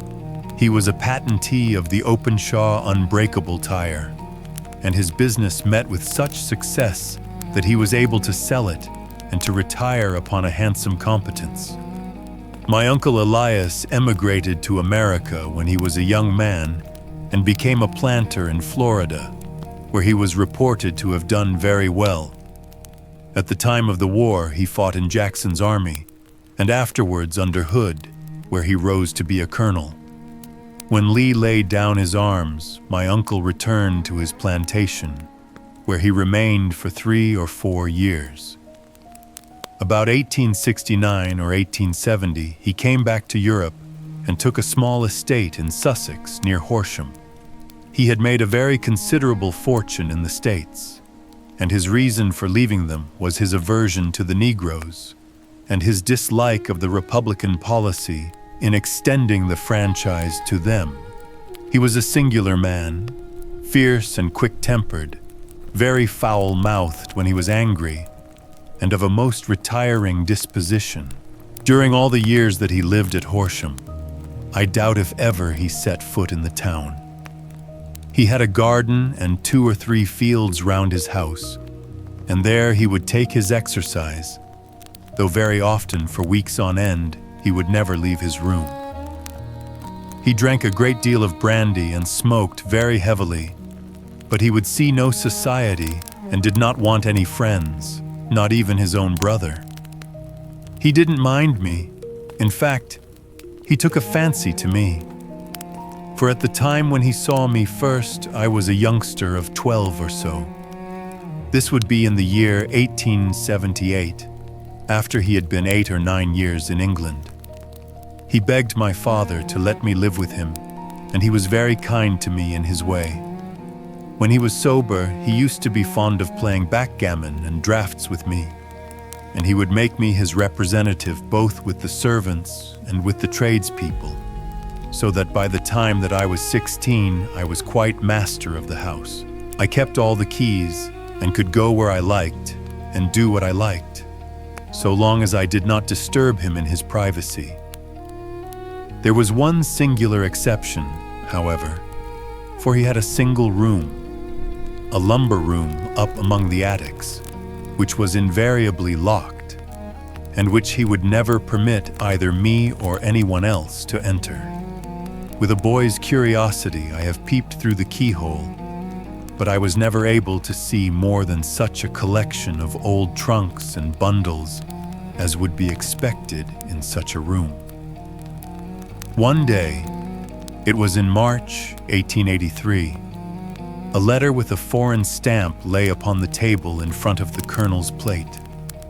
It was not a common thing for him to receive letters, for his bills were all paid in ready money, and he had no friends of any sort. "From India," said he as he took it up. "Pondicherry postmark. What can this be?" Opening it hurriedly, out there jumped 5 little dried orange pips, which pattered down upon his plate. I began to laugh at this, but the laugh was struck from my lips at the sight of his face. His lip had fallen, his eyes were protruding, his skin the color of putty, and he glared at the envelope which he still held in his trembling hand. "KKK," he shrieked, and then, my God, my sins have overtaken me." "What is it, uncle?" I cried. "Death," said he, and rising from the table, he retired to his room, leaving me palpitating with horror. I took up the envelope and saw scrawled in red ink upon the inner flap, just above the gum, the letter K 3 times repeated. There was nothing else save the 5 dried pips. What could be the reason of his overpowering terror?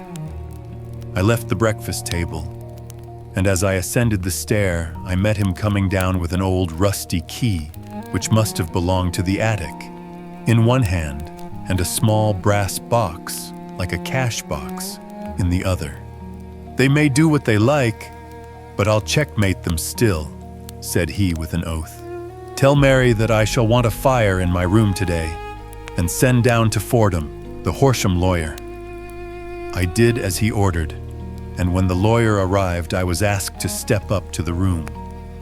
The fire was burning brightly, and in the grate there was a mass of black, fluffy ashes, as of burned paper, while the brass box stood open and empty beside it. As I glanced at the box, I noticed, with a start, that upon the lid was printed the treble K, which I had read in the morning upon the envelope. "I wish you, John," said my uncle, "to witness my will. I leave my estate, with all its advantages and all its disadvantages, to my brother, your father, whence it will, no doubt, descend to you. If you can enjoy it in peace, well and good. If you find you cannot, take my advice, my boy, and leave it to your deadliest enemy. I am sorry to give you such a two-edged thing, but I can't say what turn things are going to take. Kindly sign the paper where Mr. Fordham shows you." I signed the paper as directed, and the lawyer took it away with him. The singular incident made, as you may think, the deepest impression upon me, and I pondered over it and turned it every way in my mind without being able to make anything of it. Yet I could not shake off the vague feeling of dread which it left behind, though the sensation grew less keen as the weeks passed, and nothing happened to disturb the usual routine of our lives. I could see a change in my uncle, however. He drank more than ever, and he was less inclined for any sort of society.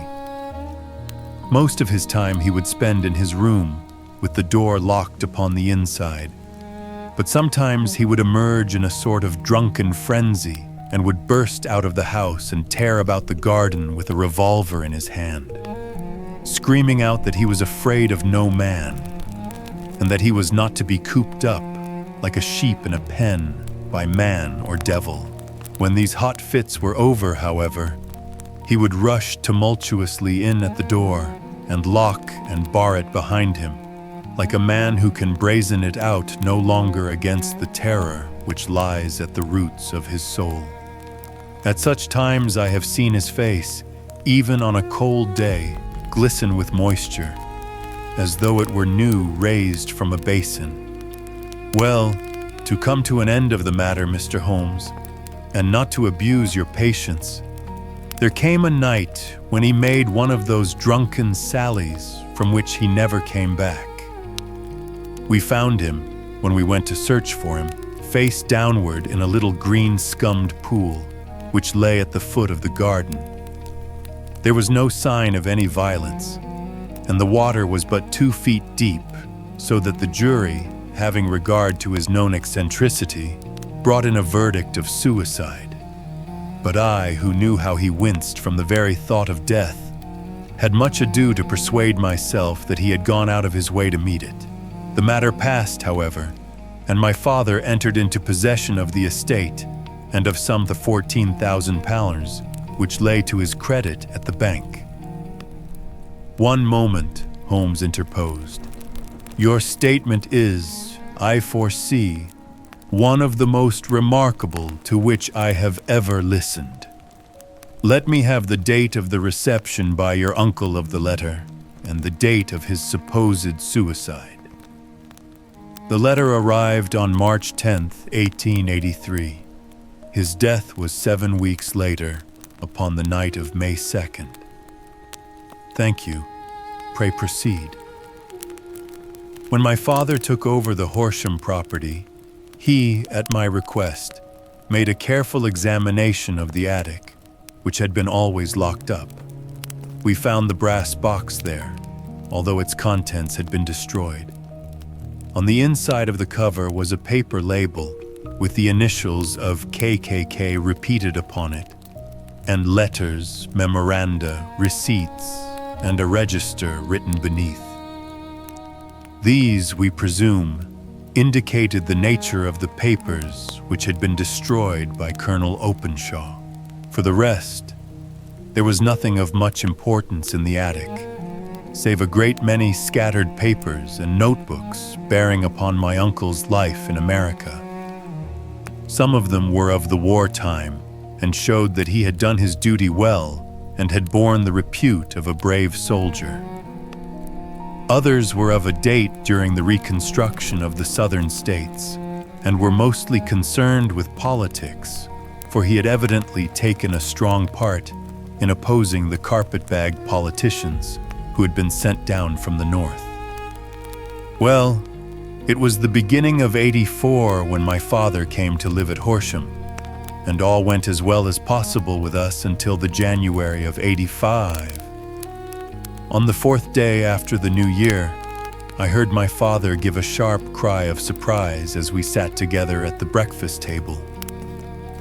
There he was, sitting with a newly opened envelope in one hand and 5 dried orange pips in the outstretched palm of the other one. He had always laughed at what he called my cock and bull story about the colonel, but he looked very scared and puzzled now that the same thing had come upon himself.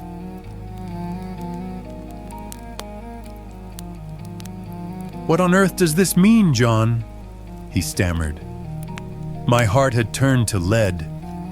"It is KKK," said I. He looked inside the envelope. "So it is," he cried. "Here are the very letters, but what is this written above them?" "Put the papers on the sundial," I read, peeping over his shoulder. "What papers? What sundial?" he asked. "The sundial in the garden. There is no other," said I.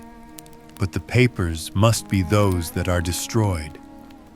"Pooh," said he, gripping hard at his courage. "We are in a civilized land here, and we can't have tomfoolery of this kind. Where does the thing come from?" "From Dundee," I answered, glancing at the postmark. "Some preposterous practical joke," said he. "What have I to do with sundials and papers? I shall take no notice of such nonsense." "I should certainly speak to the police," I said, "and be laughed at for my pains. Nothing of the sort." "Then let me do so." "No, I forbid you." I won't have a fuss made about such nonsense." It was in vain to argue with him, for he was a very obstinate man. I went about, however, with a heart which was full of forebodings. On the third day after the coming of the letter, my father went from home to visit an old friend of his, Major Freebody, who is in command of one of the forts upon Portsdown Hill. I was glad that he should go, for it seemed to me that he was farther from danger when he was away from home. In that, however, I was in error. Upon the second day of his absence, I received a telegram from the Major, imploring me to come at once. My father had fallen over one of the deep chalk pits which abound in the neighborhood, and was lying senseless with a shattered skull. I hurried to him, but he passed away without having ever recovered his consciousness. He had, as it appears, been returning from Fareham in the twilight, and as the country was unknown to him and the chalk pit unfenced, the jury had no hesitation in bringing in a verdict of death from accidental causes. Carefully, as I examined every fact connected with his death, I was unable to find anything which could suggest the idea of murder. There were no signs of violence, no footmarks, no robbery, no record of strangers having been seen upon the roads. And yet I need not tell you that my mind was far from at ease, and that I was well nigh certain that some foul plot had been woven round him. In this sinister way I came into my inheritance. You will ask me why I did not dispose of it. I answer, because I was well convinced that our troubles were in some way dependent upon an incident in my uncle's life, and that the danger would be as pressing in one house as in another. It was in January '85 that my poor father met his end, and 2 years and 8 months have elapsed since then. During that time I have lived happily at Horsham, and I had begun to hope that this curse had passed away from the family, and that it had ended with the last generation. I had begun to take comfort too soon, however. Yesterday morning the blow fell in the very shape in which it had come upon my father. The young man took from his waistcoat a crumpled envelope, and turning to the table he shook out upon it 5 little dried orange pips. "This is the envelope," he continued. "The postmark is London, Eastern Division. Within are the very words which were upon my father's last message, KKK, and then put the papers on the sundial." "What have you done?" asked Holmes. "Nothing. Nothing. To tell the truth," he sank his face into his thin white hands, "I have felt helpless. I have felt like one of those poor rabbits when the snake is writhing towards it. I seem to be in the grasp of some resistless, inexorable evil, which no foresight and no precautions can guard against." "Tut! Tut!" cried Sherlock Holmes. "You must act, man, or you are lost. Nothing but energy can save you. This is no time for despair. I have seen the police. Ah, but they listened to my story with a smile. I am convinced that the inspector has formed the opinion that the letters are all practical jokes, and that the deaths of my relations were really accidents, as the jury stated, and were not to be connected with the warnings." Holmes shook his clenched hands in the air. "Incredible imbecility," he cried. "They have, however, allowed me a policeman who may remain in the house with me." "Has he come with you tonight?" "No, his orders were to stay in the house." Again Holmes raved in the air. "Why did you come to me?" he said. "And above all, why did you not come at once?" "I did not know," It was only today that I spoke to Major Prendergast about my troubles and was advised by him to come to you. It is really 2 days since you had the letter. We should have acted before this. You have no further evidence, I suppose, than that which you have placed before us. No suggestive detail which might help us. There is one thing, said John Openshaw. He rummaged in his coat pocket, and drawing out a piece of discolored, blue-tinted paper, he laid it out upon the table. I have some remembrance, said he, that on the day when my uncle burned the papers, I observed that the small, unburned margins which lay amid the ashes were of this particular color. I found this single sheet upon the floor of his room, and I am inclined to think that it may be one of the papers which has, perhaps, fluttered out from among the others, and in that way has escaped destruction.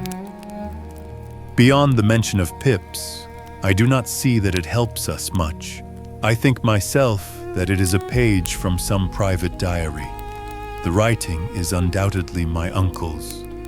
Holmes moved the lamp, and we both bent over the sheet of paper, which showed by its ragged edge that it had indeed been torn from a book. It was headed March 1869, and beneath were the following enigmatical notices. 4th, Hudson came, same old platform. 7th, set the pips on Macaulay, Paramore, and John Swain of St. Augustine. 9th, Macaulay cleared. 10th, John Swain cleared. 12th, visited Paramore. All well. Thank you, said Holmes, folding up the paper and returning it to our visitor.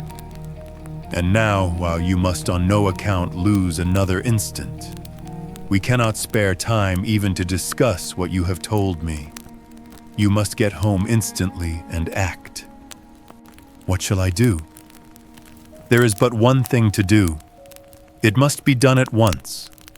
You must put this piece of paper which you have shown us into the brass box which you have described.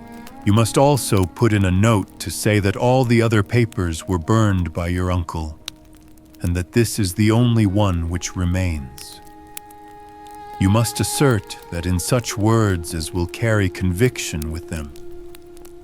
Having done this, you must at once put the box out upon the sundial as directed.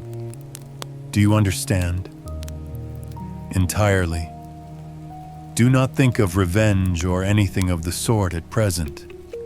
I think that we may gain that by means of the law. But we have our web to weave while theirs is already woven. The first consideration is to remove the pressing danger which threatens you. The second is to clear up the mystery and to punish the guilty parties. I thank you, said the young man, rising and pulling on his overcoat. You have given me fresh life and hope.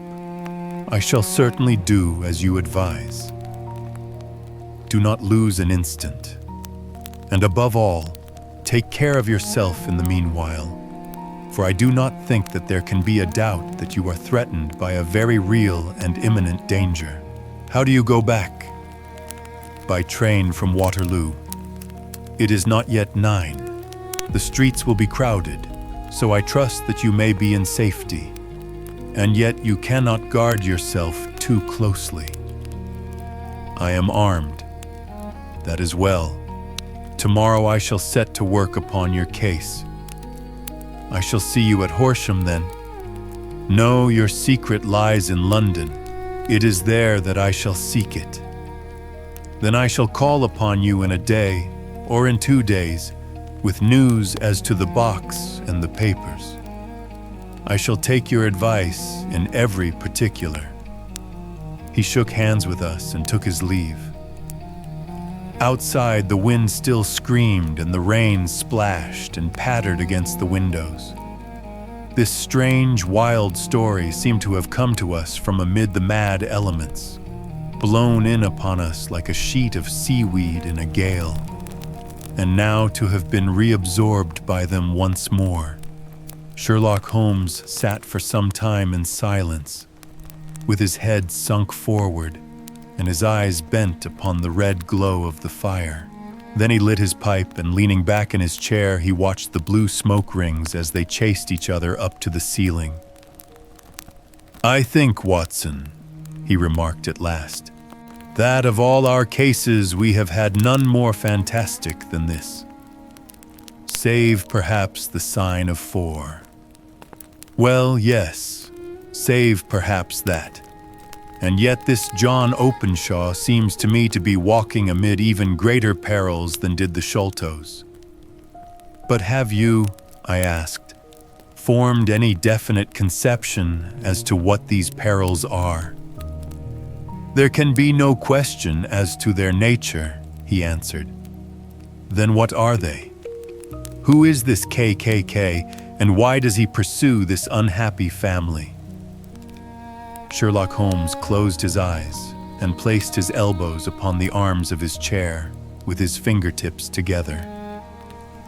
"The ideal reasoner," he remarked, "would, when he had once been shown a single fact in all its bearings, deduce from it not only all the chain of events which led up to it, but also all the results which would follow from it.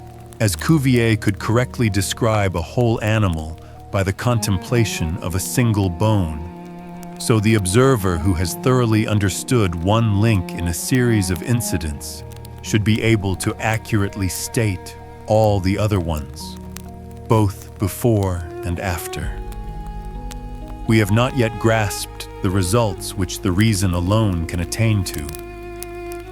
Problems may be solved in the study which have baffled all those who have sought a solution by the aid of their senses. To carry the art, however, to its highest pitch, it is necessary that the reasoner should be able to utilize all the facts which have come to his knowledge. And this in itself implies, as you will readily see, a possession of all knowledge, which, even in these days of free education and encyclopedias, is a somewhat rare accomplishment. It is not so impossible, however, that a man should possess all knowledge which is likely to be useful to him in his work, and this I have endeavored in my case to do. If I remember rightly, you on one occasion, in the early days of our friendship, defined my limits in a very precise fashion. "Yes," I answered, laughing. "It was a singular document. Philosophy, astronomy, and politics were marked at 0, I remember. Botany variable, geology profound as regards the mudstains from any region within 50 miles of town, chemistry eccentric, anatomy unsystematic, sensational literature, and crime records. Unique violin player, boxer, swordsman, lawyer, and self-poisoner by cocaine and tobacco. Those, I think, were the main points of my analysis." Holmes grinned at the last item. "Well," he said, "I say now, as I said then, that a man should keep his little brain attic stocked with all the furniture that he is likely to use, and the rest he can put away in the lumber room of his library, where he can get it if he wants it. Now, for such a case as the one which has been submitted to us tonight, we need certainly to muster all our resources. Kindly hand me down the letter K of the American Encyclopedia which stands upon the shelf beside you. Thank you. Now let us consider the situation and see what may be deduced from it. In the first place, we may start with a strong presumption that Colonel Openshaw had some very strong reason for leaving America. Men at his time of life do not change all their habits and exchange willingly the charming climate of Florida for the lonely life of an English provincial town. His extreme love of solitude in England suggests the idea that he was in fear of someone or something. So we may assume as a working hypothesis that it was fear of someone or something which drove him from America. As to what it was he feared, we can only deduce that by considering the formidable letters which were received by himself and his successors. Did you remark the postmarks of those letters? The first was from Pondicherry, the second from Dundee, and the third from London. From East London, what do you deduce from that? They are all seaports, that the writer was on board of a ship. Excellent. We have already a clue. There can be no doubt that the probability, the strong probability, is that the writer was on board of a ship. And now let us consider another point. In the case of Pondicherry, 7 weeks elapsed between the threat and its fulfillment. In Dundee, it was only some 3 or 4 days. Does that suggest anything? A greater distance to travel. But the letter had also a greater distance to come. Then I do not see the point. There is at least a presumption that the vessel in which the man or men are is a sailing ship. It looks as if they always send their singular warning or token before them when starting upon their mission. You see how quickly the deed followed the sign when it came from Dundee. If they had come from Pondicherry in a steamer, they would have arrived almost as soon as their letter. But as a matter of fact, 7 weeks elapsed. I think that those 7 weeks represented the difference between the mail boat, which brought the letter, and the sailing vessel which brought the writer. It is possible. More than that, it is probable. And now you see the deadly urgency of this new case and why I urged young Openshaw to caution. The blow has always fallen at the end of the time which it would take the senders to travel the distance. But this one comes from London, and therefore we cannot count upon delay. Good God, I cried. What can it mean, this relentless persecution? The papers which Openshaw carried are obviously of vital importance to the person or persons in the sailing ship. I think that it is quite clear that there must be more than one of them. A single man could not have carried out 2 deaths in such a way as to deceive a coroner's jury. There must have been several in it, and they must have been men of resource and determination. Their papers they mean to have, be the holder of them who it may. In this way, you see, KKK ceases to be the initials of an individual and becomes the badge of a society. But of what society? Have you never, said Sherlock Holmes, bending forward and sinking his voice, have you never heard of the Ku Klux Klan? I never have. Holmes turned over the leaves of the book upon his knee. Here it is, said he presently. Ku Klux Klan, a name derived from the fanciful resemblance to the sound produced by cocking a rifle.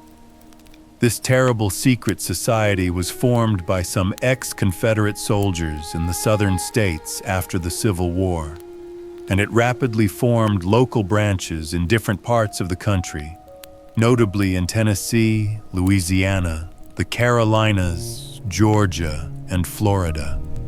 Its power was used for political purposes, principally for the terrorizing of the Negro voters and the murdering and driving from the country of those who were opposed to its views.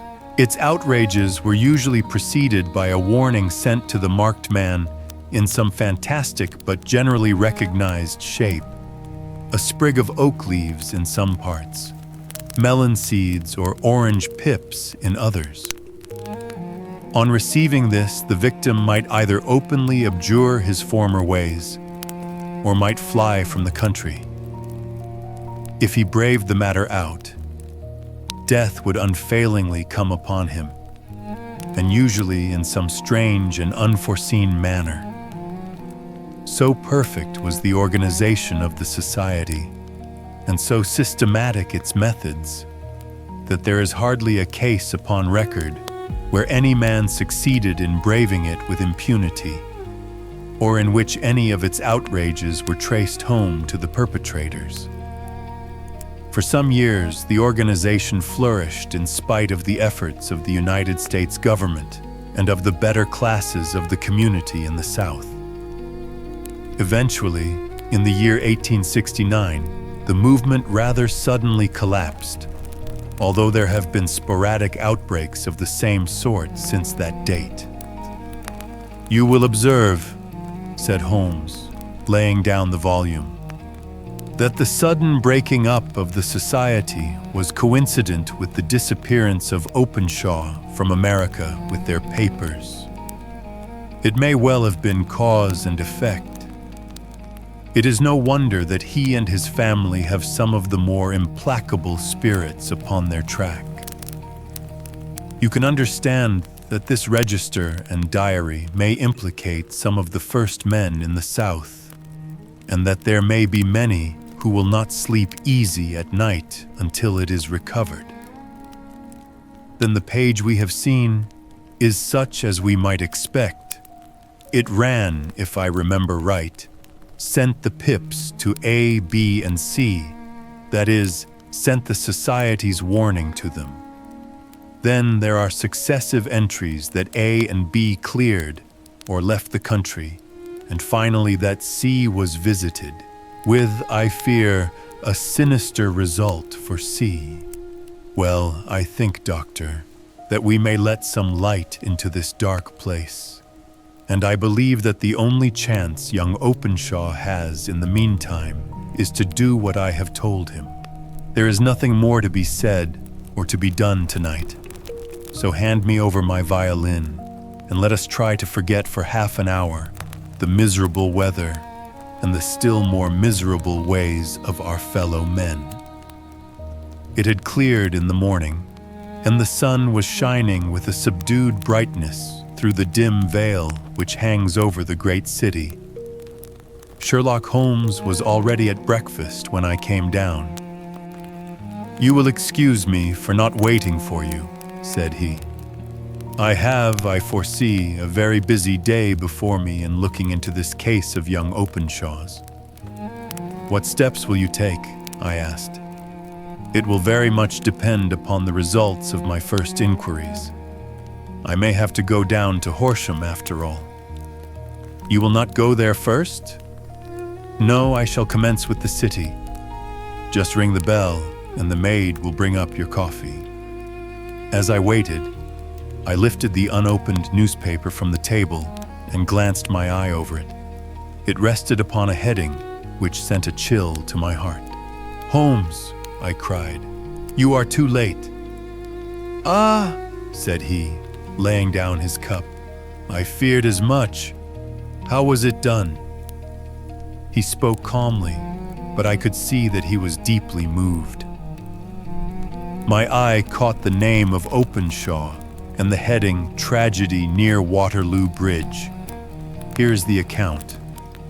"Between 9 and 10 last night, Police Constable Cook of the H Division, on duty near Waterloo Bridge, heard a cry for help and a splash in the water.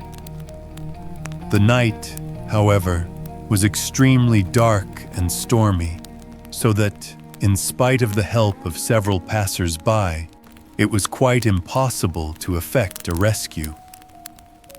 The alarm, however, was given, and, by the aid of the water police, the body was eventually recovered. It proved to be that of a young gentleman whose name, as it appears from an envelope which was found in his pocket, was John Openshaw, and whose residence is near Horsham. It is conjectured that he may have been hurrying down to catch the last train from Waterloo Station, and that in his haste and the extreme darkness he missed his path and walked over the edge of one of the small landing places for river steamboats. The body exhibited no traces of violence, and there can be no doubt that the deceased had been the victim of an unfortunate accident, which should have the effect of calling the attention of the authorities to the condition of the riverside landing stages. We sat in silence for some minutes, Holmes more depressed and shaken than I had ever seen him. "That hurts my pride, Watson," he said at last. "It is a petty feeling, no doubt, but it hurts my pride. It becomes a personal matter with me now, and if God sends me health, I shall set my hand upon this gang. That he should come to me for help, and that I should send him away to his death."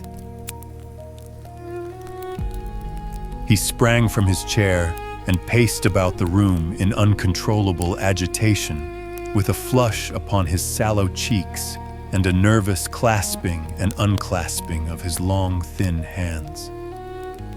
"They must be cunning devils," he exclaimed at last. "How could they have decoyed him down there? The embankment is not on the direct line to the station. The bridge, no doubt, was too crowded, even on such a night, for their purpose. Well, Watson, we shall see who will win in the long run. I am going out now." "To the police?" "No, I shall be my own police. When I have spun the web, they may take the flies, but not before." All day I was engaged in my professional work, and it was late in the evening before I returned to Baker Street. Sherlock Holmes had not come back yet. It was nearly 10 o'clock before he entered, looking pale and worn. He walked up to the sideboard, and tearing a piece from the loaf, he devoured it voraciously, washing it down with a long draught of water. "You are hungry," I remarked, starving. It had escaped my memory. "I have had nothing since breakfast." "Nothing?" "Not a bite. I had no time to think of it." "And how have you succeeded?" "Well, you have a clue?" "I have them in the hollow of my hand. Young Openshaw shall not long remain unavenged. Why, Watson, let us put their own devilish trademark upon them. It is well thought of." "What do you mean?" He took an orange from the cupboard, and tearing it to pieces, he squeezed out the pips upon the table. Of these he took 5 and thrust them into an envelope. On the inside of the flap he wrote S.H. for J.O. Then he sealed it and addressed it to Captain James Calhoun, Bark Lone Star, Savannah, Georgia. "That will await him when he enters port," said he, chuckling. "It may give him a sleepless night. He will find it as sure a precursor of his fate as Openshaw did before him." "And who is this Captain Calhoun?" "The leader of the gang. I shall have the others, but he first." "How did you trace it then?"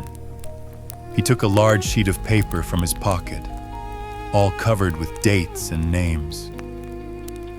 "I have spent the whole day," said he, "over Lloyd's registers and files of the old papers, following the future career of every vessel which touched at Pondicherry in January and February in '83. There were 36 ships of fair tonnage which were reported there during those months. Of these one, the Lone Star, instantly attracted my attention, since although it was reported as having cleared from London, the name is that which is given to one of the states of the Union. Texas, I think. I was not and am not sure which, but I knew that the ship must have an American origin. What then? I searched the Dundee records, and when I found that the bark Lone Star was there in January '85, my suspicion became a certainty. I then inquired as to the vessels which lay at present in the port of London. Yes, The Lone Star had arrived here last week. I went down to the Albert Dock and found that she had been taken down the river by the early tide this morning, homeward bound to Savannah. I wired to Gravesend and learned that she had passed some time ago, and as the wind is easterly, I have no doubt that she is now past the Goodwins and not very far from the Isle of Wight. What will you do then? Oh, I have my hand upon him.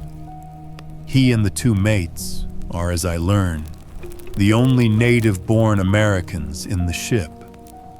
The others are Finns and Germans.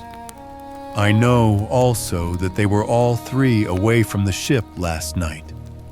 I had it from the stevedore who has been loading their cargo. By the time that their sailing ship reaches Savannah, the mailboat will have carried this letter, and the cable will have informed the police of Savannah that these three gentlemen are badly wanted here upon a charge of murder. There is ever a flaw, however, in the best laid of human plans, and the murderers of John Openshaw were never to receive the orange pips which would show them that another, as cunning and as resolute as themselves, was upon their track. Very long and very severe were the equinoctial gales that year. We waited long for news of the Lone Star of Savannah, but none ever reached us. We did at last hear that somewhere far out in the Atlantic, a shattered stern post of a boat was seen swinging in the trough of a wave, with the letters LS carved upon it. And that is all which we shall ever know of the fate of the Lone Star. 6. The Man with the Twisted Lip. Asa Whitney, brother of the late Elias Whitney, D.D., principal of the Theological College of St. George's, was much addicted to opium. The habit grew upon him, as I understand, from some foolish freak when he was at college, for having read De Quincey's description of his dreams and sensations, he had drenched his tobacco with laudanum in an attempt to produce the same effects. He found, as so many more have done, that the practice is easier to attain than to get rid of, and for many years he continued to be a slave to the drug, an object of mingled horror and pity to his friends and relatives. I can see him now, with yellow, pasty face, drooping lids, and pinpoint pupils, all huddled in a chair, the wreck and ruin of a noble man. One night, it was in June '89, there came a ring to my bell, about the hour when a man gives his first yawn and glances at the clock. I sat up in my chair, and my wife laid her needlework down in her lap and made a little face of disappointment. "A patient," said she. "You'll have to go out." I groaned, for I was newly come back from a weary day. We heard the door open, a few hurried words, and then quick steps upon the linoleum. Our own door flew open, and a lady, clad in some dark-colored stuff with a black veil, entered the room. "You will excuse my calling so late," she began, and then, suddenly losing her self-control, she ran forward, threw her arms about my wife's neck, and sobbed upon her shoulder. "Oh, I'm in such trouble," she cried. "I do so want a little help." "Why," said my wife, pulling up her veil, "it is Kate Whitney. How you startled me, Kate. I had not an idea who you were when you came in. I didn't know what to do, so I came straight to you." That was always the way. Folk who were in grief came to my wife like birds to a lighthouse. "It was very sweet of you to come. Now, you must have some wine and water, and sit here comfortably and tell us all about it. Or should you rather that I sent James off to bed?" "Oh, no, no! I want the doctor's advice and help too." It's about Isa. He has not been home for 2 days. I am so frightened about him." It was not the first time that she had spoken to us of her husband's trouble. To me as a doctor, to my wife as an old friend and school companion. We soothed and comforted her by such words as we could find. Did she know where her husband was? Was it possible that we could bring him back to her? It seems that it was. She had the surest information that of late he had, when the fit was on him, made use of an opium den in the farthest east of the city. Hitherto his orgies had always been confined to one day, and he had come back twitching and shattered in the evening. But now the spell had been upon him 48 hours, and he lay there, doubtless among the dregs of the docks, breathing in the poison or sleeping off the effects. There he was to be found, she was sure of it, at the Bar of Gold in Upper Swandam Lane. But what was she to do? How could she, a young and timid woman, make her way into such a place and pluck her husband out from among the ruffians who surrounded him? There was the case, and of course there was but one way out of it. Might I not escort her to this place? And then, as a second thought, why should she come at all? I was Isa Whitney's medical advisor, and as such I had influence over him. I could manage it better if I were alone. I promised her on my word that I would send him home in a cab within 2 hours if he were indeed at the address which she had given me. And so, in 10 minutes, I had left my armchair and cheery sitting room behind me, and was speeding eastward in a hansom on a strange errand, as it seemed to me at the time, though the future only could show how strange it was to be. But there was no great difficulty in the first stage of my adventure. Upper Swandam Lane is a vile alley lurking behind the high wharves, which line the north side of the river to the east of London Bridge. Between a slop shop and a gin shop, approached by a steep flight of steps leading down to a black gap like the mouth of a cell, I found the den of which I was in search. Ordering my cab to wait, I passed down the steps, worn hollow in the center by the ceaseless tread of drunken feet. And by the light of a flickering oil lamp above the door, I found the latch and made my way into a long, low room, thick and heavy with the brown opium smoke, and terraced with wooden berths, like the forecastle of an emigrant ship. Through the gloom, one could dimly catch a glimpse of bodies lying in strange, fantastic poses, bowed shoulders, bent knees, heads thrown back, and chins pointing upward, with here and there a dark, lackluster eye turned upon the newcomer. Out of the black shadows there glimmered little red circles of light, now bright, now faint, as the burning poison waxed or waned in the bowls of the metal pipes. The most lay silent, but some muttered to themselves, and others talked together in a strange, low, monotonous voice, their conversation coming in gushes, and then suddenly tailing off into silence, each mumbling out his own thoughts and paying little heed to the words of his neighbor. At the farther end was a small brazier of burning charcoal, beside which on a 3-legged wooden stool there sat a tall, thin old man, with his jaw resting upon his 2 fists and his elbows upon his knees, staring into the fire. As I entered, a sallow Malay attendant had hurried up with a pipe for me and a supply of the drug, beckoning me to an empty berth. "Thank you. I have not come to stay," said I. "There is a friend of mine here, Mr. Isa Whitney, and I wish to speak with him." There was a movement and an exclamation from my right, and peering through the gloom, I saw Whitney, pale, haggard and unkempt, staring out at me. "My God, it's Watson," said he.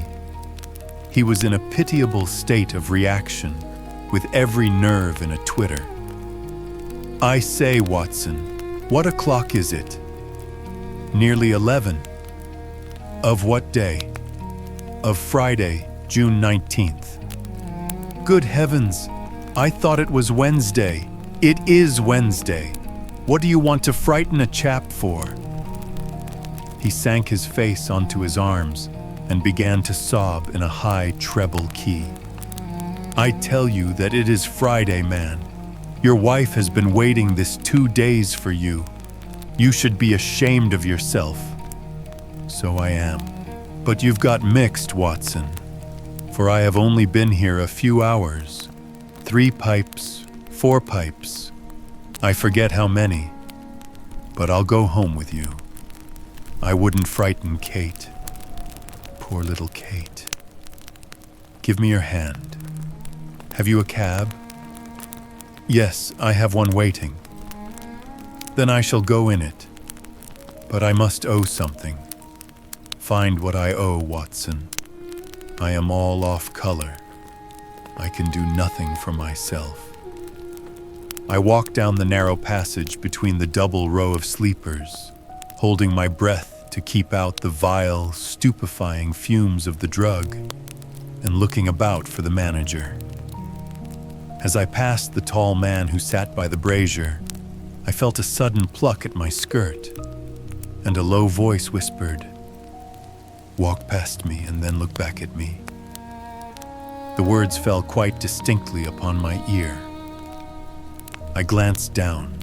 They could only have come from the old man at my side, and yet he sat now as absorbed as ever, very thin, very wrinkled, bent with age, an opium pipe dangling down from between his knees, as though it had dropped in sheer lassitude from his fingers. I took 2 steps forward and looked back. It took all my self-control to prevent me from breaking out into a cry of astonishment. He had turned his back so that none could see him but I. His form had filled out. His wrinkles were gone. The dull eyes had regained their fire. And there, sitting by the fire and grinning at my surprise, was none other than Sherlock Holmes. He made a slight motion to me to approach him, and instantly, as he turned his face half round to the company once more, subsided into a doddering, loose-lipped senility. "Holmes," I whispered, "what on earth are you doing in this den?" "As low as you can," he answered. "I have excellent ears. If you would have the great kindness to get rid of that sottish friend of yours, I should be exceedingly glad to have a little talk with you. I have a cab outside." "Then pray send him home in it. You may safely trust him, for he appears to be too limp to get into any mischief. I should recommend you also to send a note by the cabman to your wife to say that you have thrown in your lot with me. If you will wait outside, I shall be with you in 5 minutes." It was difficult to refuse any of Sherlock Holmes's requests, for they were always so exceedingly definite, and put forward with such a quiet air of mastery.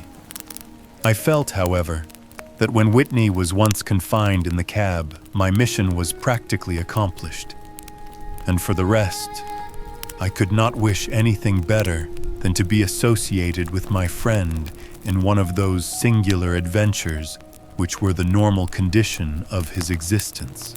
In a few minutes I had written my note, paid Whitney's bill, led him out to the cab, and seen him driven through the darkness. In a very short time, a decrepit figure had emerged from the opium den, and I was walking down the street with Sherlock Holmes. For 2 streets he shuffled along with a bent back and an uncertain foot.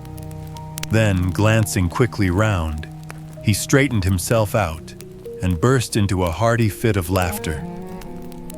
"I suppose, Watson," said he, "that you imagine that I have added opium smoking to cocaine injections and all the other little weaknesses on which you have favored me with your medical views. I was certainly surprised to find you there, but not more so than I to find you. I came to find a friend, and I to find an enemy. An enemy? Yes, one of my natural enemies, or shall I say, my natural prey. Briefly, Watson, I am in the midst of a very remarkable inquiry, and I have hoped to find a clue in the incoherent ramblings of these sots, as I have done before now. Had I been recognized in that den, my life would not have been worth an hour's purchase, for I have used it before now for my own purposes, and the rascally Lascar who runs it has sworn to have vengeance upon me. There is a trap door at the back of that building, near the corner of Paul's Wharf, which could tell some strange tales of what has passed through it upon the moonless nights. What? You do not mean bodies? Aye, bodies, Watson. We should be rich men if we had 1,000 pounds for every poor devil who has been done to death in that den. It is the vilest murder trap on the whole riverside, and I fear that Neville St. Clair has entered it never to leave it more. But our trap should be here. He put his 2 forefingers between his teeth and whistled shrilly, a signal which was answered by a similar whistle from the distance, followed shortly by the rattle of wheels and the clink of horses' hooves. "Now, Watson," said Holmes, as a tall dog-cart dashed up through the gloom, throwing out 2 golden tunnels of yellow light from its side lanterns. "You'll come with me, won't you?" "If I can be of use." "Oh, a trusty comrade is always of use, and a chronicler still more so. My room at the Cedars is a double-bedded one." "The Cedars?" "Yes, that is Mr. St. Clair's house. I am staying there while I conduct the inquiry." "Where is it then?" "Near Lee in Kent. We have a 7-mile drive before us." "But I am all in the dark." "Of course you are. You'll know all about it presently. Jump up here." "All right, John. We shall not need you. Here's half a crown. Look out for me tomorrow, about 11. Give her her head. So long then." He flicked the horse with his whip, and we dashed away through the endless succession of somber and deserted streets, which widened gradually until we were flying across a broad balustraded bridge, with the murky river flowing sluggishly beneath us. Beyond lay another dull wilderness of bricks and mortar, its silence broken only by the heavy, regular footfall of the policeman, or the songs and shouts of some belated party of revelers. A dull wrack was drifting slowly across the sky, and a star or 2 twinkled dimly here and there through the rifts of the clouds. Holmes drove in silence, with his head sunk upon his breast, and the air of a man who was lost in thought, while I sat beside him, curious to learn what this new quest might be, which seemed to tax his powers so sorely, and yet afraid to break in upon the current of his thoughts. We had driven several miles, and were beginning to get to the fringe of the belt of suburban villas, when he shook himself, shrugged his shoulders, and lit up his pipe with the air of a man who has satisfied himself that he is acting for the best. "You have a grand gift of silence, Watson," said he. "It makes you quite invaluable as a companion. 'Pon my word, it is a great thing for me to have someone to talk to, for my own thoughts are not over-pleasant. I was wondering what I should say to this dear little woman tonight when she meets me at the door. You forget that I know nothing about it." I shall just have time to tell you the facts of the case before we get to Lee. It seems absurdly simple, and yet somehow I can get nothing to go upon. There's plenty of thread, no doubt, but I can't get the end of it into my hand. Now I'll state the case clearly and concisely to you, Watson, and maybe you can see a spark where all is dark to me. Proceed then. Some years ago, to be definite, in May 1884, there came to Lee a gentleman, Neville St. Clair by name, who appeared to have plenty of money. He took a large villa, laid out the grounds very nicely, and lived generally in good style. By degrees, he made friends in the neighborhood, and in 1887 he married the daughter of a local brewer, by whom he now has 2 children. He had no occupation, but was interested in several companies and went into town as a rule in the morning, returning by the 5:14 from Cannon Street every night. Mr. St. Clair is now 37 years of age, is a man of temperate habits, a good husband, a very affectionate father, and a man who is popular with all who know him. I may add that his whole debts at the present moment, as far as we have been able to ascertain, amount to £10,000, while he has 200 standing to his credit in the Capital and Counties Bank.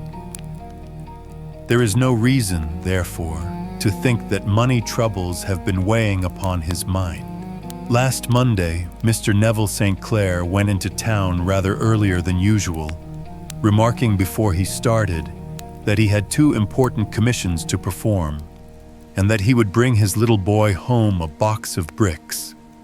Now, by the merest chance, his wife received a telegram upon this same Monday, very shortly after his departure, to the effect that a small parcel of considerable value which she had been expecting was waiting for her at the offices of the Aberdeen Shipping Company. Now, if you are well up in your London, you will know that the office of the company is in Fresno Street, which branches out of Upper Swandam Lane, where you found me tonight. Mrs. St. Clair had her lunch, started for the city, did some shopping, proceeded to the company's office, got her packet, and found herself at exactly 4:35, walking through Swandam Lane on her way back to the station. Have you followed me so far? It is very clear. If you remember, Monday was an exceedingly hot day, and Mrs. St. Clair walked slowly, glancing about in the hope of seeing a cab, as she did not like the neighborhood in which she found herself. While she was walking in this way down Swandam Lane, she suddenly heard an ejaculation or cry, and was struck cold to see her husband looking down at her, and as it seemed to her, beckoning to her from a second-floor window. The window was open, and she distinctly saw his face, which she describes as being terribly agitated. He waved his hands frantically to her, and then vanished from the window so suddenly that it seemed to her that he had been plucked back by some irresistible force from behind. One singular point which struck her quick feminine eye was that although he wore some dark coat, such as he had started to town in, he had on neither collar nor necktie. Convinced that something was amiss with him, she rushed down the steps, for the house was none other than the opium den in which you found me tonight. And running through the front room, she attempted to ascend the stairs which led to the first floor. At the foot of the stairs, however, she met this Lascar scoundrel of whom I have spoken, who thrust her back and, aided by a Dane who acts as assistant there, pushed her out into the street. Filled with the most maddening doubts and fears, she rushed down the lane and, by rare good fortune, met in Fresno Street a number of constables with an inspector, all on their way to their beat. The inspector and 2 men accompanied her back, and in spite of the continued resistance of the proprietor, they made their way to the room in which Mr. St. Clair had last been seen. There was no sign of him there. In fact, in the whole of that floor, there was no one to be found save a crippled wretch of hideous aspect, who, it seems, made his home there. Both he and the Lascar stoutly swore that no one else had been in the front room during the afternoon. So determined was their denial that the inspector was staggered, and had almost come to believe that Mrs. St. Clair had been deluded when, with a cry, she sprang at a small deal box which lay upon the table and tore the lid from it. Out there fell a cascade of children's bricks. It was the toy which he had promised to bring home.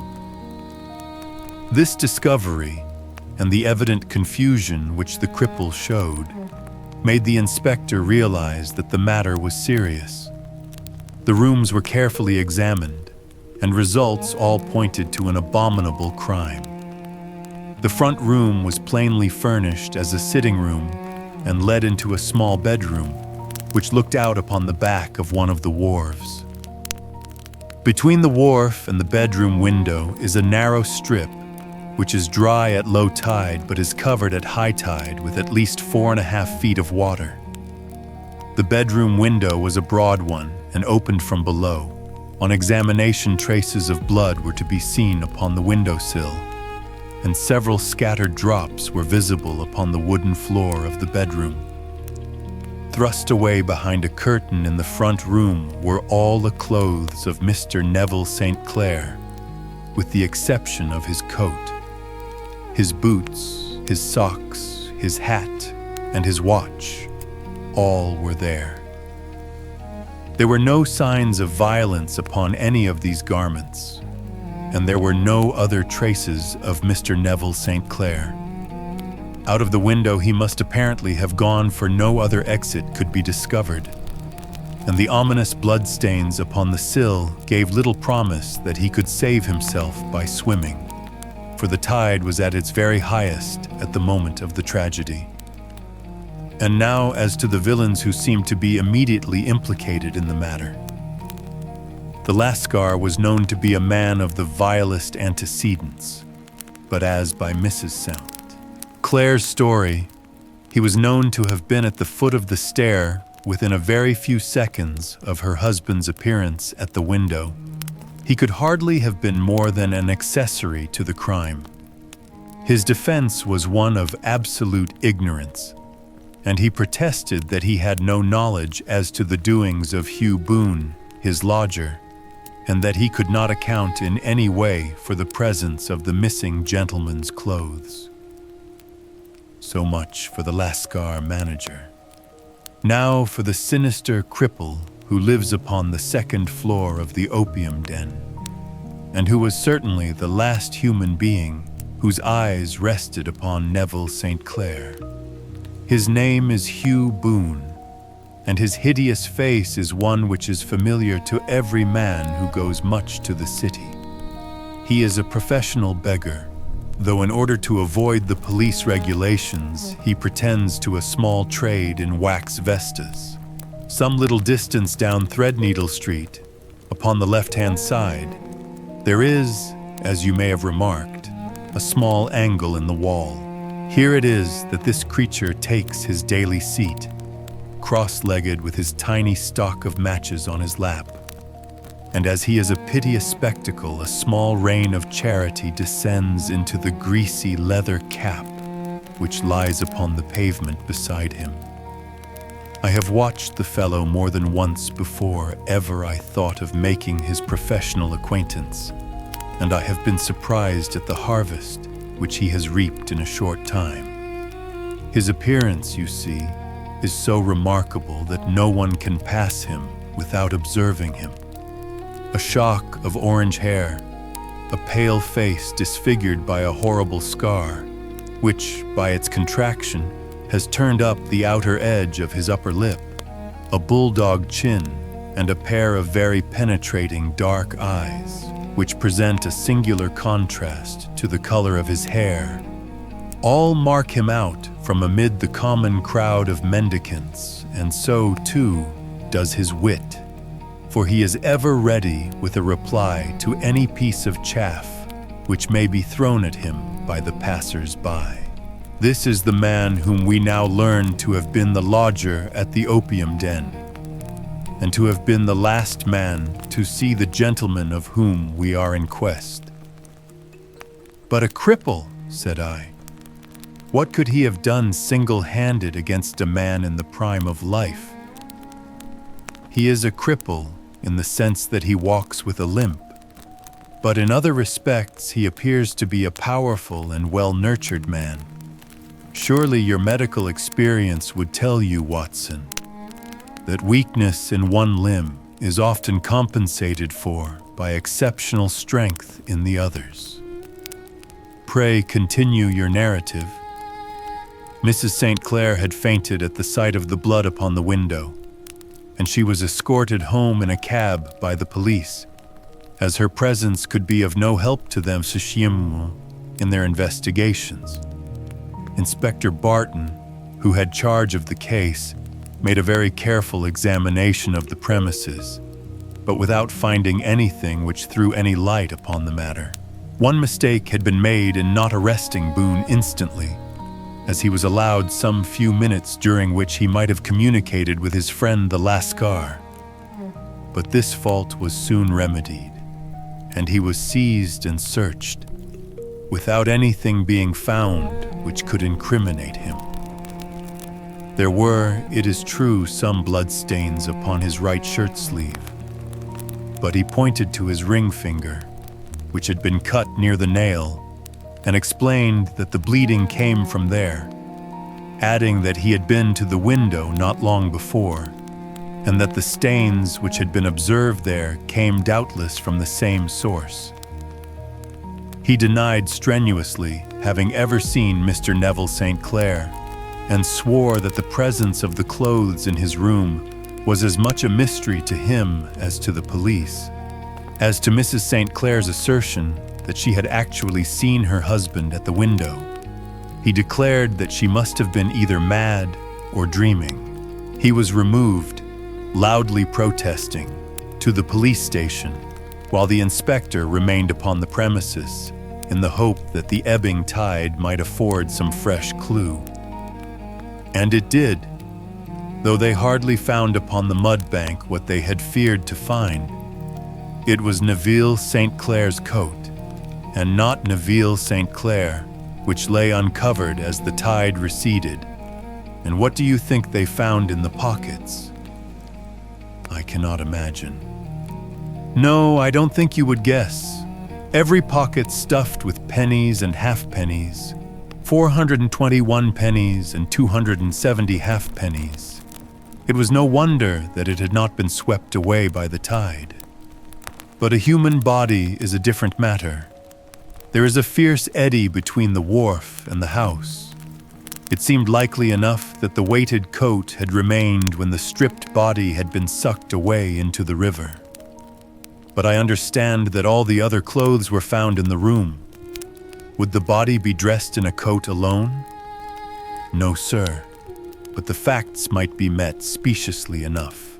Suppose that this man Boone had thrust Neville St. Clair through the window. There is no human eye which could have seen the deed. What would he do then? It would of course instantly strike him that he must get rid of the telltale garments. He would seize the coat then, and be in the act of throwing it out, when it would occur to him that it would swim and not sink. He has little time, for he has heard the scuffle downstairs when the wife tried to force her way up, and perhaps he has already heard from his Lascar confederate that the police are hurrying up the street. There is not an instant to be lost. He rushes to some secret hoard where he has accumulated the fruits of his beggary, and he stuffs all the coins upon which he can lay his hands into the pockets to make sure of the coat's sinking. He throws it out, and would have done the same with the other garments had not he heard the rush of steps below, and only just had time to close the window when the police appeared. It certainly sounds feasible.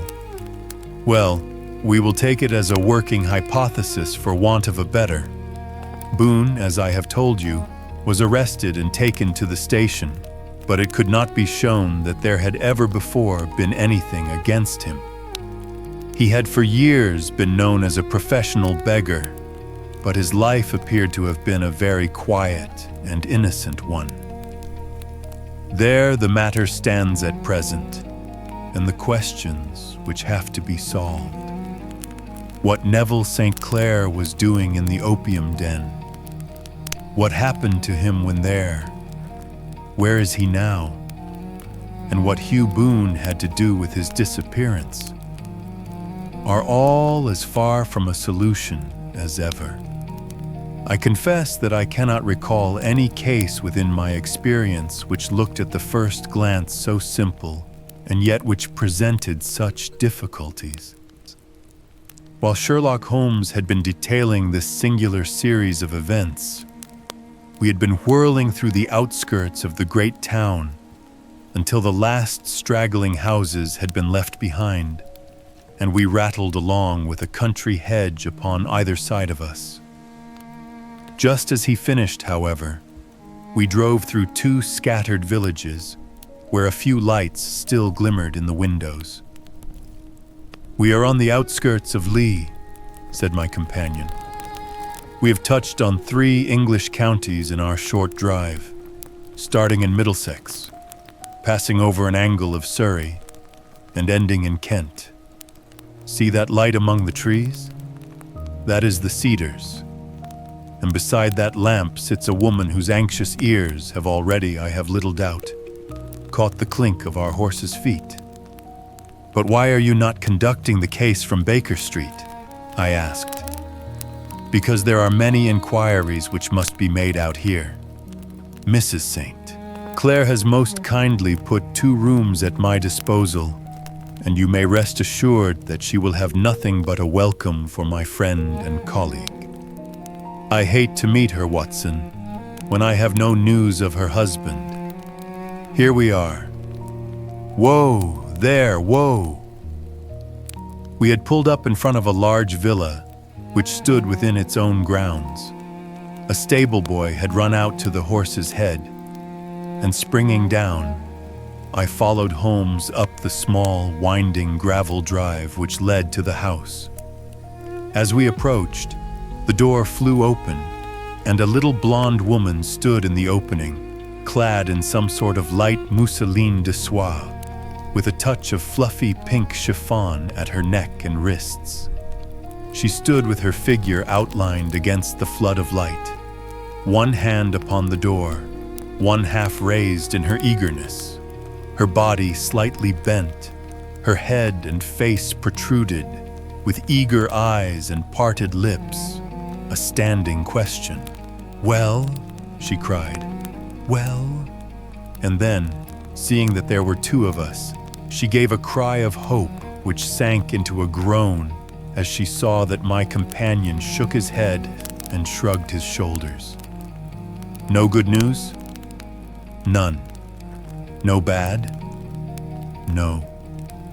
"Thank God for that. But come in, you must be weary, for you have had a long day. This is my friend, Dr. Watson.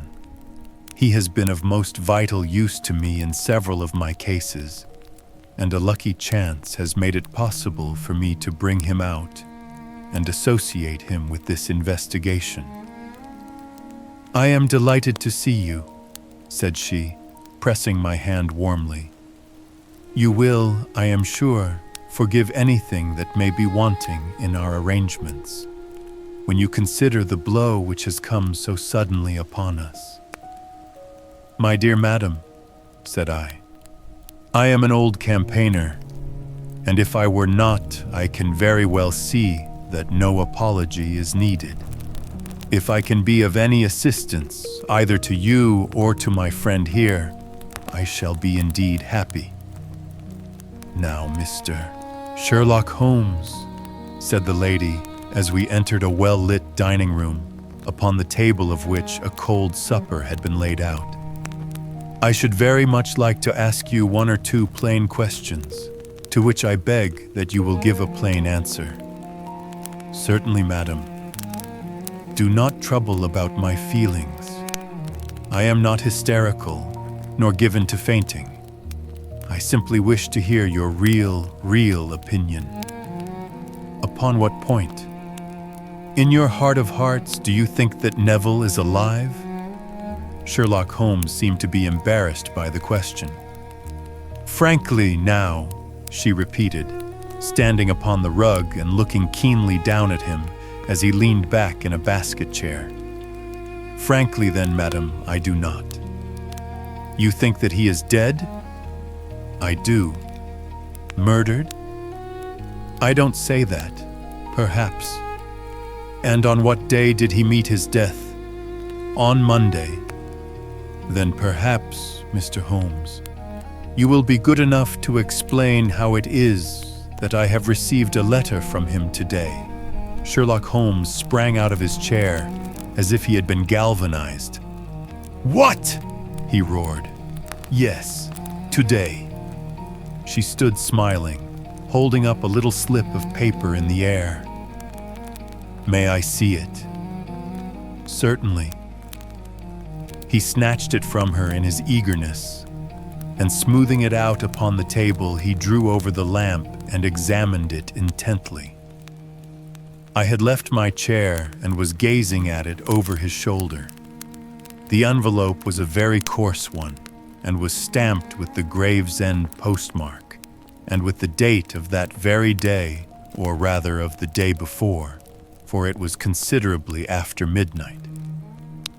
"Coarse writing," murmured Holmes. "Surely this is not your husband's writing, madam." "No, but the enclosure is." "I perceive also that whoever addressed the envelope had to go and inquire as to the address." "How can you tell that?" "The name, you see, is in perfectly black ink, which has dried itself. The rest is of the grayish color, which shows that blotting paper has been used. If it had been written straight off, and then blotted, none would be of a deep black shade.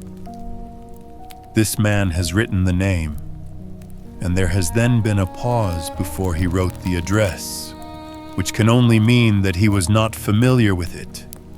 It is, of course, a trifle, but there is nothing so important as trifles. Let us now see the letter. Ha! There has been an enclosure here. Yes, there was a ring, his signet ring. And you are sure that this is your husband's hand? One of his hands. One. His hand when he wrote hurriedly.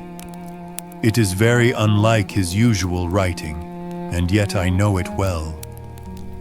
Dearest, do not be frightened. All will come well.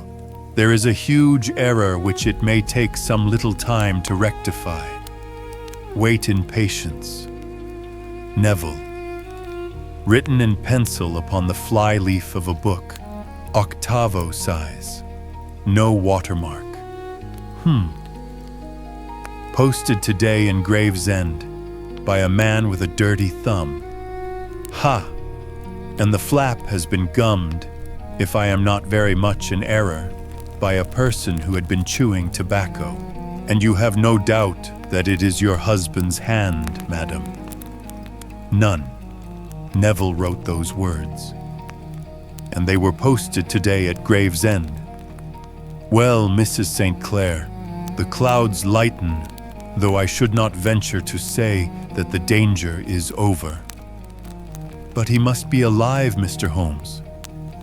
Unless this is a clever forgery to put us on the wrong scent. The ring, after all, proves nothing. It may have been taken from him. No, it is his very own writing. Very well. It may, however, have been written on Monday and only posted today. That is possible. If so, much may have happened between. Oh, you must not discourage me, Mr. Holmes. I know that all is well with him. There is so keen a sympathy between us that I should know if evil came upon him.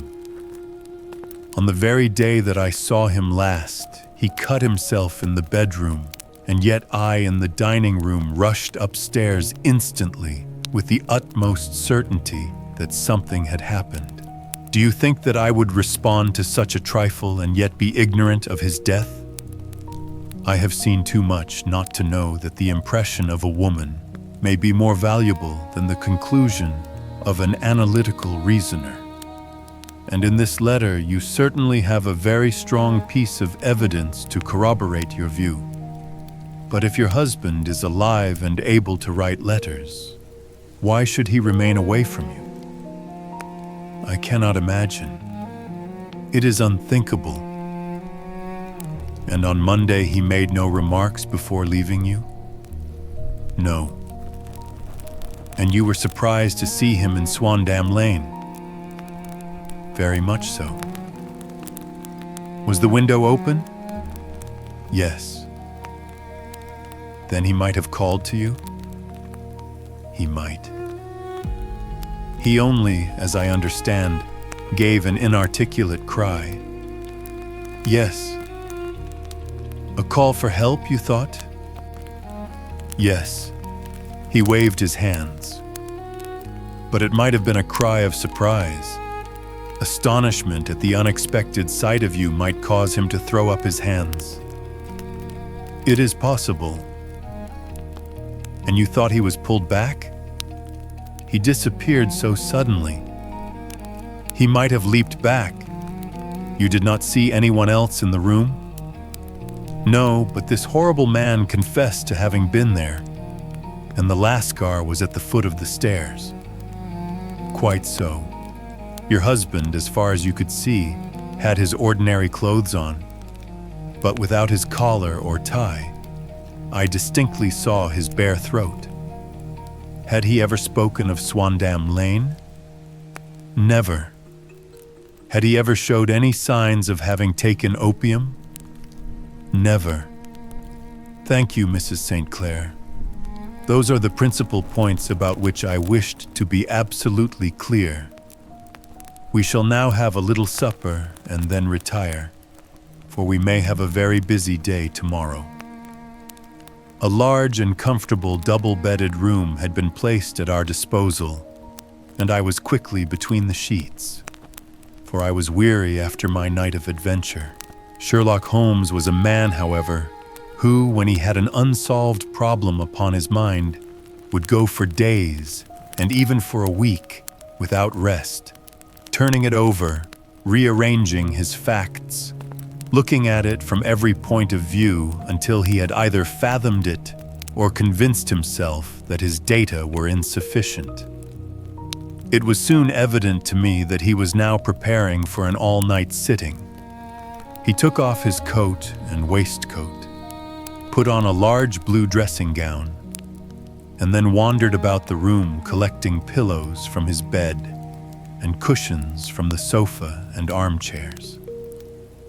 With these he constructed a sort of Eastern divan, upon which he perched himself cross-legged, with an ounce of shag tobacco and a box of matches laid out in front of him.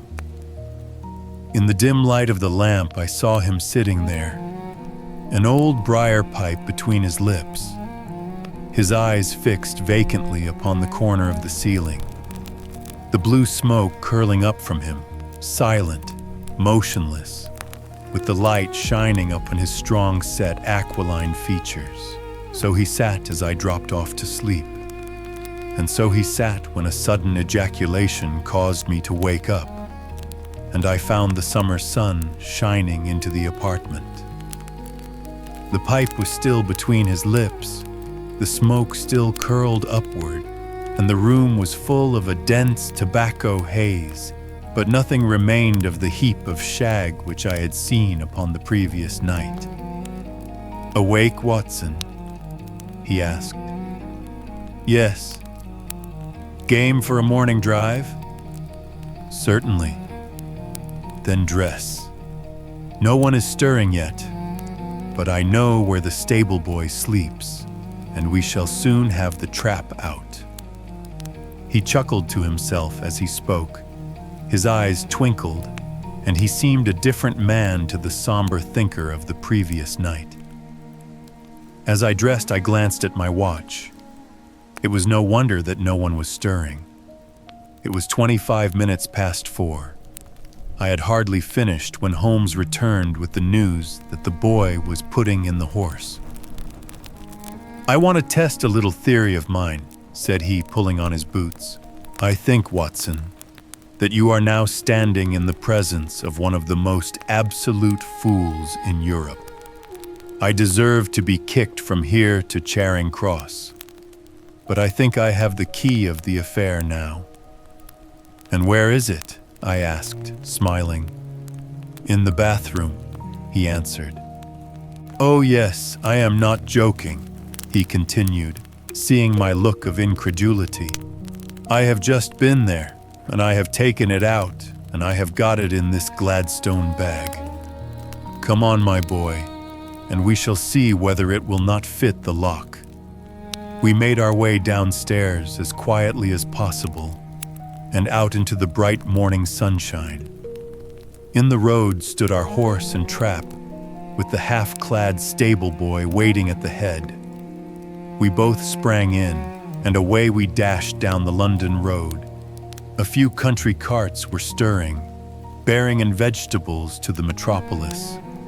But the lines of villas on either side were as silent and lifeless as some city in a dream. "It has been in some points a singular case," said Holmes, flicking the horse on into a gallop. "I confess that I have been as blind as a mole, but it is better to learn wisdom late than never to learn it at all."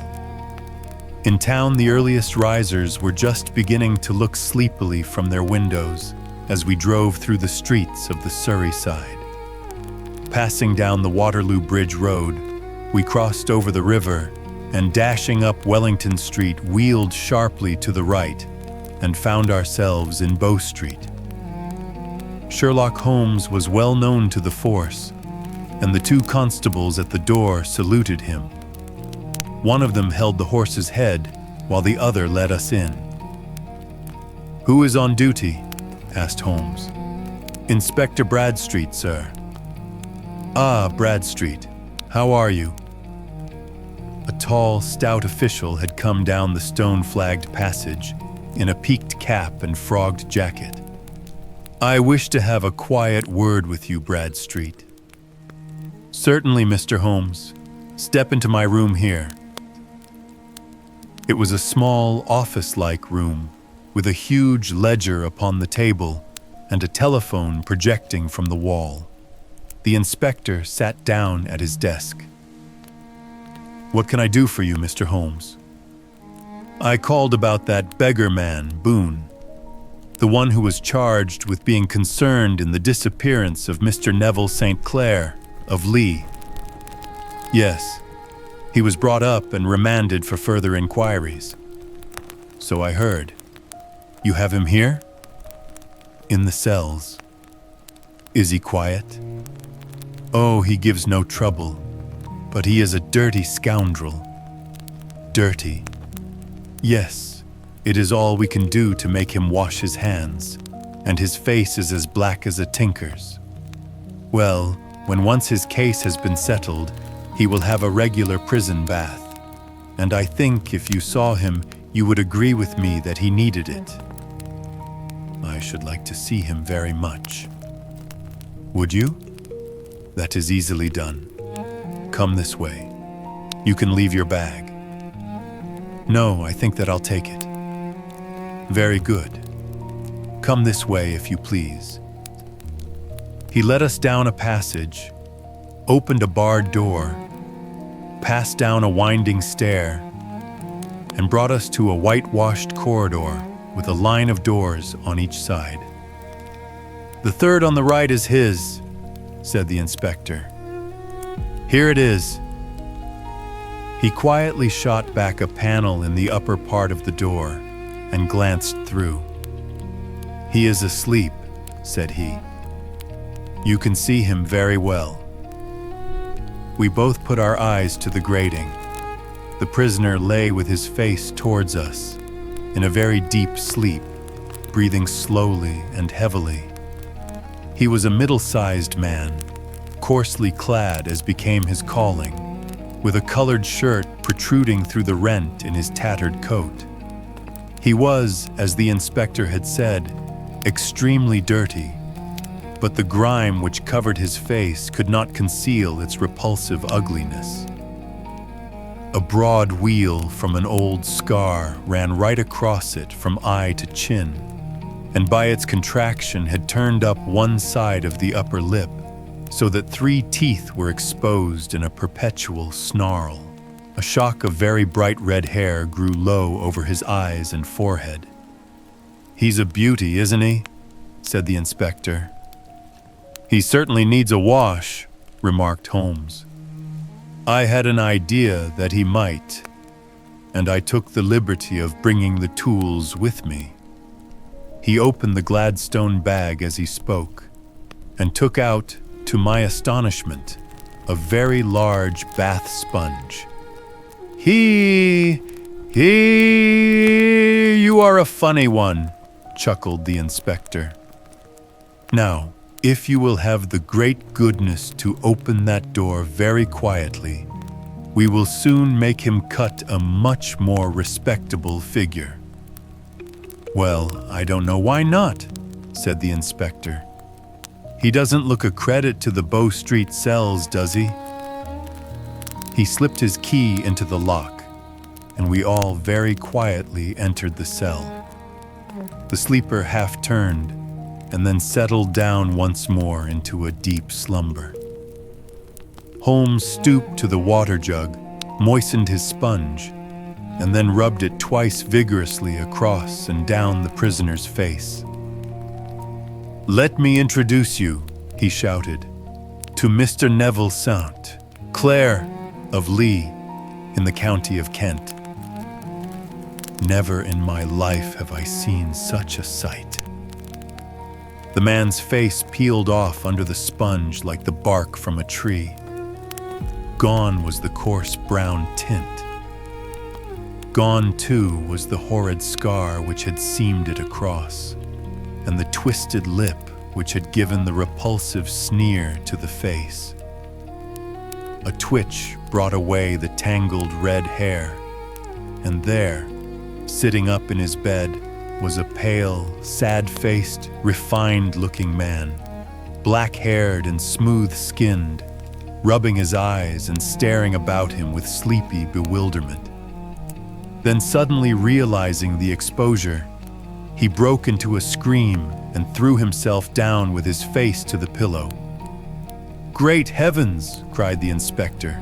"It is indeed the missing man. I know him from the photograph." The prisoner turned with the reckless air of a man who abandons himself to his destiny. "Be it so," said he. "And pray, what am I charged with?" "With making away with Mr. Neville St." "Oh, come.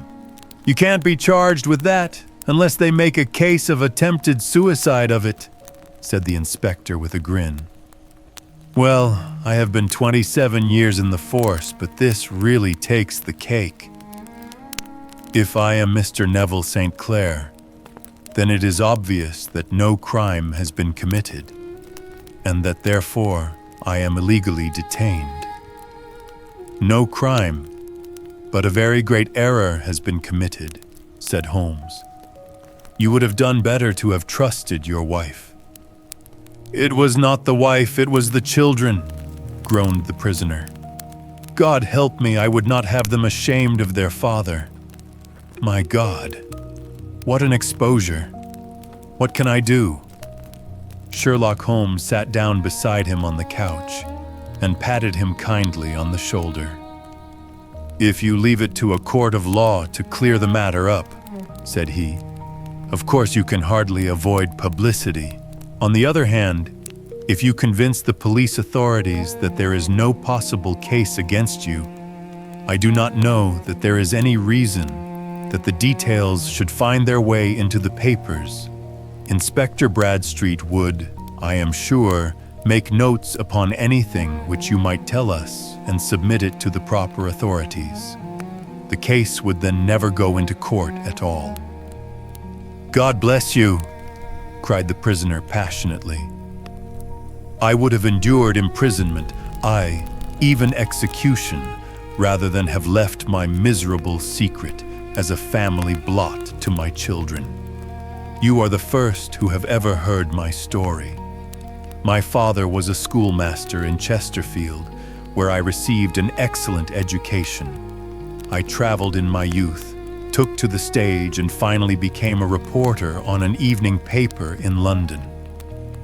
One day my editor wished to have a series of articles upon begging in the metropolis, and I volunteered to supply them. There was the point from which all my adventures started. It was only by trying begging as an amateur that I could get the facts upon which to base my articles. When an actor, I had, of course, learned all the secrets of making up, and had been famous in the green room for my skill. I took advantage now of my attainments. I painted my face, and to make myself as pitiable as possible, I made a good scar and fixed one side of my lip in a twist by the aid of a small slip of flesh-colored plaster. Then, with a red head of hair and an appropriate dress, I took my station in the business part of the city, ostensibly as a match seller, but really as a beggar. For 7 hours I plied my trade, and when I returned home in the evening, I found to my surprise that I had received no less than 26s for dent. I wrote my articles and thought little more of the matter until, some time later, I backed a bill for a friend and had a writ served upon me for $25,000. I was at my wit's end where to get the money, but a sudden idea came to me. I begged a fortnight's grace from the creditor, asked for a holiday from my employers, and spent the time in begging in the city under my disguise. In 10 days I had the money and had paid the debt. Well, you can imagine how hard it was to settle down to arduous work at £2 a week, when I knew that I could earn as much in a day by smearing my face with a little paint, laying my cap on the ground, and sitting still. It was a long fight between my pride and the money, but the dollars won at last, and I threw up reporting and sat day after day in the corner which I had first chosen, inspiring pity by my ghastly face and filling my pockets with coppers. Only one man knew my secret. He was the keeper of a low den in which I used to lodge in Swandam Lane, where I could every morning emerge as a squalid beggar and in the evenings transform myself into a well-dressed man about town. This fellow, a Lascar, was well paid by me for his rooms, so that I knew that my secret was safe in his possession. Well, very soon I found that I was saving considerable sums of money. I do not mean that any beggar in the streets of London could earn £700 a year, which is less than my average takings. But I had exceptional advantages in my power of making up, and also in a facility of repartee, which improved by practice and made me quite a recognized character in the city. All day a stream of pennies varied by silver poured in upon me, and it was a very bad day in which I failed to take 2 tons. As I grew richer, I grew more ambitious, took a house in the country, and eventually married, without anyone having a suspicion as to my real occupation. My dear wife knew that I had business in the city. She little knew what.